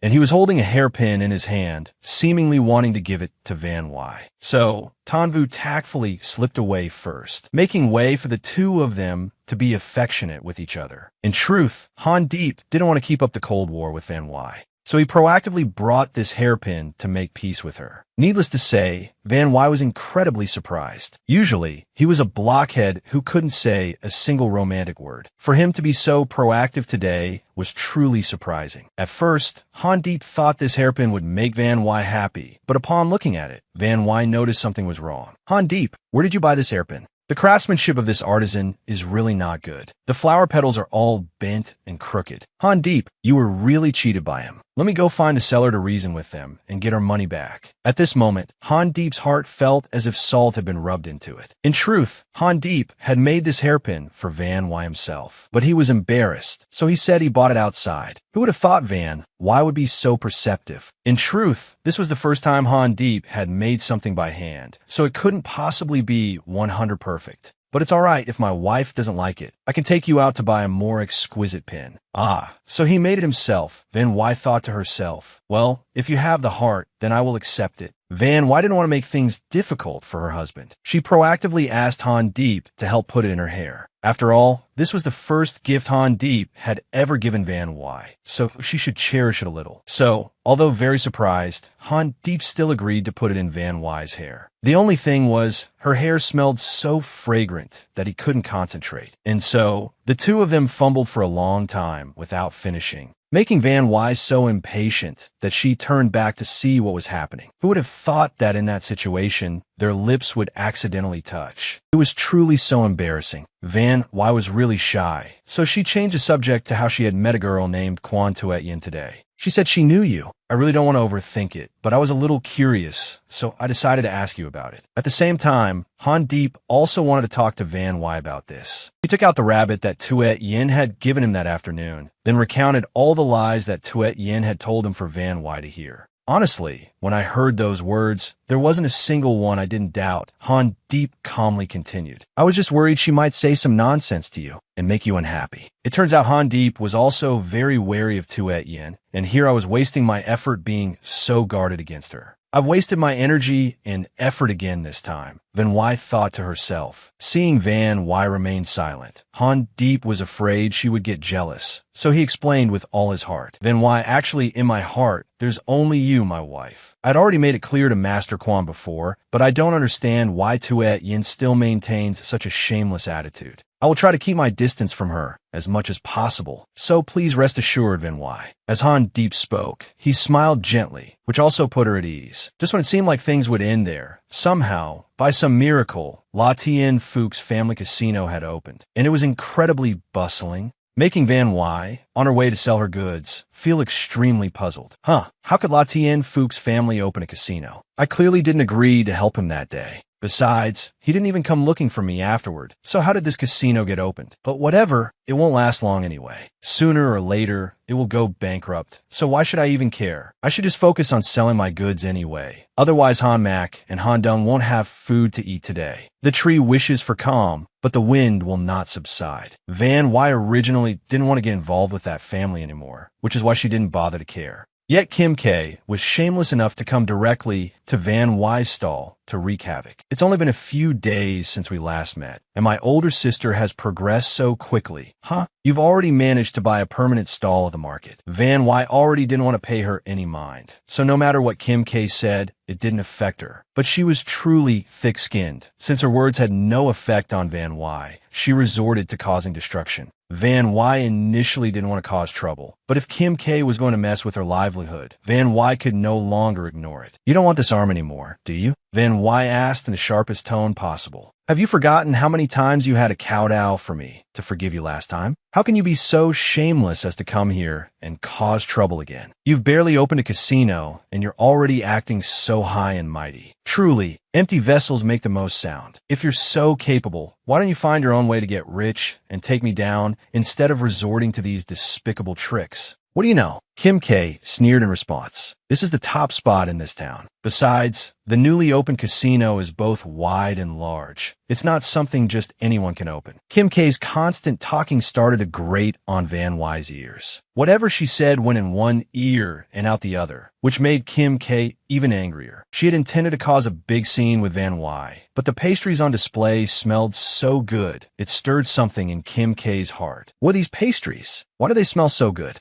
Seeing Kim K express interest in buying her pastries, Van Y smugly shouted the price. 1 tael of silver for one. Do you think you have the money to afford it? What did you say? Kim K was utterly shocked upon hearing it. 1 tael of silver for a pastry? Do you think you're selling pastries mixed with gold? She had originally just wanted to buy a pastry, but after being humiliated by Van Y like this, Kim K couldn't stand it. I almost forgot. I clearly came here to pick a fight with her, not to buy anything. So why should I be intimidated by this insolent thing? Let's go all out and fight her. So, Kim K unleashed all her strength, sweeping all of Van Y's pastries to the ground with one hand. Then she shouted loudly, "Let me tell you, today, I won't even pay you a single copper coin, let alone a tael of silver. Do you want to hit me again like last time, Van Y? Let me tell you, my father has already hired many excellent fighters to guard the shop, and they are very close to me. Even if you sprouted a few more Han Deeps, you still wouldn't be able to beat me. So you should know your own limits, Van Y." She had thought that this time Van Y wouldn't have her husband by her side, which is why Kim K was acting so recklessly. But she never expected that young Master Fong Lu Chi would suddenly appear. And what's more, he was extremely concerned and worried about Van Y. This truly made Kim K feel apprehensive. Could it be that this brat even knows young Master Fong Lu Chi? It turned out that after a moment of conversation, young Master Fong revealed that he was the one who had approved the official document for Kim K's family to open the casino. That day, after La Tien Phuc failed to persuade Van Y, he went directly to the county magistrate's house to cause a scene. Luckily, young Master Fong Lu Chi was there at that time, so he was able to legitimately obtain the business license. Just by saying the words, "I am Van Y's biological father," he moved young Master Fong Lu Chi's heart to approve the papers for him. Thinking back now, Fong Lu felt immense regret. He should have asked for Van Y's opinion first to verify. In truth, she couldn't blame young Master Fong Lu Chi, the kind of person, if they want to do something, will surely do it by any means. If young Master Fong Lu Chi hadn't agreed to help, he would have found another way, so Van Y was also helpless. However, you may have opened it, but I'm not sure if you can keep it. Van Wy looked at Kim K with a sharp, cold gaze. Do you still want to come here and cause trouble? Do you believe I can ask young Master Fong Lu to go to your house and revoke the casino's business license? The moment Kim K heard this, she was so scared she almost fainted on the spot. She immediately scrambled back home. Otherwise, who knows what crazy thing Van Wy might do next. In reality, Van Wy didn't care that much. As long as that family left her alone to work, she wouldn't hold anything against them. Sooner or later, that family would go up in smoke. So Van Wy didn't want to waste her energy being angry. With Kim K gone, Van Wy no longer had any threats. So young Master Fong Lu also quickly made his escape. After all, he had only tricked old No for a moment. If he didn't return quickly, the old man would come looking for him. Young Master Fong Lu had sensed trouble and fled, but somehow old No still managed to find him. It couldn't be more embarrassing. After a while of running, old No finally found his master, but he really didn't understand. Young master, you wanted to come to this street to see that young lady. So why did you run away when you saw me? Who told you I wanted to see her? Young Master Fong Lu continued shyly. I was just going to buy ink and brushes, so I happened to pass by. Who will want to go see her? Then where are your ink and brushes? Old No chuckled in response, knowing he could no longer hide it. Young Master Fong Lu had no choice but to admit it. But he wasn't the type of thick-skinned man who would bother someone knowing she already has a husband. Truly, I have restrained myself a lot, but every time I see her smile, my heart flutters. In the future, if I can no longer see her, my heart will probably break a little more each day. But old No, rest assured, I definitely know who I am and where I stand, so I won't do anything that crosses the line. I just want to protect her. Seeing Van Wy being bullied by others like that, how can I bear it? Before I can let go of these feelings in my heart, I will definitely follow and protect her for this lifetime. Oh, that's right, old No, go to La Tien Fuchs Family Casino and relay my words. From now on, I forbid their family from bothering Van Wy again. Otherwise, the license I granted can also be taken back. Over here, Van Wy still knew nothing. She merely saw Kim K as a thorn in her side. As long as she didn't come looking for trouble, there was nothing to worry about. At night, she also had to mend her husband's robe. However, while mending, she accidentally embroidered her own logo onto it. How silly. This was Han Deep's scholar's robe. If others saw it, Han Deep would surely be ridiculed. So, Van Wy was about to remove it, but Han Deep, who was nearby, conveniently stopped her. It's fine to leave it like that, Van Wy. It looks beautiful. Why would you have to remove it? It clearly has a cloud on it, symbolizing your name. Embroidering it on my robe might even be a way to mark my territory. Anyone who sees it will know I already have a wife, so I won't have to waste energy refusing others anymore.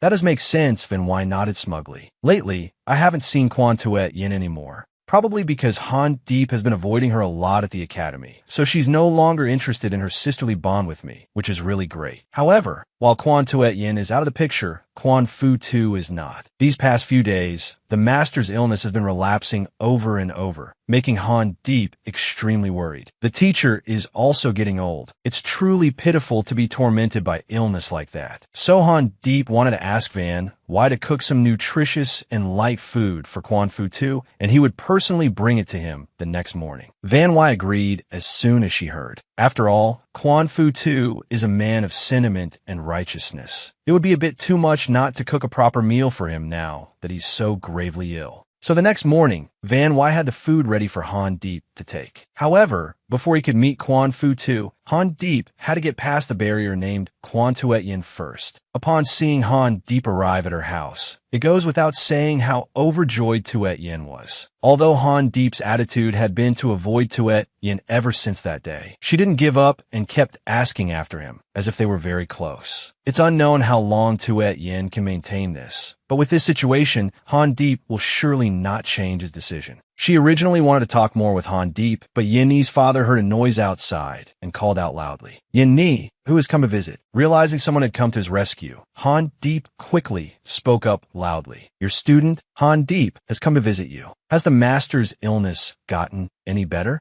Oh, is that Han Deep? Come inside with me. And so, Han Deep was successfully rescued, leaving Yin Ni standing outside in a daze. But as he brushed past her, the hem of Han Deep's robe left Yin Ni stunned. Is it a picture of a cloud? A few days ago, I heard that his wife's name is La Van Wy. So that mark was embroidered by that woman. What's she trying to do? Declare her sovereignty to others? Oh heavens, this is truly hateful. What on earth must I do to snatch Han Deep from that woman's hands? The more she thought, the angrier Yin Ni became, and a terrifying thought suddenly flashed in her mind. No matter what wicked tricks I have to use, I will stop at nothing to get what I want. Returning for a moment to Han Deep's peaceful home, because her business was doing quite well, Van Wy had bought a few fish to raise. Needless to say, the two children were so delighted that they fed them continuously, leaving Van Wy flustered. To prevent anything worse from happening, Van Ni quickly instructed Jung Ni. From now on, I'm putting you in charge of feeding this fat fish, okay? You only need to feed it once a day. Otherwise, its belly will burst, and then we won't have any fish to raise. This was originally just a normal instruction. Who would have thought that Han Deep had also returned home at that moment and overheard it? The favorable impression in Han Deep's heart also increased.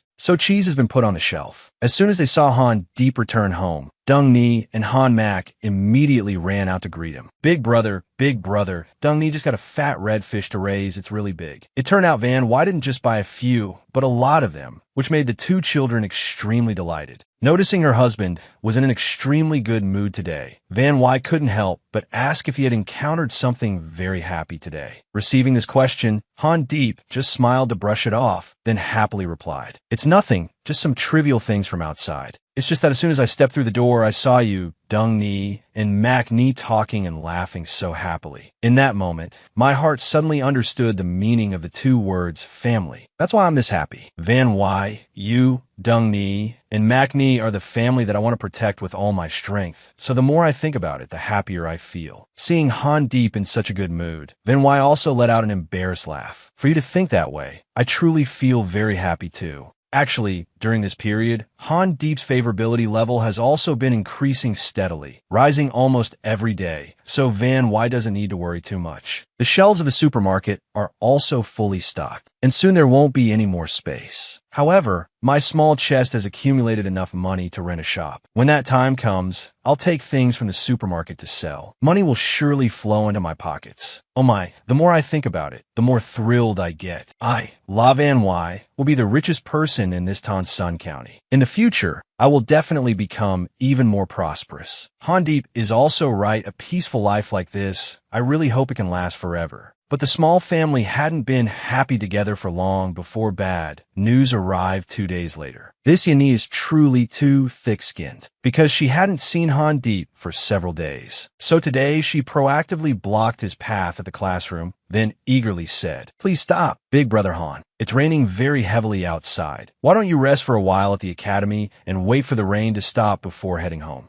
Han Deep, of course, did not want to stay, so he replied coldly, "There's no need. I have an umbrella with me. Besides, if I go home too late, my wife will worry." "Thank you for your kind intentions." Seeing that Han Deep had no intentions towards her, Yanni grew even more resentful in her heart. Wife this, wife that, all day long it's just about your wife at home. After today, let's see if the two of you can still be happy together. Although she was very annoyed, Yanni still suppressed her feelings, then gently told Han Deep that last time after he visited, her father's illness suddenly got much better. "My father remembered your kindness, so he specially instructed me to cook some mung bean sweet soup with cold sugar water as a token of thanks to you. Here, big brother Han, you are the one in this class who respects teachers the most, aren't you? Surely you wouldn't have the heart to reject my father's kind intentions, would you?" Although Han Deep didn't want to accept it at all, since Yanni had gone this far, he had no other choice and had to reluctantly take it. The matter didn't end there. Yanni added a few more sweet words. "You spend your days at the academy buried in books, which can easily cause your liver and kidneys to overheat. This sweet soup happens to be a cooling dish, which is very beneficial for your body. You must remember to eat it. Don't disappoint my fathers and my good intentions, okay?" Receiving this gift from Yin Ni, Han Deep could only thank her perfunctorily, then gently told her, "Please thank the master for me. I'm in a hurry, so I'll take my leave first." Seeing Han Deep hurry away with her gift,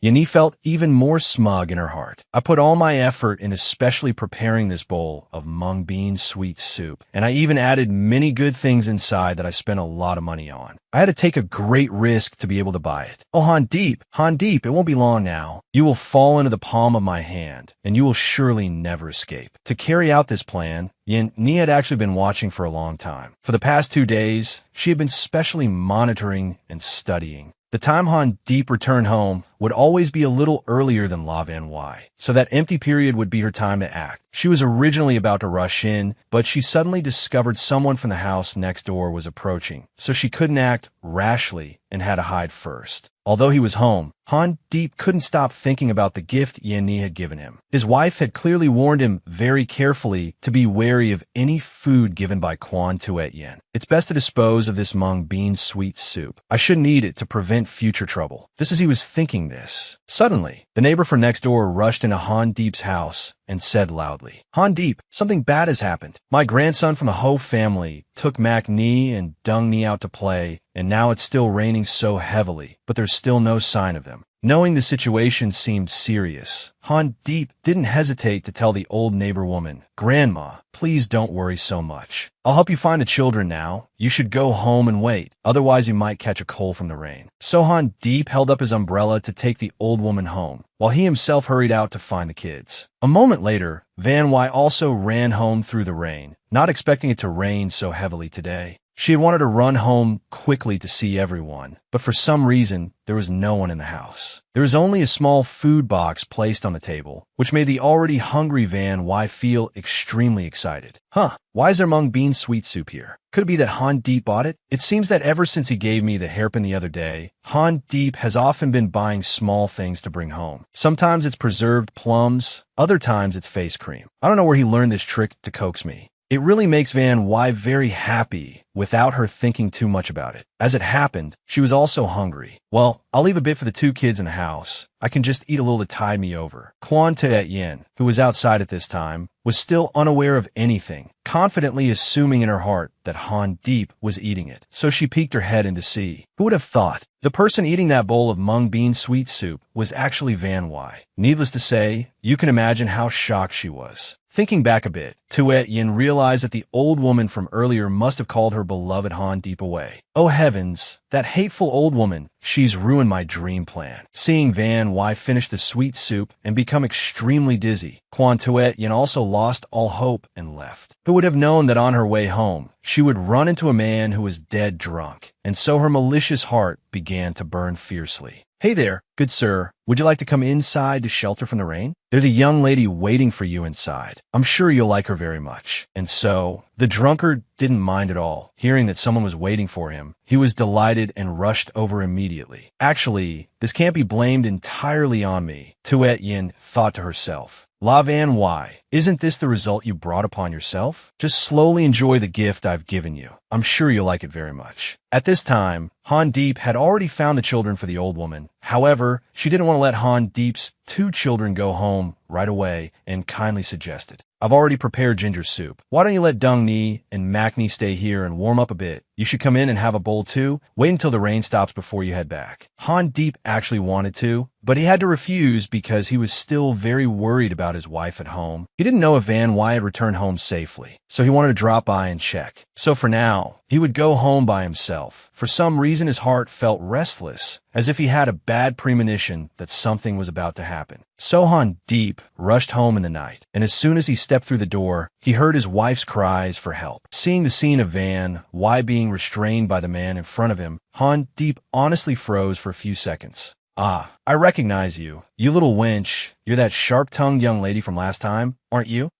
You're old man. Love your sharp-tongued type the most. So you're definitely done for with me today." Fortunately, just as Van Y was at her weakest, Han Deep still rushed in to rescue her in time, giving that man a beating that left him terrified. Luckily, Van Y was still unharmed, which made Han Deep as overjoyed as if he had just returned from the dead. He quickly threw his arms around her, then burst into sobs. "I'm so sorry. It's all my fault for being late. Otherwise, you certainly wouldn't have had to suffer such humiliation." Although he hated that scoundrel, Van Y was more important right now. So Han Deep had to grit his teeth and let it go for now. He would get his revenge another day. "How dare he touch my Han Deep's wife? I will definitely teach you some manners." And so, that entire night, Han Deep couldn't sit still, constantly running back and forth, worrying about and taking care of his wife. At this point, Van Y didn't know where she was, nor did she understand why her body had become like this. In her heart, she only knew one thing. Her body was sweating like rain, and a moment later, it felt as if she had fallen into an ice cellar.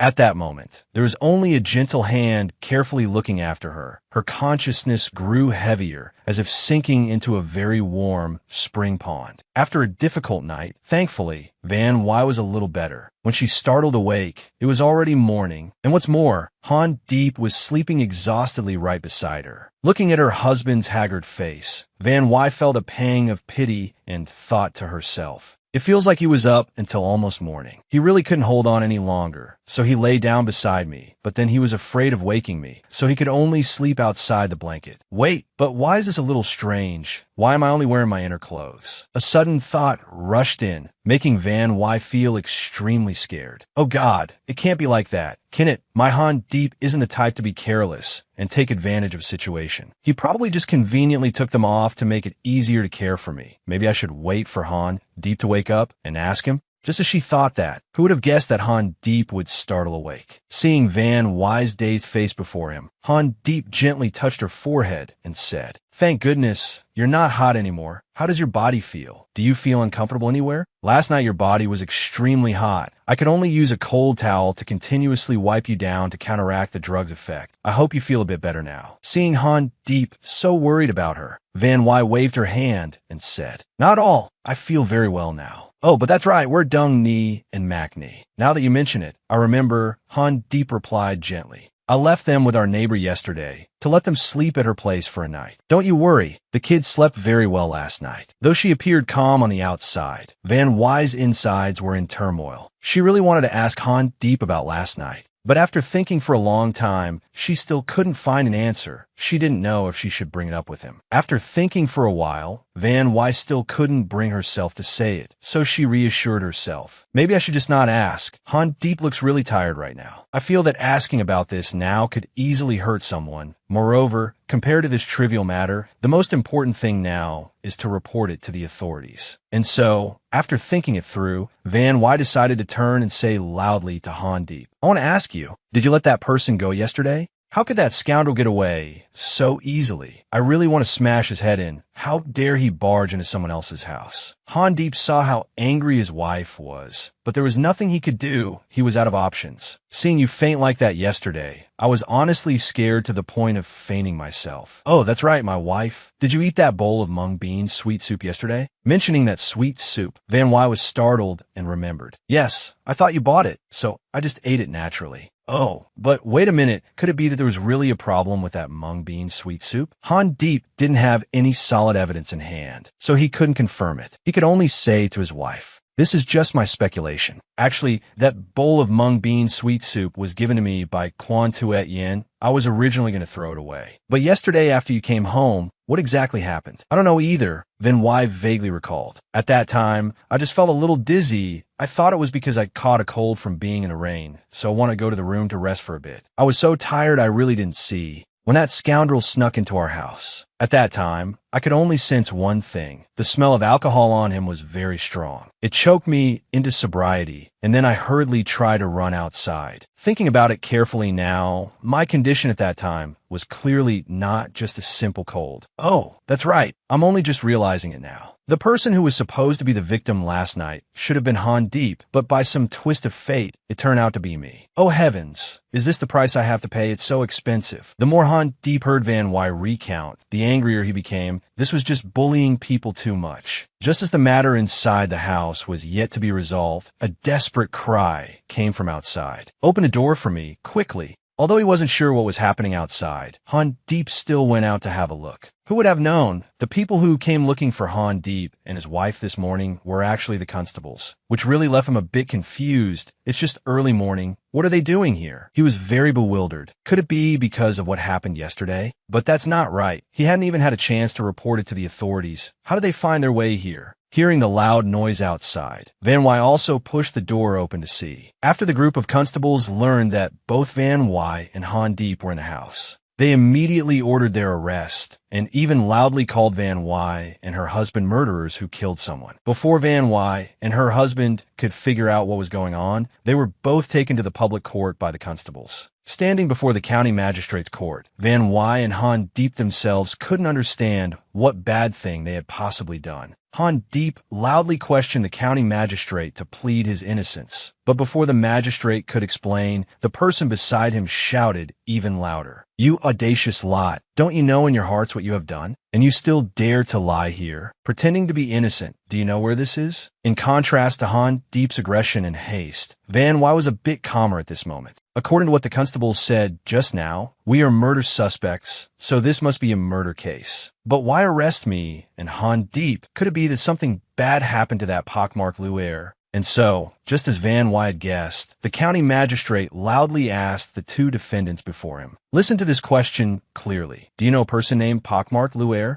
Han Deep still truly didn't know what was going on, and could only answer vaguely as a precaution. "Your Honor, we do not know him." Hearing Han Deep say this, the person next to the county magistrate suddenly turned red with anger. He slammed the table and shouted, "You still dare to act? All right, men, bring the victim in here. Let's see if you can still say you don't know him now." The moment the person was carried in, Van Wy and her husband immediately froze to the point of shivering. This man is pockmarked Lou Air, isn't he? But he clearly ran away yesterday. Why is he dead today? Why is everyone in this county suspicious of my wife and me? This concerns my wife's purity and reputation, and now it even involves a human life. This won't do. Han Deep, I must be even more cautious. First, I'll listen to what the magistrate has to say, then figure out how to deal with it. Seeing the bewildered look on Han Deep and his wife, the county magistrate understood part of the story. He spoke calmly. "It seems you two really do know him. This was found during a search of your house. Yesterday, pockmarked Lou Air was drinking, and moreover, he had a conflict with the Han family. Did he not? Han Deep, did you beat him to death?" Hearing the magistrate say this, Han Deep immediately spoke up to clarify.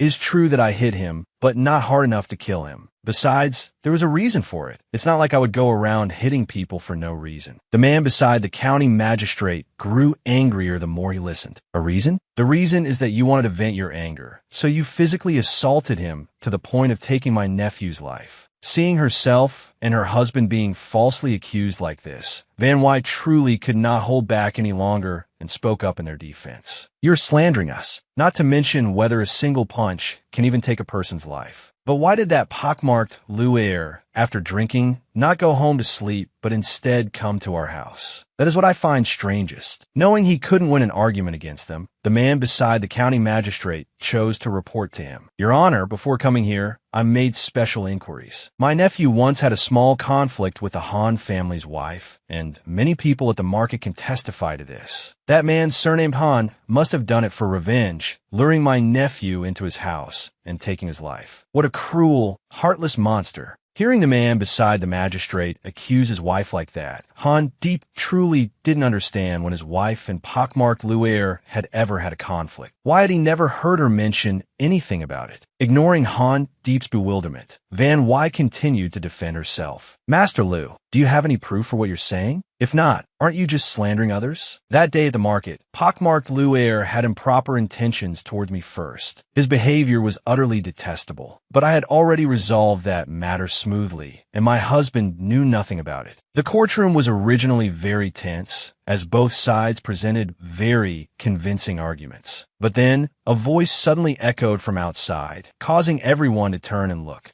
"That's right, I can testify for her." It turned out young Master Fong had appeared. He briskly approached the magistrate's seat, speaking candidly and clearly. "Your Honor, I can testify for Miss Law in this matter." The magistrate initially didn't know why Lu Chi was here, let alone stepping forward to defend this woman. But oh well, the county magistrate just clicked his tongue and let his son have a look. According to what young Master Fong said, he was at the market that day and witnessed the entire incident unfold. It was exactly as Miss Law had described. Pockmarked Lou Air bullied her first, and even used his power to oppress others. I had him tied up and brought to the county yamen, then had him given 20 strokes of a cane. After that, young Master Han arrived to take his wife, Madame La, home. This matter was already resolved. Even if pockmarked Lou Air held a grudge, he should have hated me. It has nothing to do with young Master Han. Seeing young Master Fong's straightforward and honest demeanor in the courtroom, Van Wai truly couldn't believe her eyes. She never expected young Master Fong to stand up and testify for her like this. But his status is too conspicuous. For now, it's best not to reveal any connection with him. I'll thank him after this matter is over. After hearing these words, the county magistrate found them very reasonable. If that's the case, the suspicion of a grudge could be reluctantly dismissed. But you yourselves have admitted with your own mouths that you laid hands on pockmarked Lu'er. Han Deep, do you have any explanation for this? Receiving this question from the county magistrate, Han Deep truly didn't know how to answer. With so many people here, it was truly a bit complicated. If the story of my wife being bullied gets out, it will only cause Van Wai to face criticism. Even though it's not her fault, who knows what the tongues of the world will say? At the same time, Van Wai also tightly gripped Han Deep's hand. She roughly understood what her husband was thinking, but compared to reputation, she would rather see the wicked punished. Besides, that person had already tried to walk all over me. Anyone who could endure that would have to be a saint.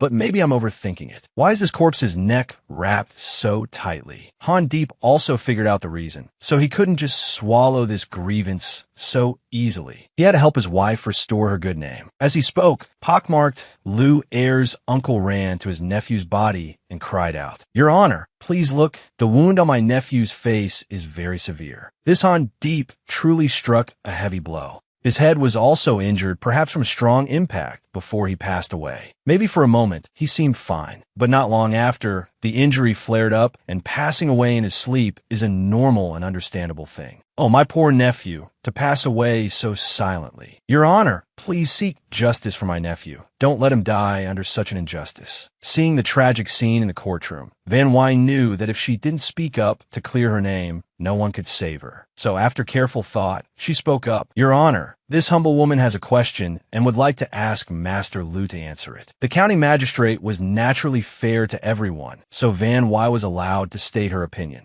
Van Wai looked at pockmarked Lu'er's body one more time, then slowly spoke. May I ask, Master Lu, where was pockmarked Lu'er found deceased? Of course, it was at my house, Master Lu replied resentfully. But so what? Are you suggesting I sent my own nephew to his grave? According to Van Wai's speculation, last night, pockmarked Lu'er drank a lot, was beaten and injured, and instead of going home, he ran to find you. If I'm not mistaken, he knew for sure that he had caused trouble, so he sought you out to help sort things out, right? And it was just as Van Wai had predicted. Last night, pockmarked Lu'er himself had banged on his uncle's door, begging for help because he had caused big trouble. At first, when he heard Lu'er say he had argued with a scholar, Master Lu naively thought it was nothing serious. Lu'er probably lost at gambling again and fought with someone from the casino, right? But this time, the matter was even more serious. Lu'er didn't have time to explain much more. In short, in case someone comes to the Yamen to sue me, I don't want to go to jail. So, Uncle, you have to help me. Master Lu still didn't understand what was going on and just clicked his tongue and said loudly, all right. This isn't the first time. Hurry up and go to your room. Tomorrow morning, I'll go talk to the magistrate. How about that? At first, Master Lu didn't think much of it, but now, thinking back, his reaction at that time was indeed very strange. Could it be that he had really caused trouble? And so, Master Lu's face grew paler and paler. Van Wai caught on to this and spoke loudly. Your Honor, I want to accuse pockmarked Lu'er of trespassing into a private residence and committing a depraved act. I beg you to seek justice for this humble woman and restore fairness for an innocent citizen. This news was truly so shocking that even someone as calm as young Master Fong was stunned. According to Van Wai's account, yesterday when she was home alone, pockmarked Lu'er suddenly barged into her house drunk. He recognized this humble woman's face and was about to pounce on her to commit an indecent act. Fortunately, Han Deep returned in time, but he only managed to land one punch before letting him run away. That one punch was too little. A person like him deserved a few more punches to vent one's anger. To further support his wife, Han Deep, who was beside her, also spoke up. The laws of the Tianlong Kingdom stipulate that if someone trespasses into another's home without cause and with illicit intent, one can send that person to meet the Dragon King without being guilty of crime. Your Honor, pockmarked Lu'er was the one who acted wrongly first. I was merely protecting my wife, so hitting him once is a normal thing to do. And so, everything happened just as Han Deep had predicted. The crowd outside, upon hearing this, immediately began to whisper and gossip. Oh my, that's so humiliating. Even if she's cleared of the crime, this stain will follow her for the rest of her life. But Van Wy didn't care about that crowd at all. Compared to the judgment of others, she was more determined to find the truth. In the end, why did this corpse end up like this? Van Wy really wanted to uncover it and see. But even with all the evidence presented, Master Lu still couldn't accept defeat. He shouted loudly, "Hey, but wait a minute. Who can prove that Lu Air trespassed in her house and that he committed a depraved act? You can't just listen to her words and convict my poor nephew. She is standing here alive and well, while my nephew has already kicked the bucket. Which side weighs heavier? Can't everyone in this courtroom see?" After hearing the whole story, the county magistrate could only speak calmly. "Master Lu, what you've just said is perhaps too vicious. Since I'm sitting in this chair, I naturally know how to distinguish right from wrong. Do you have any objections?" Of course, Master Lu didn't dare to have any objections to the county magistrate, so he could only quietly return to his spot. Waiting for just that moment, Van Wy immediately rushed to Lu Air's body, then pulled open the wound on his neck to examine it. Just as she had predicted, there was indeed something wrong with this body. As soon as Master Lu returned to his spot, seeing Van Wy rush to his nephew's body like that made him furious, and he wanted to charge forward to teach her a lesson right away. But fortunately, young Master Fong and Han Deep were there to protect her. Seeing the chaotic scene before him, the county magistrate truly could not accept it. He angrily shouted, "This is a public court. What kind of decorum is this?" But luckily, while things were still in turmoil, Van Wy had already found the answer. She held up a piece of cloth in her hand, then shouted loudly, "Your Honor, I know how pockmarked Lu Air died." Waiting for everyone around to calm down, Van Wy then slowly continued. "At his throat, there is a very deep, bloody hole, enough to take someone's life. Within that wound, there are also broken porcelain shards mixed in. County Magistrate, please take a look. This is the cloth that was wrapped around the corpse's neck. I found it strange from the start. The weather isn't that cold, yet for some reason, the body was wrapped so tightly. Now, if this humble woman thinks about it carefully, I'm afraid someone wrapped it this tightly to cover up the cause of Lu Air's death. So what is the truth behind this? Why don't you tell us, Master Lu?" Faced with Van Wy's questioning, Master Lu could only stand rooted to the spot, unable to think of anything. Seeing this, Han Deep immediately spoke up to defend his wife. "Your Honor, could you send men to search Master Lu's house? If he has something to hide, he surely must have left some clues." The county magistrate also felt that there was something suspicious about this, so he sent men to search Master Lu's house. After the time it takes for an incense stick to burn, the county magistrate's men returned, and they brought back information beneficial to Han Deep and his wife. Hidden under Master Lu's bed was a strange cloth bag. After opening it for inspection, they found it was full of porcelain shards covered in red syrup. This was precisely the evidence he wanted to hide, and luckily, the county magistrate's men had found it. Master Lu knew he had no way out, so he had no choice but to confess. The injustice suffered by Van Wy and her husband was now considered cleared, and young Master Fong, standing by, also felt a sense of relief. The county magistrate also felt very relieved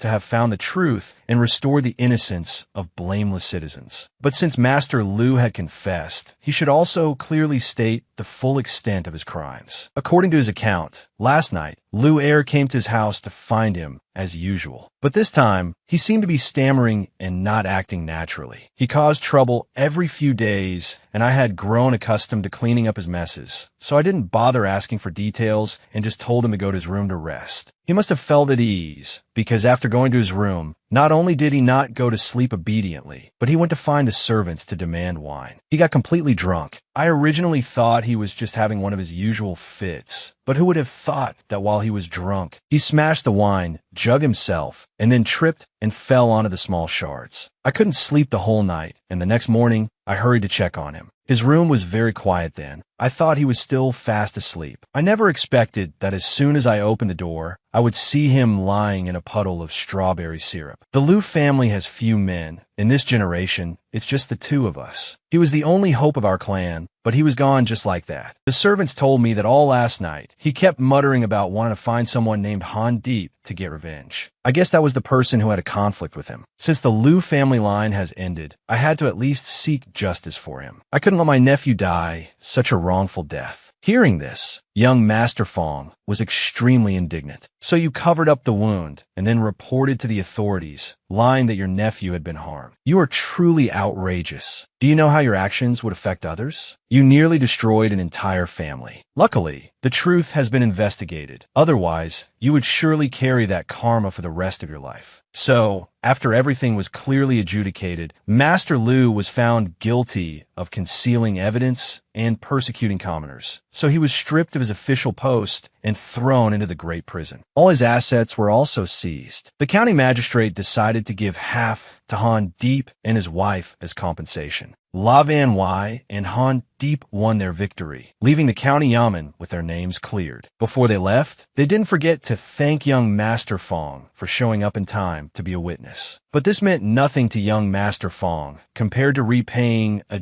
debt of gratitude. He still hoped that the one standing beside Van Wai was him, not Han Deep. The news quickly reached Quan Tuet Yen's ears. That pockmarked Luer had died unexpectedly. Young Master Han was falsely accused, but the matter was quickly clarified, and he had returned to his wife. Initially, Quan Tuet Yen had indeed wanted to harm Van Wai, but dragging Han Deep into it was not good at all. Fortunately, Han Deep was free now. Heaven was truly watching over him. The more she thought about it, the more scared Quan Tuet Yen became. She had only intended to set a small trap for Han Deep. Who would have thought it would cause such a huge incident leading to someone's death? As Quan Tuet Yen thought, she grew more worried. She wondered if Han Deep had discovered that there was a problem with that bowl of mung bean sweet soup. What if the officials followed the clues and came knocking on her door? This wouldn't do. She had to figure out how to get rid of that medicine packet. So Tuet Yen searched frantically, but she still couldn't find the medicine packet anywhere. Oh my God, this is so strange. I clearly put the medicine packet in here. So why can't I find it now? Who was it? Who came into my room and took it? Meanwhile, at Han Deep's house, it was exceedingly peaceful. As Van Wai put the two little ones to sleep, she felt a pang of pity. The two adults had suddenly disappeared without a trace. The children must have been terrified. Ever since I brought them back, they've been clinging to me nonstop. Thinking back, the plot has changed so much now. With so many sudden events like this, perhaps they will continue to happen in the future, forcing one to be vigilant. Oh my, I still can't sleep. Van Wai tossed and turned for a while before remembering. Ah, that's right. I still have something to ask Han Deep. So, even though her heart was still unsettled, Van Wai pretended to be asleep when she heard Han Deep approaching. Han Deep, unaware of anything, looked at his wife sleeping so soundly, and his heart ached even more. During the day in the courtroom, I should have accused Quan Tuet Yen. That was the best opportunity to seek justice for my wife. But Van Wai, why didn't you say anything to me either? The things I'm worried about, my wife has surely thought of them too. She is temporarily enduring this for my sake. She looks truly pitiful. Thanks to this incident, Han Deep's favorability rating increased a lot. The supermarket was also restocked with many new things, which made Van Wai feel satisfied. Since she couldn't fall asleep from lying there, and with Han Deep just sitting beside her like this, it was too awkward. So Van Wai decided to pretend to wake up, then gently told Han Deep to go outside, so the two little ones could sleep. After they were both safely outside, Han Deep, still unable to contain his frustration, exclaimed to Van Wai, "My wife, tomorrow I will go see Teacher Quan and demand justice for you."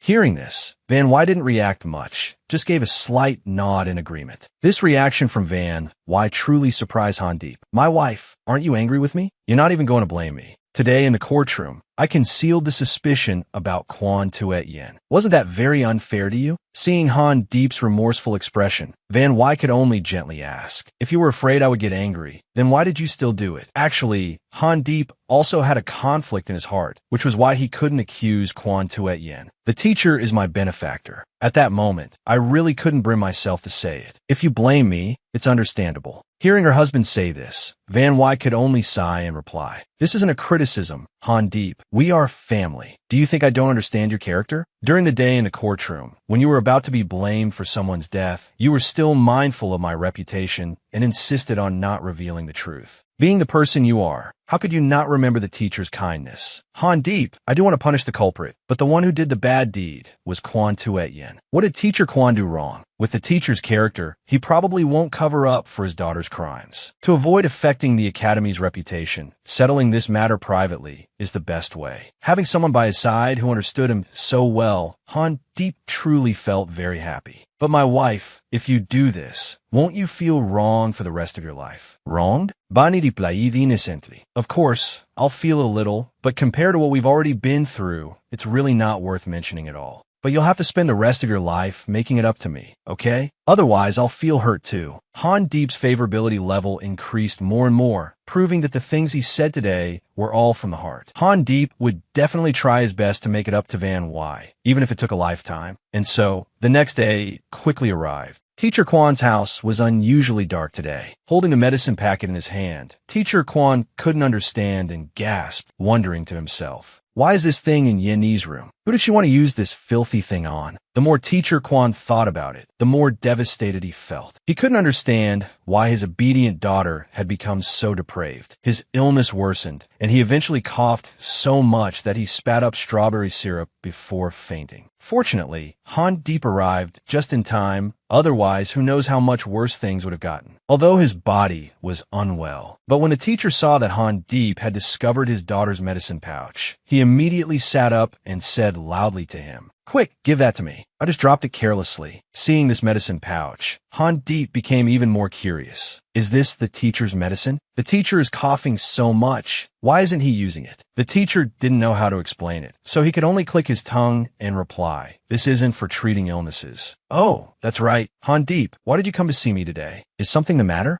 Taking the medicine pouch from Han Deep's hand, the teacher immediately stuffed it into his sleeve and started a conversation with him. "I heard you were nearly imprisoned. Fortunately, you were just framed. Your family wasn't too frightened, were they?" The teacher's behavior truly puzzled Han Deep. Normally, he rarely changed the subject so abruptly, yet today, he deliberately switched to another topic. Could he be trying to hide something? Although his mind was still full of questions, Han Deep could only reply politely, "I have troubled you, teacher. Everything at home is fine. It's just, there is something difficult to say." Seeing Han Deep so conflicted, Teacher Kwan could only give a slight smile and say, "You know, that expression of yours is exactly like your father's when he was young. Your father was a man who carried heavy thoughts and didn't like to talk to others. On a normal day, if he encountered any difficult matter, he would be just like you were a moment ago, his brows furrowed so tightly they could almost kill a turtle. Ha ha, like father, like son indeed. The resemblance is indescribable." Recalling the past, Teacher Kwan and his father had been fellow students, studying together at the academy back then. Unfortunately, his father later encountered misfortune and had no choice but to move into the village to get by, which was why he had to cut off contact with the teacher. But what exactly happened that year, forcing his father to lead the whole family to hide in the mountains? He truly still didn't understand to this day. Although he had asked many times, his father refused to say, and even now, he still didn't know the truth. Han Deep's father had passed away, so naturally, he couldn't ask him anything more. But the only other person from that time who was still around was right here. If Han Deep didn't ask now, he would never know the truth in his lifetime. So, Han Deep mustered all his courage and said, "Teacher, do you know why my father suddenly moved to live in the mountains back then?" Upon hearing this question, the teacher was silent for a moment, then slowly replied, "He offended a figure whom our group did not dare to provoke at the time." Han Deep, you're very much like your father. You have backbone. But you must remember this. Sometimes, being too rigid makes you easy to break. All right, let's not talk about this anymore. What did you come to find me for today? Just tell me. Consider me your elder. There is nothing that cannot be said. The matter on Han Deep's mind was already difficult to speak of, and now that the teacher had said this, it became even harder for him to say. It is because I, Han Deep, see you as an elder that it is so difficult to bring this up. When I say this, please do not get too angry. Your health is truly very important. Furthermore, this matter concerns your beloved daughter. As soon as these shocking words came from Han Deep's mouth, the teacher's heart seemed to clench. He was stunned and said loudly, "What? You're saying this involves Yenni? What happened to her?" Outwardly, he was asking, but inside, the teacher already had his answer. Could my suspicions be correct? Does this medicine pouch really belong to Yenni? Not making the teacher wait long, Han Deep slowly began to speak. "The other day, she gave me a bowl of sweet soup that had been drugged. But unfortunately, my wife ended up eating that bowl of soup, nearly causing a great disaster. Teacher, your student is not lying. If it weren't for such an important matter, I would definitely not have disturbed you while your health is not good. Actually, the teacher already knew even without Han Deep telling him. He recalled that early that morning, his health had improved a little, so he went out for a walk to clear his head. Moreover, I also stopped to buy a hairpin for Yin-Ni, thinking of it as a surprise gift, so I quietly placed it in her jewelry box, hoping it would make her happy. But I never expected to discover this medicine pouch. I thought she had some illness she didn't dare tell me about. So the next day, when I went to see the physician to have my pulse taken, I brought the pouch along and asked the physician to examine it. The result I received was even more shocking. That medicine is a forbidden drug, absolutely not to be used. Han Deep, I could only hope that Yin-Ni was just being curious, out of a moment of playfulness, and had never used this on anyone. But for things to have gone this far, I am truly very disappointed. I apologize to you for failing to raise her properly. Coincidentally, just as the conversation between the teacher and Han Deep reached its most tense point, Yin-Ni arrived and overheard everything. She was truly shocked to learn that her father was the one who had taken the medicine pouch. Yin-Ni's whole body was trembling with fear. So my father knows everything. He must be so disappointed in me. What should I do now? This is truly too serious. Han Deep was almost framed for murder because of this. Look at the look in Han Deep's eyes. It's 100,000 times colder than before. Oh heavens, Quan Tuet Yin, what are you going to do now? Maybe I should just go beg father. That's right, I did nothing wrong. Father will definitely help me. I don't want to go to jail for this. She had originally intended to calmly beg her father for help, but his attitude made Quan Tuet Yin tremble in fear. Come here to me now. Tell me, where did you get that filthy thing? Quan Tuet Yin, now crying and trembling with fear, told her father, I bought it from the Mama-san of the Chui Hong Lu. The more the teacher heard, the more his heart ached. Do you know what kind of place that is? How could a girl like you dare to do such a thing? Seeing her father's angry expression, Tuet Yin trembled even more. She cried as she fell to her knees and begged her father, Father, I was truly just momentarily foolish. I know I was wrong. Momentarily foolish? The teacher grew more and more grim as he spoke. A fine momentarily foolish. Then let me ask you, why did you use this drug on Han Deep? Didn't I make it clear to you from the beginning? He already has a wife. He already has someone in his heart. I told you to give up on him long ago. Why didn't you listen to me? No matter how much Tuet Yin cried and pleaded, the anger in the teacher's heart could not be quelled. He angrily pushed his daughter hard, causing her to fall to the ground, and yelled, after doing something so outrageous, you still want to have a future? Very well then. If you still want a future, then from this day on, you and I are finished. I no longer have a daughter like you. Seeing this scene, Han Deep also felt extremely pained. Thinking back, his wife had predicted this situation perfectly. The teacher's health was already poor, and it turned out that before he came here, to prevent any risks, Van Wy had given Han Deep a vial of medicine called quick-acting heart relief pills. The teacher's current health condition was indeed alarming, so Han Deep immediately took out the vial of medicine and said caringly to him, Teacher, please don't harm your health too much. This is medicine to regulate qi and blood. Would you please take it first? Furthermore, Miss Quan, out of respect for the teacher, I will not hold this matter against you. But my wife cannot suffer such an unjust accusation, so I want to confirm one thing with you. Pockmarked Lu Air getting drunk and then breaking into my house. Was that just a coincidence? Or were you behind it? Quan Tuet Yin was already in a miserable state, so she didn't want her reputation to be trampled on any further. She acted aggrieved and said loudly, Brother Han, I really don't know what you're talking about. Although Quan Tuet Yin refused to admit to the crime she had committed, Han Deep was determined to expose her. He continuously presented the evidence. That day, you were determined to make a move on me. First, you advised me to stay and take shelter from the rain, but you had already anticipated that I would refuse, so you then brought out the bowl of mung bean sweet soup that you had prepared beforehand. You deliberately used the teacher as an excuse, making it impossible for me to refuse. You had already put the drug in it, and I'm sure you intended to follow me all the way home, didn't you? But perhaps you didn't expect that. Something unexpected would happen that day. In the end, the person who ate that bowl of mung bean sweet soup turned out to be Van Wy, so the plan you painstakingly prepared was destroyed in an instant. After the incident, I thought back on these events. They are all connected, but there is still one thing I cannot explain. Pockmarked Lu Air got drunk, then broke into my house, and just so happened to run into my wife while she was under the influence of the drug. Miss Quan, don't you find this coincidence to be strangely bizarre?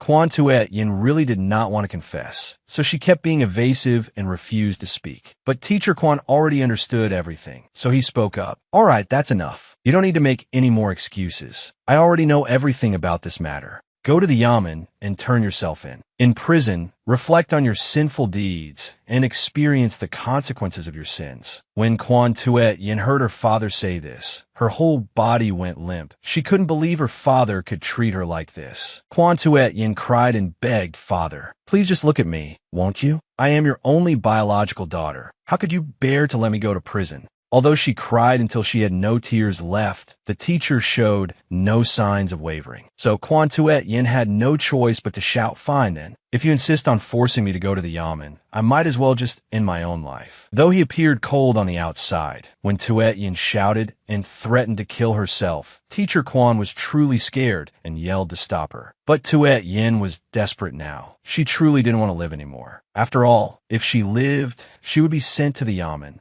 What was the difference between sitting in jail and being executed? The teacher's anger grew greater by the moment. On top of that, Tuet Yin kept talking back to his every word, making him so angry that strawberry syrup overflowed to his hat. In an uncontrollable fit of rage, he actually coughed up strawberry syrup. Seeing this, Han Deep immediately ran to find a physician. Otherwise, Teacher Quan would surely lose his life. Coincidentally, Van Wai also arrived just in time, which surprised Han Deep even more. It turned out that Van Wai couldn't feel at ease at home at all, so she had come to check on things. Seeing her husband in such a panic, she couldn't help but ask frantically, "What happened? Why are you sweating so much?" Although Han Deep was exhausted, he still tried to explain to Van why. The teacher just vomited a lot of strawberry syrup, and now he's unconscious. I was about to go find a physician for help. My wife, why don't you go inside and check on him first? Van Wai, of course, agreed. Seeing Han Deep's attitude, she guessed that he must have given the teacher emergency heart relief pills, but they had no effect, which was why he was so panicked. As soon as she stepped inside, Van Wai thought to herself, the teacher's condition is actually more serious than I predicted. La Van Wai, think fast. What kind of medicine do I have left in my supermarket that can be used? There are some sedatives, but I don't know how to give an injection. Van Wai was very flustered at this moment, but didn't know what to do. Then, after a moment of thought, she found a solution. Luckily, in the supermarket, there was still bottled liquid medicine and capsule pills used to stop bleeding,